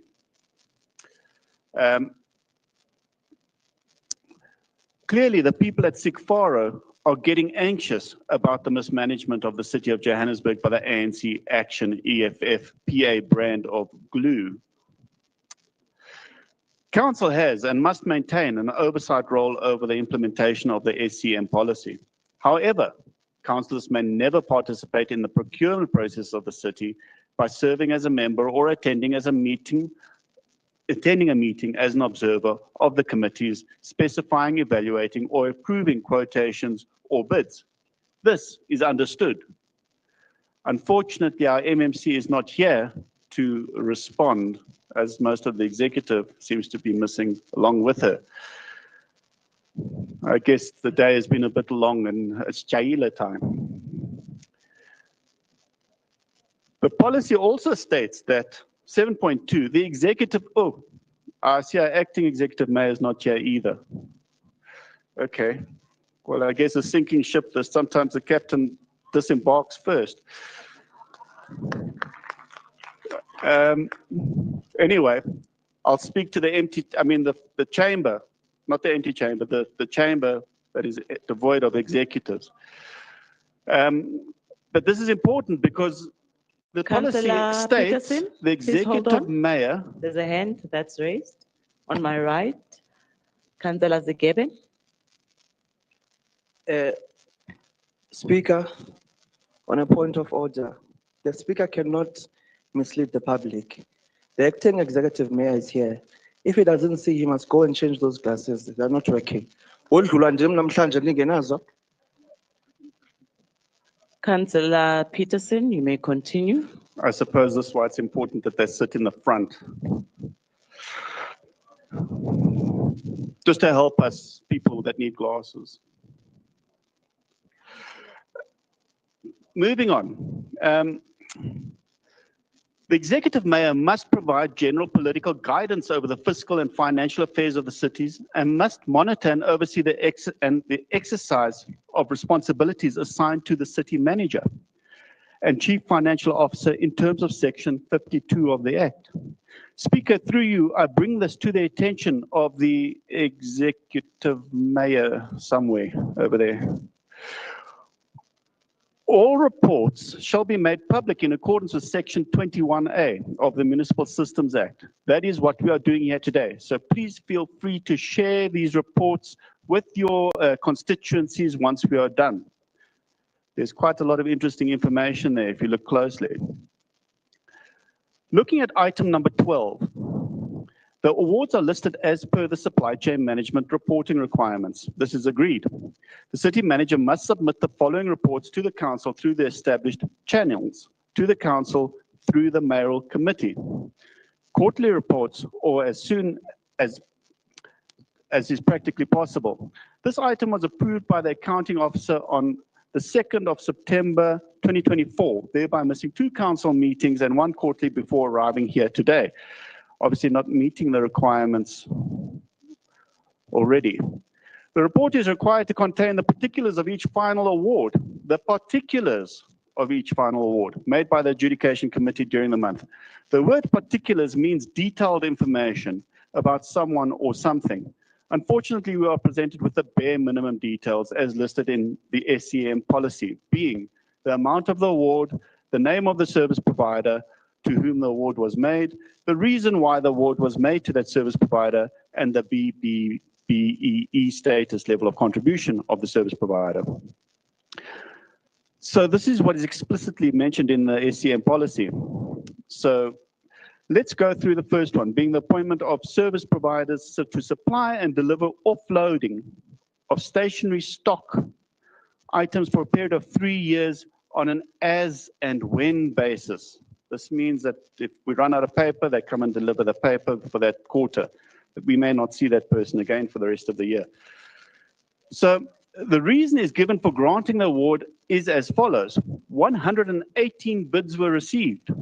36 bidders were successful. And I say congratulations. May they continue to succeed and prosper. The bid evaluation committee evaluated the bid in accordance with the specification of the bid. However, of great concern is that the BEC took a decision to recommend the highest bidder based on points. And this is repeated throughout the table for every bid being noted here today. In layman's terms, that means we went for the most expensive person. Remember, this is about stationery, so we're talking about pencils and rulers and paper. So it's not complicated. And it's only for core. We're not talking about any other department, just for core. So the numbers are just for this big empty building behind us. Yes, all got stationery, yeah, with a lot of stationery. Anyway, we're expected to note that the 36 bidders were graded by the BAC with the highest number of points, and miraculously were all the highest bidder as well. Is this a remarkable coincidence in direct contradiction of the invisible hand of the market? A well-known concept that ensures value is being achieved through an open tender system. One has to ask, how can 36 bidders all meet the requirements and be the highest bidder at the same time? Are we to believe that the lower bidders cannot read the bid specification documents? Do not forget that 82 more cost-effective bidders did not make the cut. The second part of that's specified is the amount. This is where it gets really interesting. The report tells us that this is a 3-year contract for 45 million rand. Remember, this is just for core. It's not for the whole city. It's only for the people who are printing out our page, who are emailing our pay slips to us. It does not indicate if this is inclusive or exclusive of VAT. Let us hope that this is not another oopsie that is going to make it to the deviation report as has happened in the past. Councillor, please wrap up. After all, sorry? Please wrap up. Your 8 minutes is almost up. I've got doing 3 items. I've got 8 minutes on each item. Councillor Peterson, on this particular item, you were the 3rd speaker. Councillor Nkonza was not offered the same opportunity, and you did not ask the House. You told the House that you want to club them together. There was no agreement from the House, so you've got 8 minutes on this item. But ma'am, then you didn't clarify that with me in the beginning either. Councillor, you've got 30 seconds remaining. Then I'd like to speak on item 13. You'll speak on it once it's tabled. Councillor, I'm confused, or maybe are you new in council? Are you new in council? No, the last time we did this, Speaker, we grouped them and we You added the time ask the together. House. You ask the House. But Councillor, your time has run out. Please have your seat. But you interrupted my time, so I need Please that time. have your seat. If you didn't stop the...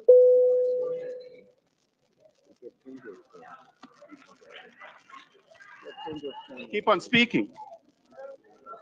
To be continued. Wait for the next Councillor installment. Peterson, you are out of order.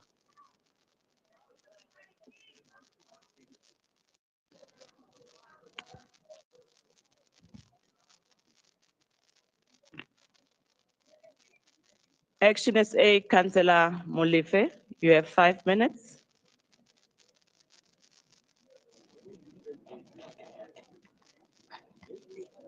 Thank you, Madam Speaker, and greetings to yourself, the acting mayor, Fabulous 44, all protocols observed. I rise to speak on item. Councillor Zita again. I can hear your voice, Councillor Zita, please. Councillor Zita, we're not gonna go back and forth. Councillor Molefe, please continue. Thank you, Mr. Speaker. I rise to speak on item 12, acquisition status report for the period of July 2024 to September 2024. Speaker, as Action SA, we'd like to believe that this report is submitted by Group Finance Strategic Supply Chain Management Unit. The objective is to assess the report's transparency, compliance, competitive fairness, and financial accountability, while ensuring that Council exercise its full oversight responsibility. If indeed that is the case, in the light of the objectives stated, we strongly recommend that this report first be tabled at Section 79 Committee for thorough scrutiny before submission to full Council. This will allow Council to support and note decisions based on comprehensive oversight and analysis. While the report follows basic compliance requirements, there are critical gaps in transparency, competitive bidding justifications, vendor evaluation, benchmarks, and contract monitoring that committee should have had sight of before bringing this item to this Council. We are concerned about the lack of transparency in the bid evaluation selection process. This report does not provide a breakdown of bid scoring criteria, nor does it detail how points were allocated to bidders. We are concerned about justification of high volume contracts. Contracts for 2-week media campaign appears very excessive with no cost breakdown. The 24 million firearm supply contract lacks a detailed price justification. We are concerned about the conflict of interest and due diligence gap. The report lists CIPC registration numbers, but does not disclose company ownership structures. There is no confirmation that winning bidders underwent due diligence screening. In order to strengthen Council's oversight functions, we request that these reports be tabled at Section 79 Committee before it is tabled to this Council. The rationale behind this request is that Section 79 Committee serves as critical oversight body that must scrutinize financial governance reports before they reach Council. Council members cannot exercise their full oversight role if reports are not first reviewed at committee level. Tenders involving high financial expenditure, 45 million award cannot be, tenders involving high financial expenditure, 45 million for stationery, 24 million for firearms must undergo additional scrutiny to protect public funds. A report that deals with city finances and tenders awarded cannot just be noted, Speaker, for the sake of noting. We request full disclosure of bid evaluations, cost justifications, and vendor due diligence reports. We ask the MMC to bring this House into full confidence and reinforce the executive's commitment to good governance, financial prudence, and public accountability. We trust that executive will take this request into serious consideration and act accordingly in the public's interest. With that said, Speaker, we note the report with great outlined concerns. Thank you.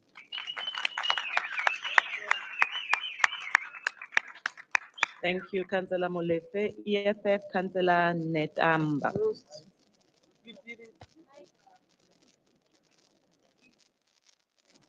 Thank you, Speaker. As the EFF, we note the report.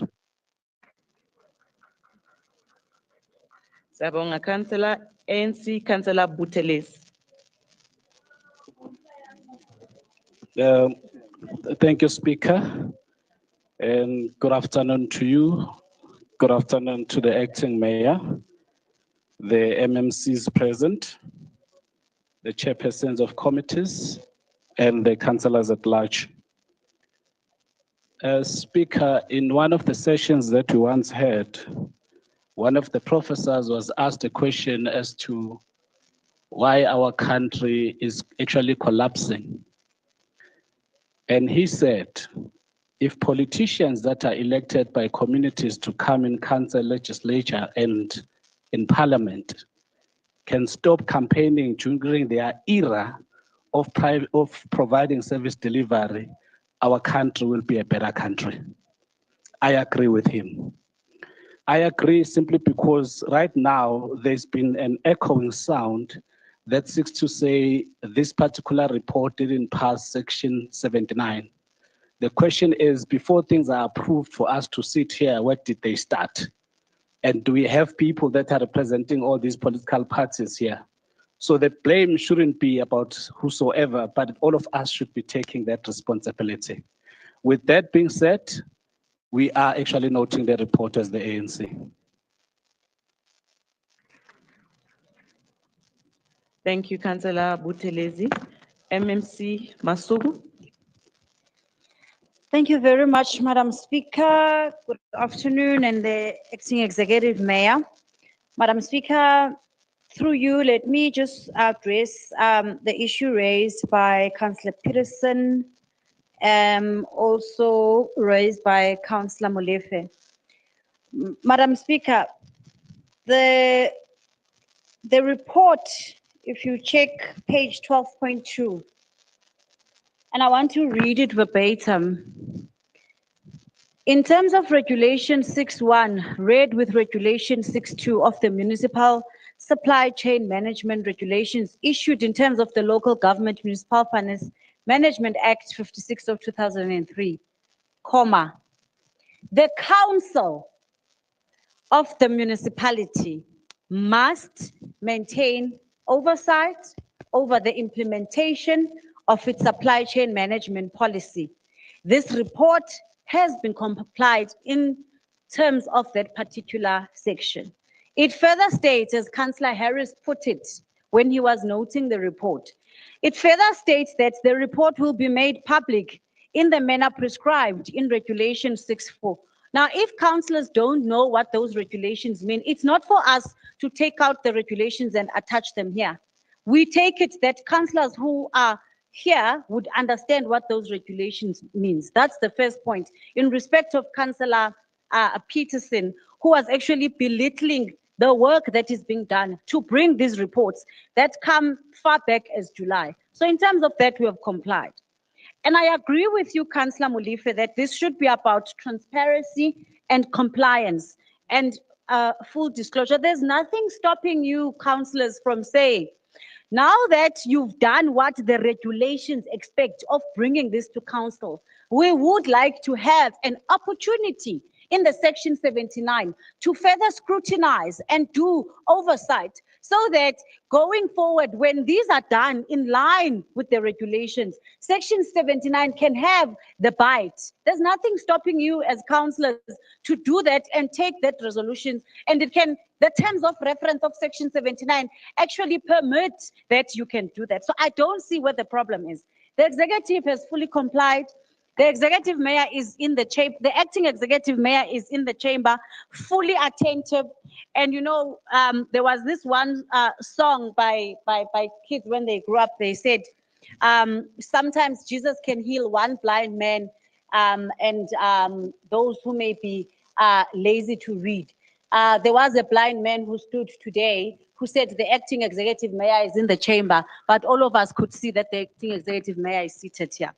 Lastly, I want to implore councillors to please read regulations. Don't be selective when you read regulations. Read with understanding, but it doesn't stop your role of oversight, even when a report has passed through council. So utilize your section 79 effectively and stop coming to council to score cheap political points, like Councillor Buthelezi has rightly put it, because everyone seems to be at campaigning phase instead of focusing on what is important, which is to read and make sure that what has been adjudicated and awarded has been passed and it goes through publicly and the public can see it. We ask council to note the contents of the report as well as all the work that we're done and the compliance, and so that the public can have access to this particular report. We thank you, Madam Speaker.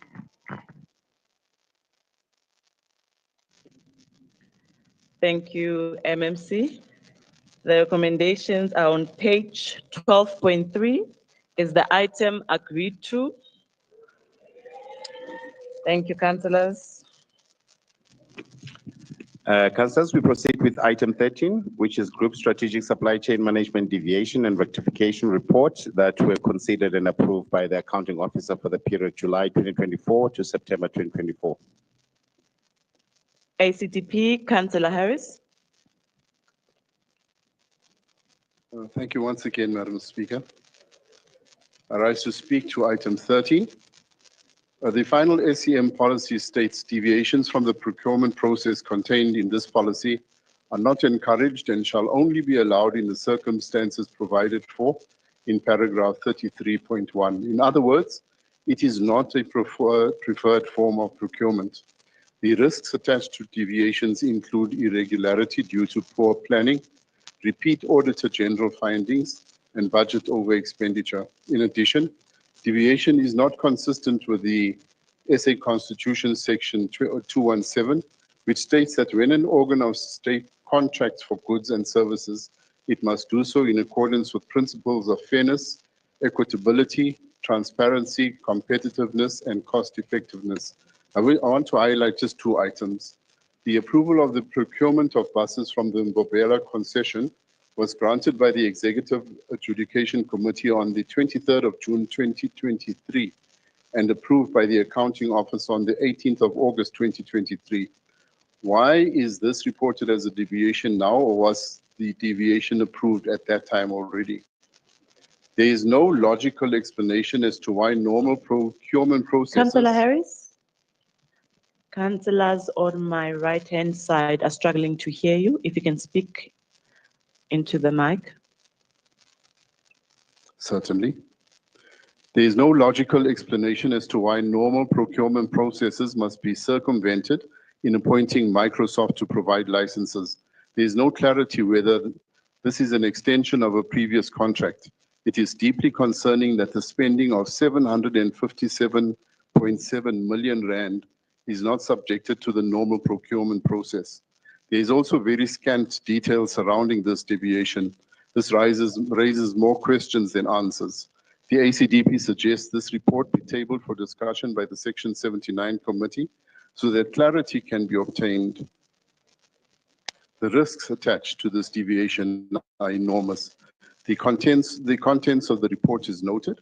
The ACDP places on record, though, its concerns about the Mbombela and Microsoft deviations. I thank you.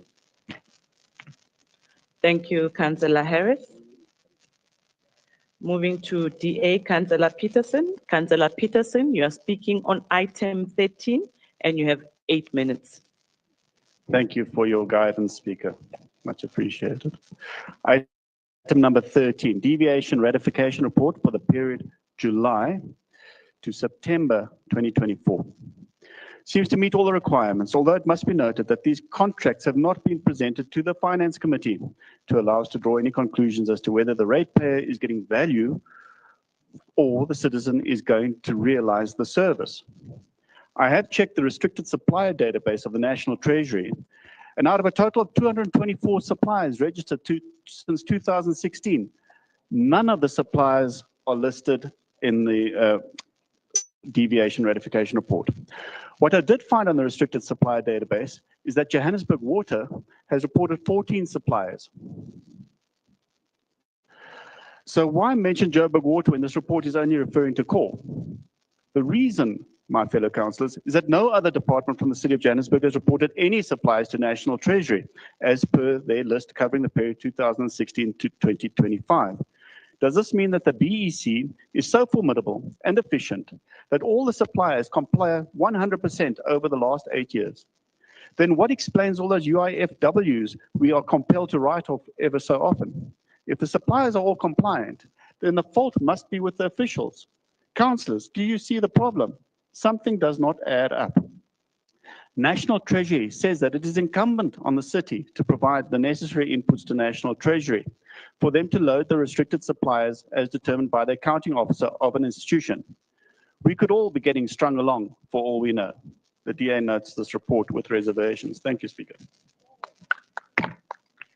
Thank you, Councillor Peterson. Action SA, Councillor Molefe.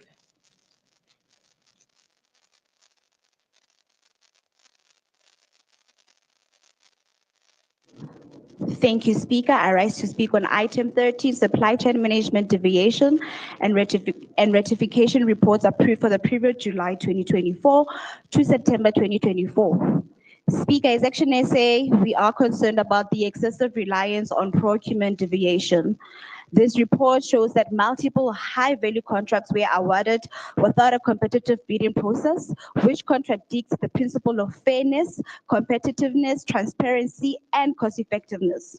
The Microsoft contract 727 million and the BuzzFeed procurement of 18 million are particularly concerning, as they could have benefited from open market competition.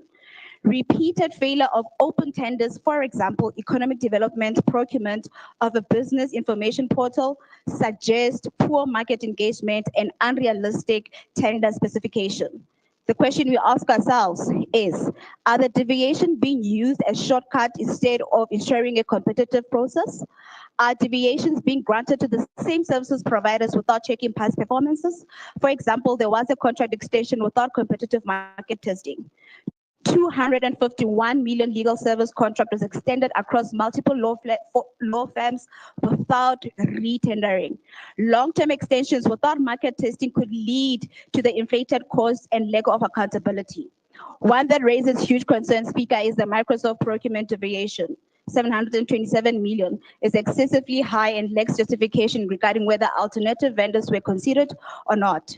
The report highlights serious procurement and weakness that could lead the city of Johannesburg to financial risk, inefficiencies, and potential corruption. The lack of competitive procurement, failure to check contract performance, and weak public accountability, it requires urgent reform. If we ignore this, deviation may become a norm instead of exception, undermining good governance and financial accountability. I thank you, Speaker.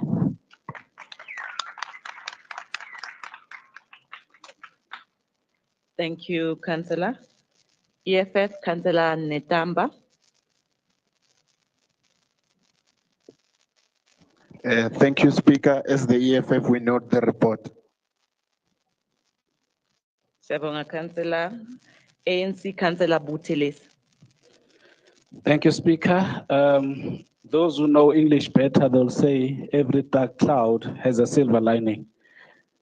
With colleagues raising an issue of the bidder that is of the highest note, it could be a silver cloud in the sense that we're no longer going to have a lot of deviations. Thank you very much, and I'd like to note the report as the ANC. Thank you, Councillor Buthelezi. MMC Masuku. Thank you, Speaker. I think without belaboring the point, I think the councillors have articulated why this report comes to council in terms of the supply chain regulations and the circumstances that it has to come to council for. And I think it's important for us to explain the concern on the Microsoft license that has been raised by the councillors. It's a license for the entire city. And the 727 million is actually the maximum licenses that the city can buy. And I think it's important for us to understand that Microsoft does not tender because it is the original equipment manufacturer.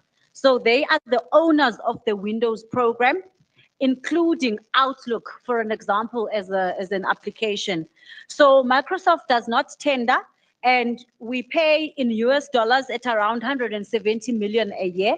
So if you check best practice, even the State Information Agency uses this particular process and this regulation because of Microsoft being their actual OEM. And so it is beyond our control, and we are guided by the pricing schedule that is even approved, used by other state agencies as well. So I thought it was important for me to clarify that concern coming from councillors, so we put everyone at ease that there is nothing that is actually untoward, because that is the situation that we are faced with, in line with what Councillor Harris had raised in the Supply Chain Regulation 36, where in cases it's an emergency or we need to buy special works or where it is impossible or impractical for us to actually use the procurement processes. And this is one of them. Thank you. We ask council to know.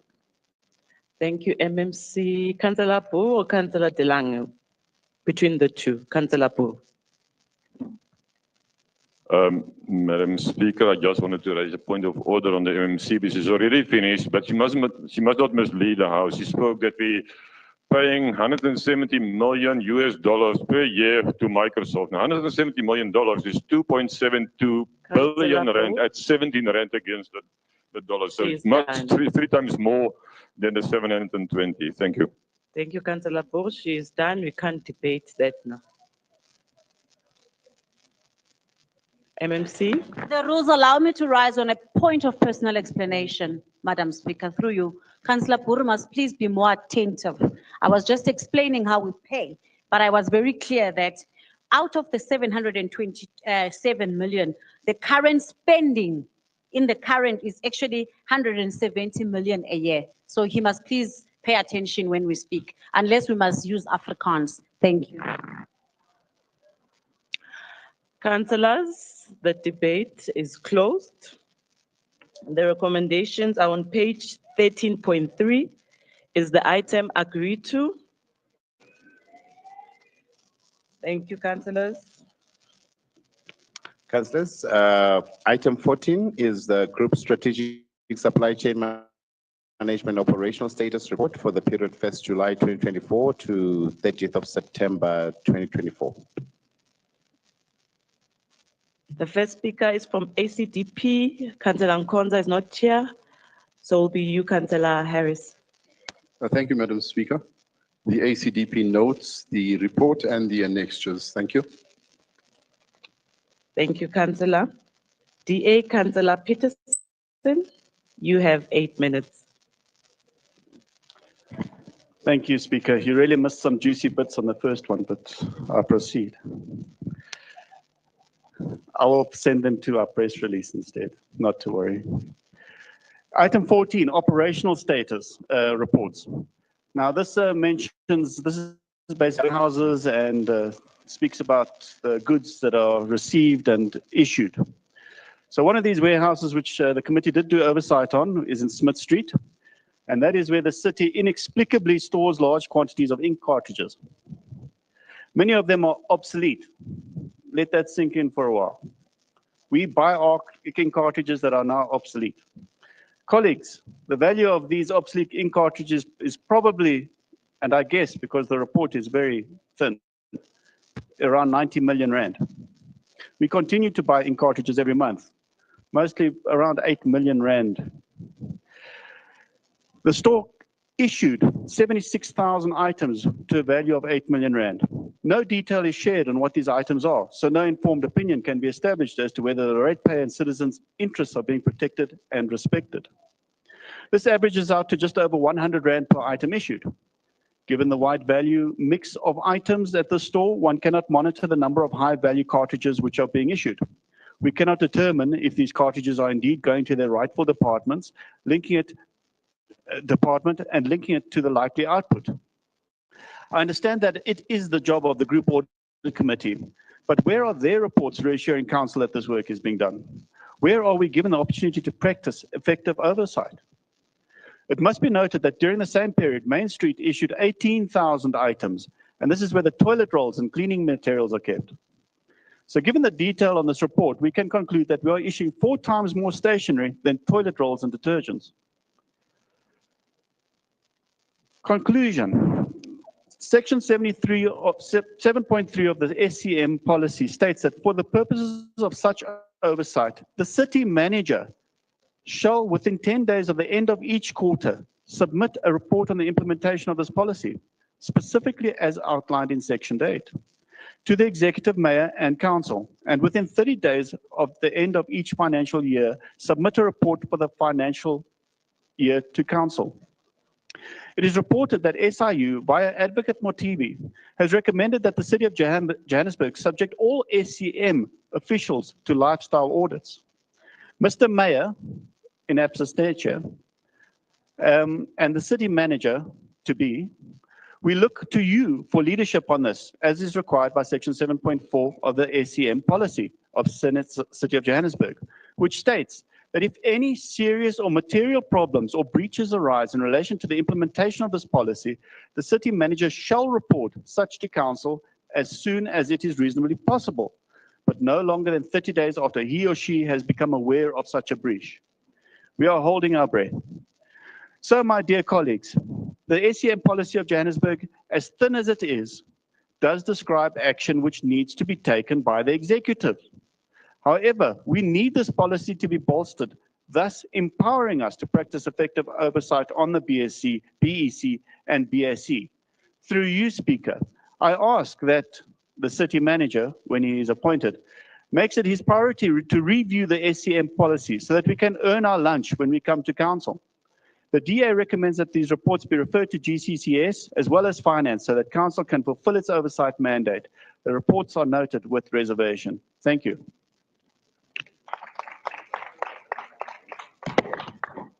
Thank you, Councillor Peterson. You're the perfect example of a councillor that does not take accountability for your lack of listening skills. We've always done this in council. The Secretary of Council reads the item, then after that we call speakers. So please don't embarrass the presiding officer in front of the residents of the city of Johannesburg. This council has 270 councillors, not one who controls the house. Ma'am, your ad hominem attack is keeping with the company of the...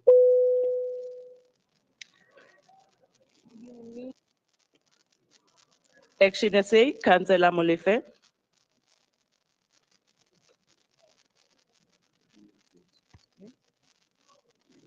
Thank you, Speaker. I rise to speak on item 14, operational status reports for Group Strategic Supply Chain Management 2024 to September 2024.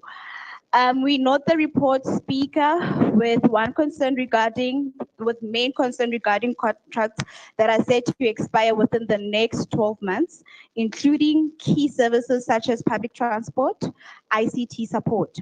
The report does not provide a renewal plan or mitigation strategy to avoid emergency extensions. What measures are being taken to ensure that contract renewals are timely and follow competitive procurement processes to prevent disruption? In noting the report, Speaker, we urge the executive to please conduct a full audit of all the city department stock and remove outdated, unused items. We ask that they improve stock planning to prevent over-purchasing and ensure departments only order what they need. We've conducted an oversight, Speaker, and I can confidently say that majority of our stores are packed with dead stock. We ask that they increase transparency by reporting on dead stock levels, write-offs, and disposable plans in future updates. Redirect savings from clearing dead stock into improving service delivery. We ask that action be taken to reduce waste in the city's supply chain. Thank you, Speaker. Thank you, Councillor Molefe. EFF, Councillor Netamba.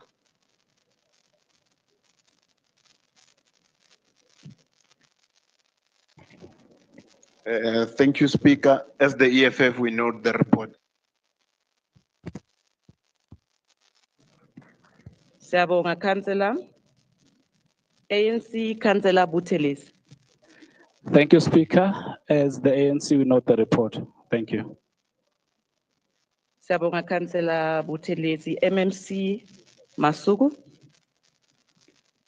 Thank you, Speaker. We note the comments, and Councillor Molefe, you are correct from Action XA. One of the things we have actually raised in the Mayoral Committee very strongly was the issue of reduction of waste, as well as dealing with the referrals in terms of officials who actually don't do the work in terms of what is supposed to be done. That's why the disciplinary board is one of the committees that we've insisted is fully functional in the city of Johannesburg, because if there's there's neglect and dereliction of duties, it means you're actually not intending to deal with fruitless and wasteful expenditure in the city of Joburg. And I think MPEC has also come out very strongly in terms of how we need to deal with that in terms of consequence management. And the issue of the group CFO and the acting city manager are seized with this issue of contract management. We've said we need to ensure that we have a specific focus in terms of strengthening our contract management in the city of Johannesburg. And I think the Finance Section 79 committee councillors have also emphasized this point in terms of contract management in our institution. Because the reason why you also end up having to do deviations and extensions is because somebody sits and waits for a particular contract to end, whereas 18 months before a 3-year contract would have ended, you are supposed to then have started with the processes, because you know that they take 15 to 18 months or so at the bare minimum. So we've also raised it strongly, and we've received commitment from the group CFO to deal with that. And collectively, I think as council, we are correct to make sure that we monitor that there is improvement in the near future reports. We note the comments, and we don't have a problem. We don't have a problem with the request by Councillor Peterson to send this to GCSS and to the Finance Oversight Committee. Thank you. We ask Council to note. Thank you, MMC Masuku. The recommendations are on page 14.14. Is the item agreed to? Thank you, councillors.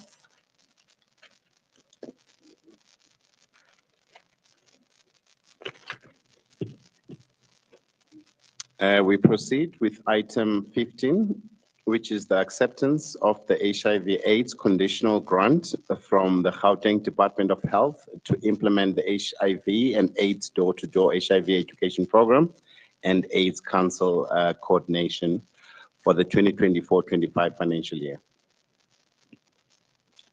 The first speaker from Good, Councillor Cook.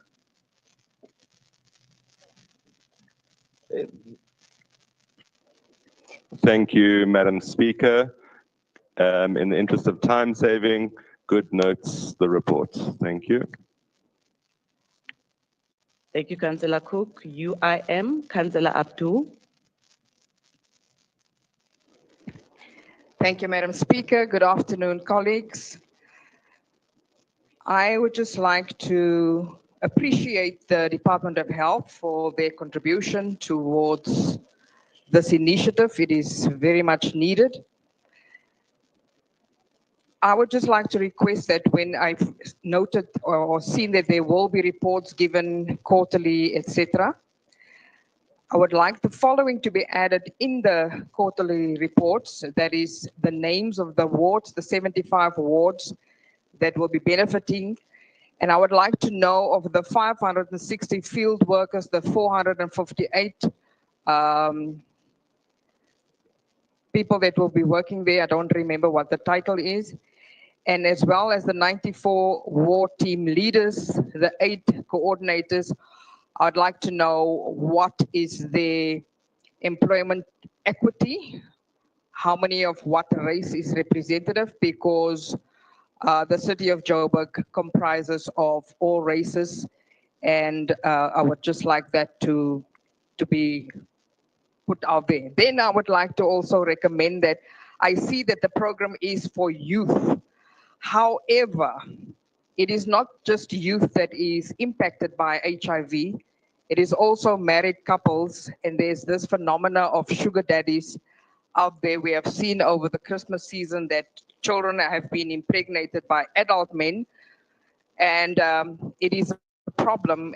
So I would like to recommend or ask if this team of people, hardworking people, will also consider engaging with married couples or families.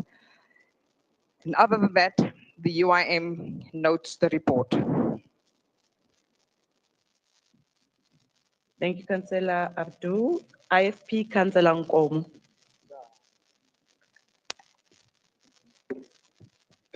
Somlomo.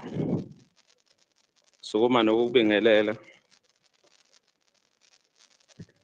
Ngibingelele no acting mayor ubaba uMabaso.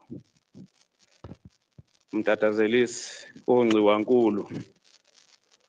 Bemphike bembona. Inkunzi encane ekaMtungwa ngaphakathi echamber. Sibingelele Whip of Council ubaba uManzini. Chair of Chairs ubaba uMarema. Sibingelela wonke amakhansela ngaphakathi.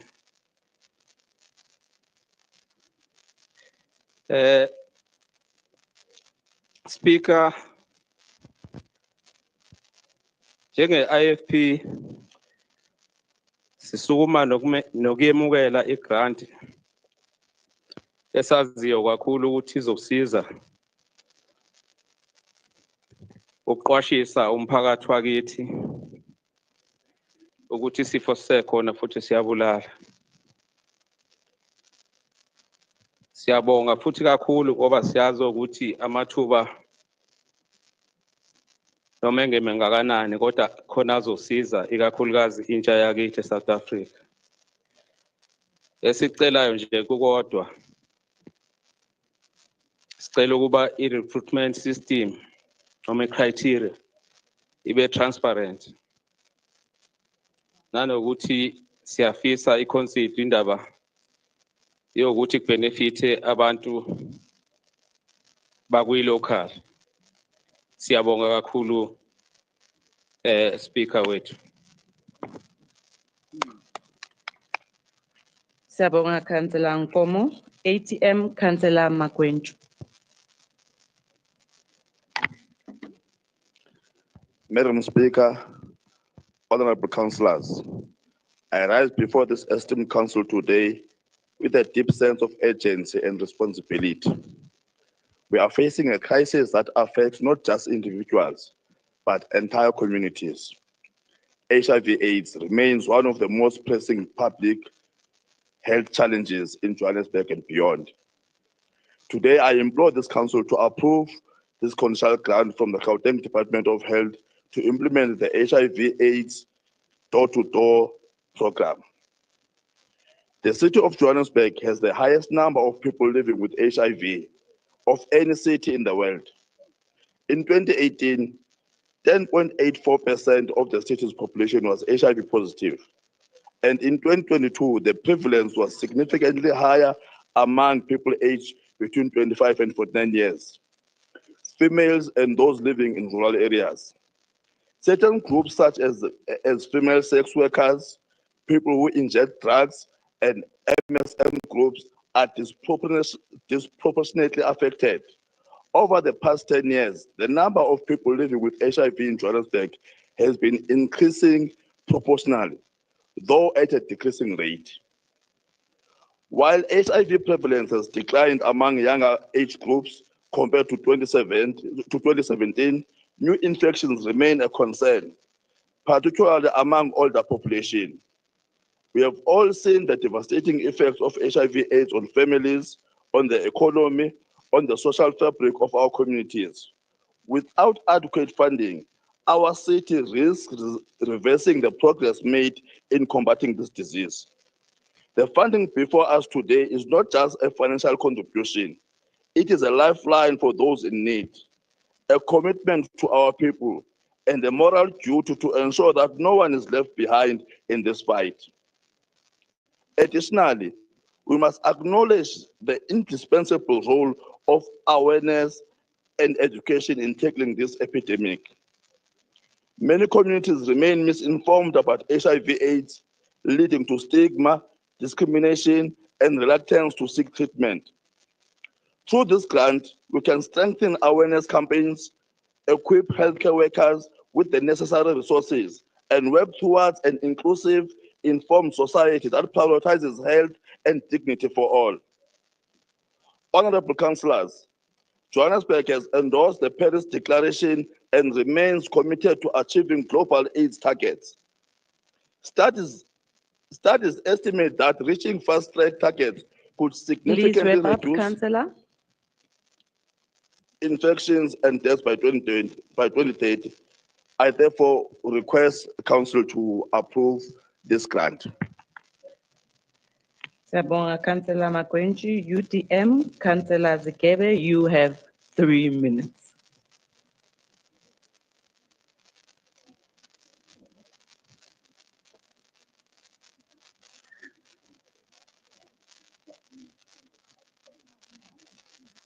MMC Makwenji, is your mic off?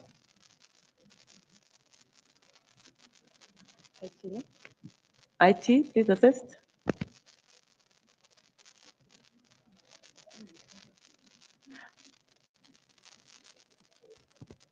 Try again, Councillor. Thank you, Speaker. Okay, I'm audible. I hope that did not take a second from my 3 minutes. Speaker, I've learned that listening skill and eyesight skills are important in council today. The government of local unity tasked with ensuring that the resources allocated to combat HIV/AIDS are maximized for the benefit of our people. We recognize the historical impact of the Jozi Ihlomile door-to-door HIV and AIDS education program, and we commend the efforts made in reaching our communities across Johannesburg. The 32.1 million HIV and AIDS conditional grant from the Gauteng Department of Health has been instrumental in expanding community-based interventions. Over the past financial year, this initiative, as reported, has reached 2.65 million people across 1.1 million households, provided education referrals for HIV, TB, and STIs, created employment for 560 field workers under the EPWP, strengthened AIDS Council coordination and intersectional collaboration. We must commend these efforts, which demonstrate the city's commitment to delivering healthcare at the doorstep of our communities, especially in previously marginalized areas.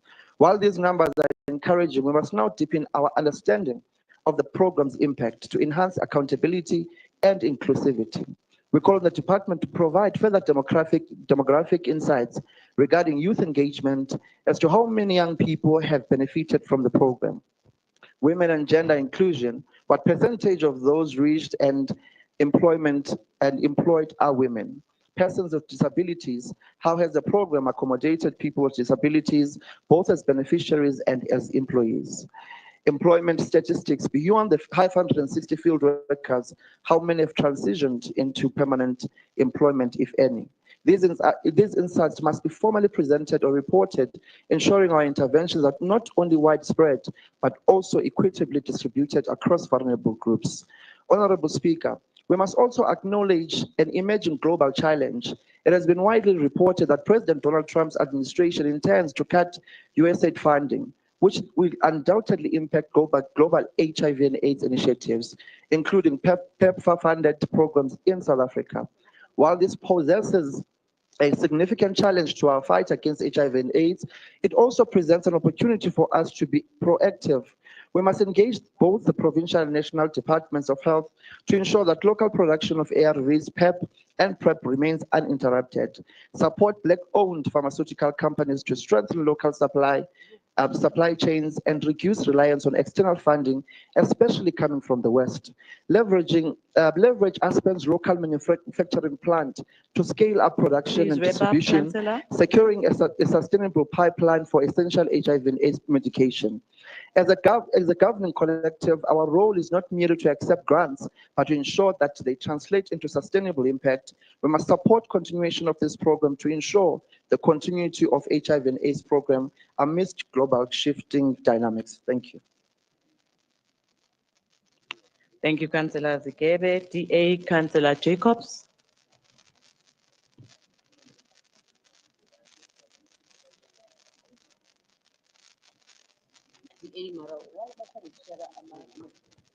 Thank you, Madam Speaker. All protocol observed.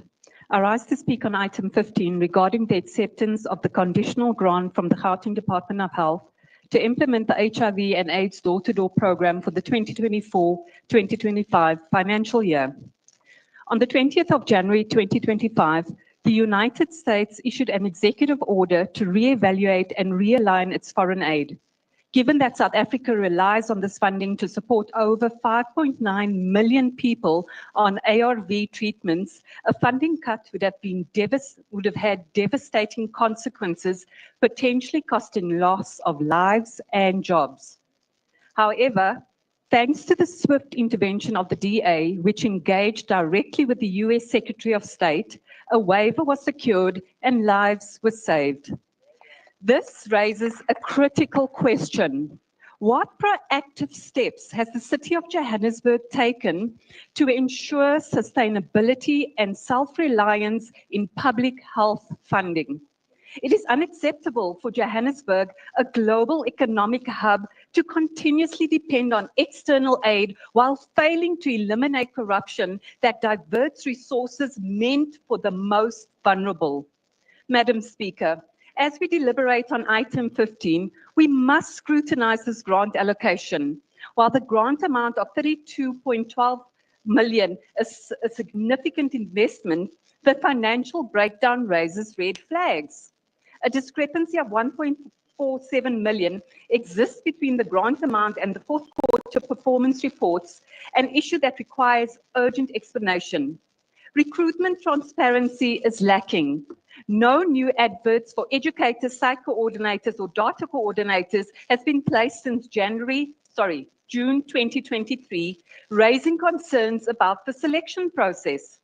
While 560 temporary jobs are commendable, this does not address the core issue, ensuring access to life-saving antiretroviral treatment. Additionally, government inconsistencies persist.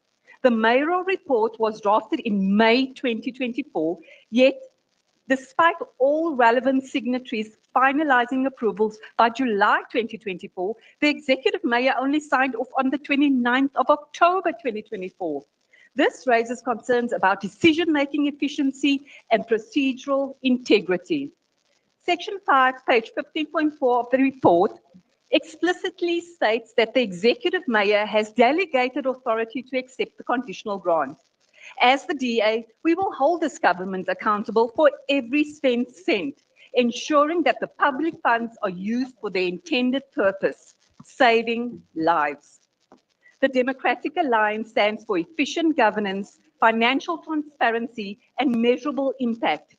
We demand, yes, Madam Speaker, we demand a full audit of grant expenditures to be conducted, recruitment processes for program staff to be publicly advertised and independently verified, an action plan to be presented on how this program will contribute directly to reducing HIV and AIDS infections and improving treatment accessibility. Given the discrepancies, lack of transparency, and governance failures surrounding this grant, the Please DA wrap up, cannot Councillor. support this item in its current form. We demand accountability before public funds are allocated without proper oversight, because at the end of the day, good governance saves lives. Thank you, Madam Speaker. Thank you, Councillor Jacobs. Action SA, Councillor Johnson.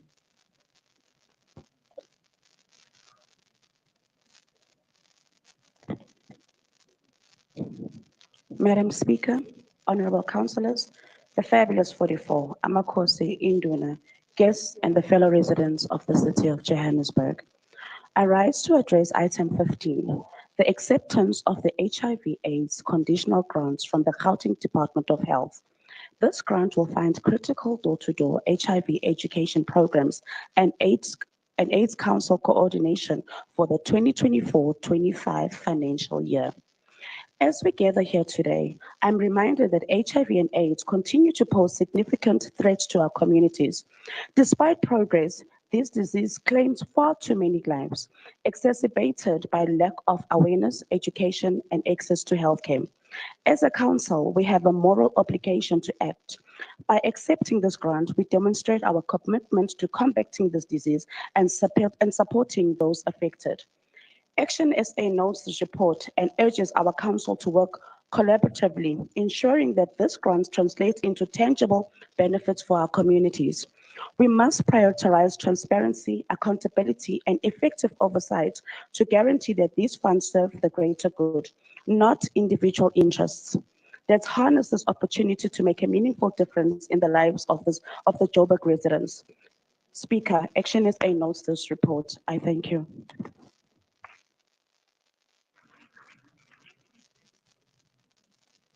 Thank you, Councillor Johnson. DA, Councillor Howard.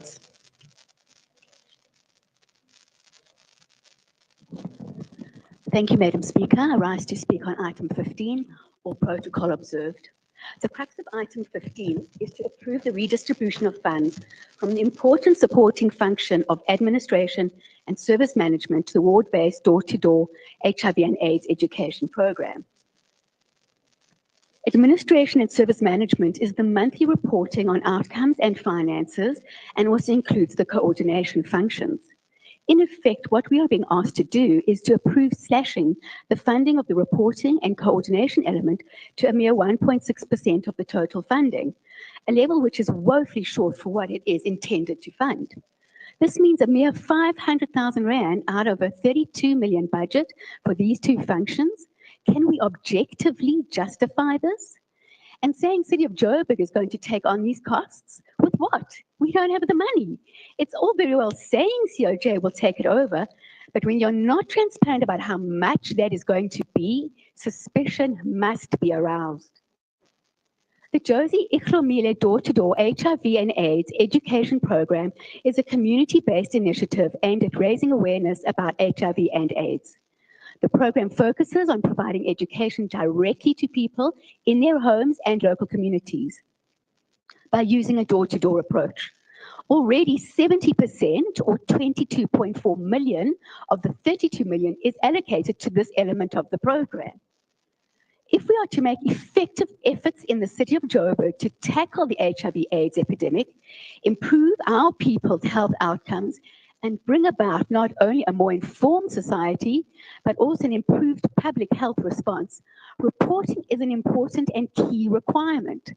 And the coordination of efforts by the various stakeholders ensures that two or perhaps even more stakeholders are doing the exact same thing, thereby creating fruitless and wasteful expenditure, the last thing we need. Annihilating the budget for the indispensable elements of reporting and coordination is ultimately a short-sighted dereliction of duty to our people. Sure, with the redirection of funds, more people can be hired for EPWP work. And while job creation is important, sustainable job creation must rather be prioritized over short-term, election-driven EPWP jobs that do not address the structural employment crisis in Johannesburg. It is imperative that we look at what is truly being given up to provide Smalanyana jobs, and more to the point, whether the utility of doing so outweighs the utility of proper reporting.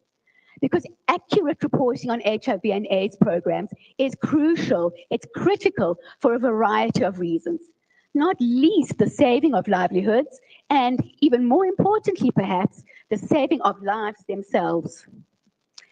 Acknowledging that accurate and reliable data helps public health policymakers, officials, and organizations make informed decisions is vital. Appropriate reporting could mean better resource allocation overall, improved planning for future programs, or even the next phase of the current program, all from understanding what is working and what needs adjusting through real-time reporting, not something we'll be getting with this kind of slashing of the budget. Reporting helps ensure that funds allocated for the program are being used effectively and for their intended purpose. Please wrap up, Councillor Reporting on Howard. outcomes also helps to identify any gaps or inefficiencies. For example, are we reducing transmission rates? Are we increasing awareness?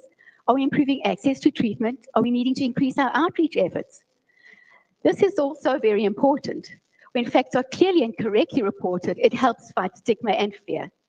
The Democratic Alliance cannot support the proposed request to the Gauteng Provincial Health Department for the redistribution of funds away from the reporting and coordination functions, because this undermines the two core principles of democratic governance for our people, which the Democratic Alliance stands strongly by.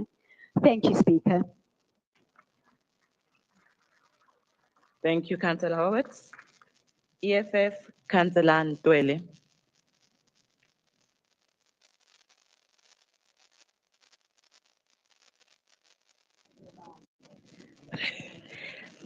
Thank you, Speaker. Greetings to the EFF caucus leadership, our fellow councillors, and the member of public in the gallery. Speaker, I rise on item 15. Speaker, South Africa has the highest number of people living with HIV and AIDS, leads with new infection in the world, with the estimated 7.8 million people affected. The country has also run the largest HIV treatment program with approximately 5.9 million people receiving life-saving antiretroviral therapy since 2004. The PEPFAR has funded over 1,250 community-based organizations that provides essential HIV and TB services. Speaker, in closing, we cannot shy away from the fact that this grant will be of great help since the withdrawal of the US from the US funding. As the EFF, we note and approve the report. I thank you.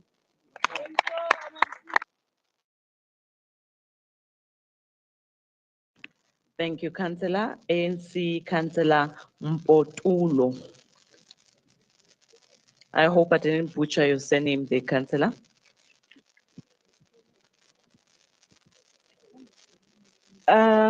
Greetings, Madam Speaker, Executive Mayor, Acting Executive Mayor, Councillor Mlungisi Mabaso, all MMCs present, Chief Whip, Councillor Zungu, Chair of Chairs, Councillor Marema, Chair of Committees, fellow councillors. I rise on item 15 regarding the acceptance of the HIV and AIDS conditional grant from the Gauteng Department of Health to implement the HIV and AIDS door-to-door and education program for HIV and AIDS Council coordination for the 2024-2025 financial year. As the ANC, we are pleased with the increase in funding as it presents a valuable opportunity to create more jobs. The Josie Itlomile team, an extension of health workers, plays a crucial role, especially given the withdrawal of funding from the United States. We also commend the provincial government for the care and commitment shown to the residents of Gauteng. We urge this council to support and accept the grant. Thank you, Speaker. Siyaqhuba.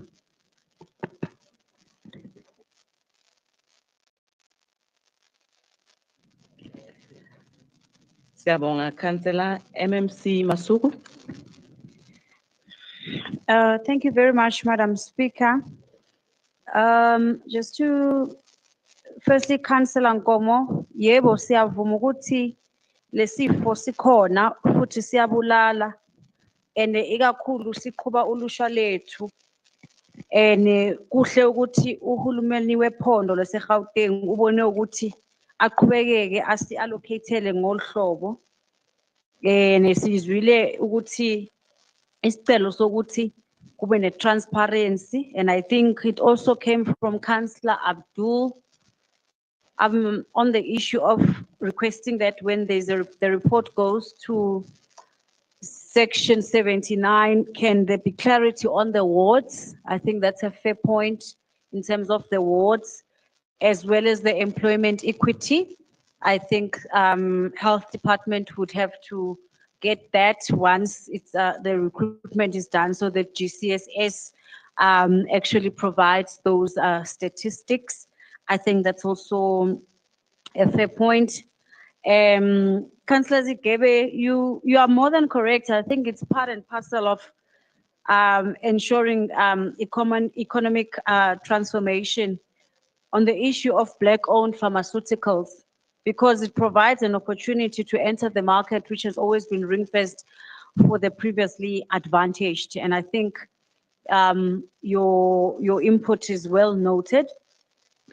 Yes, and of course, I think all of us agree that this is a demonstration of the commitment to serve the residents of Joburg by ensuring that we are able to note and approve this particular grant. And we take note of your concerns, Councillor Howard. Yes, we do have a structural employment crisis, but the intention of this is for the door-to-door, the work, the activists. It's for them to do this work, and it's clear that there's no permanency attached to it. And I think your point speaks to the statistics in terms of the youth unemployment in our country and in Joburg in totality. And I think there are interventions that government is making in terms of stimulating and dealing with youth unemployment.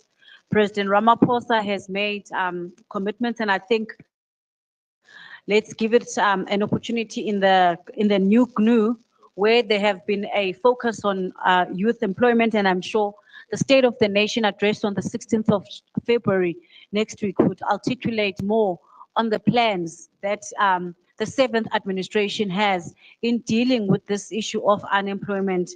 And the suggestion on the fact, Councillor, I think it comes from you, Councillor Abdul, that HIV/AIDS, yes, it affects young people, but however, there are also challenges in terms of married couples that can become infected through the current pandemic of younger girls. You mentioned the word sugar daddies, who are advancing relationships with younger girls, but maybe in committed relationships. And then those women are also affected by this particular disease.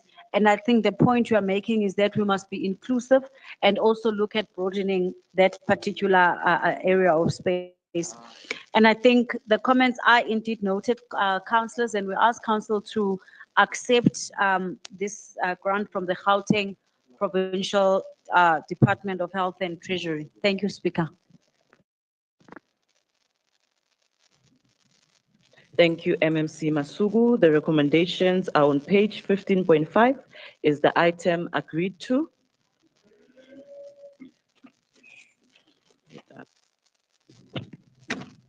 Councillors, we are now on item 8, and those are motions. We currently have one motion, and that's the motion for council to rescind the approval of the motion to rename Senton Drive to Leila Khaled. The proposer of this motion is Councillor Boo. Madam Speaker, for the last time today, it seems to me your office is making a habit. You put me up as the last speaker on the special meeting, and I'm the last speaker on this meeting as well. I'm raising on the motion that to save some of the parties within the government of local unity from the embarrassment to vote against this motion and vote against their conscience, the Freedom Front has decided to withdraw the motion. Thank you, Madam Speaker.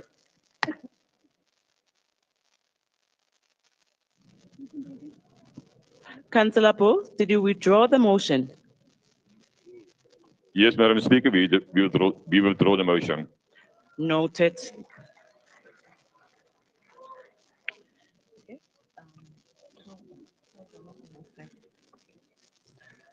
Councillors, we are now on closure.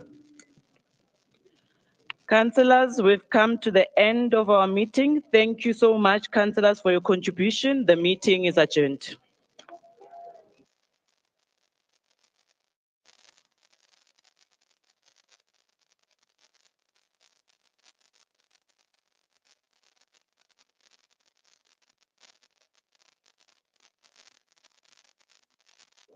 Madam Speaker.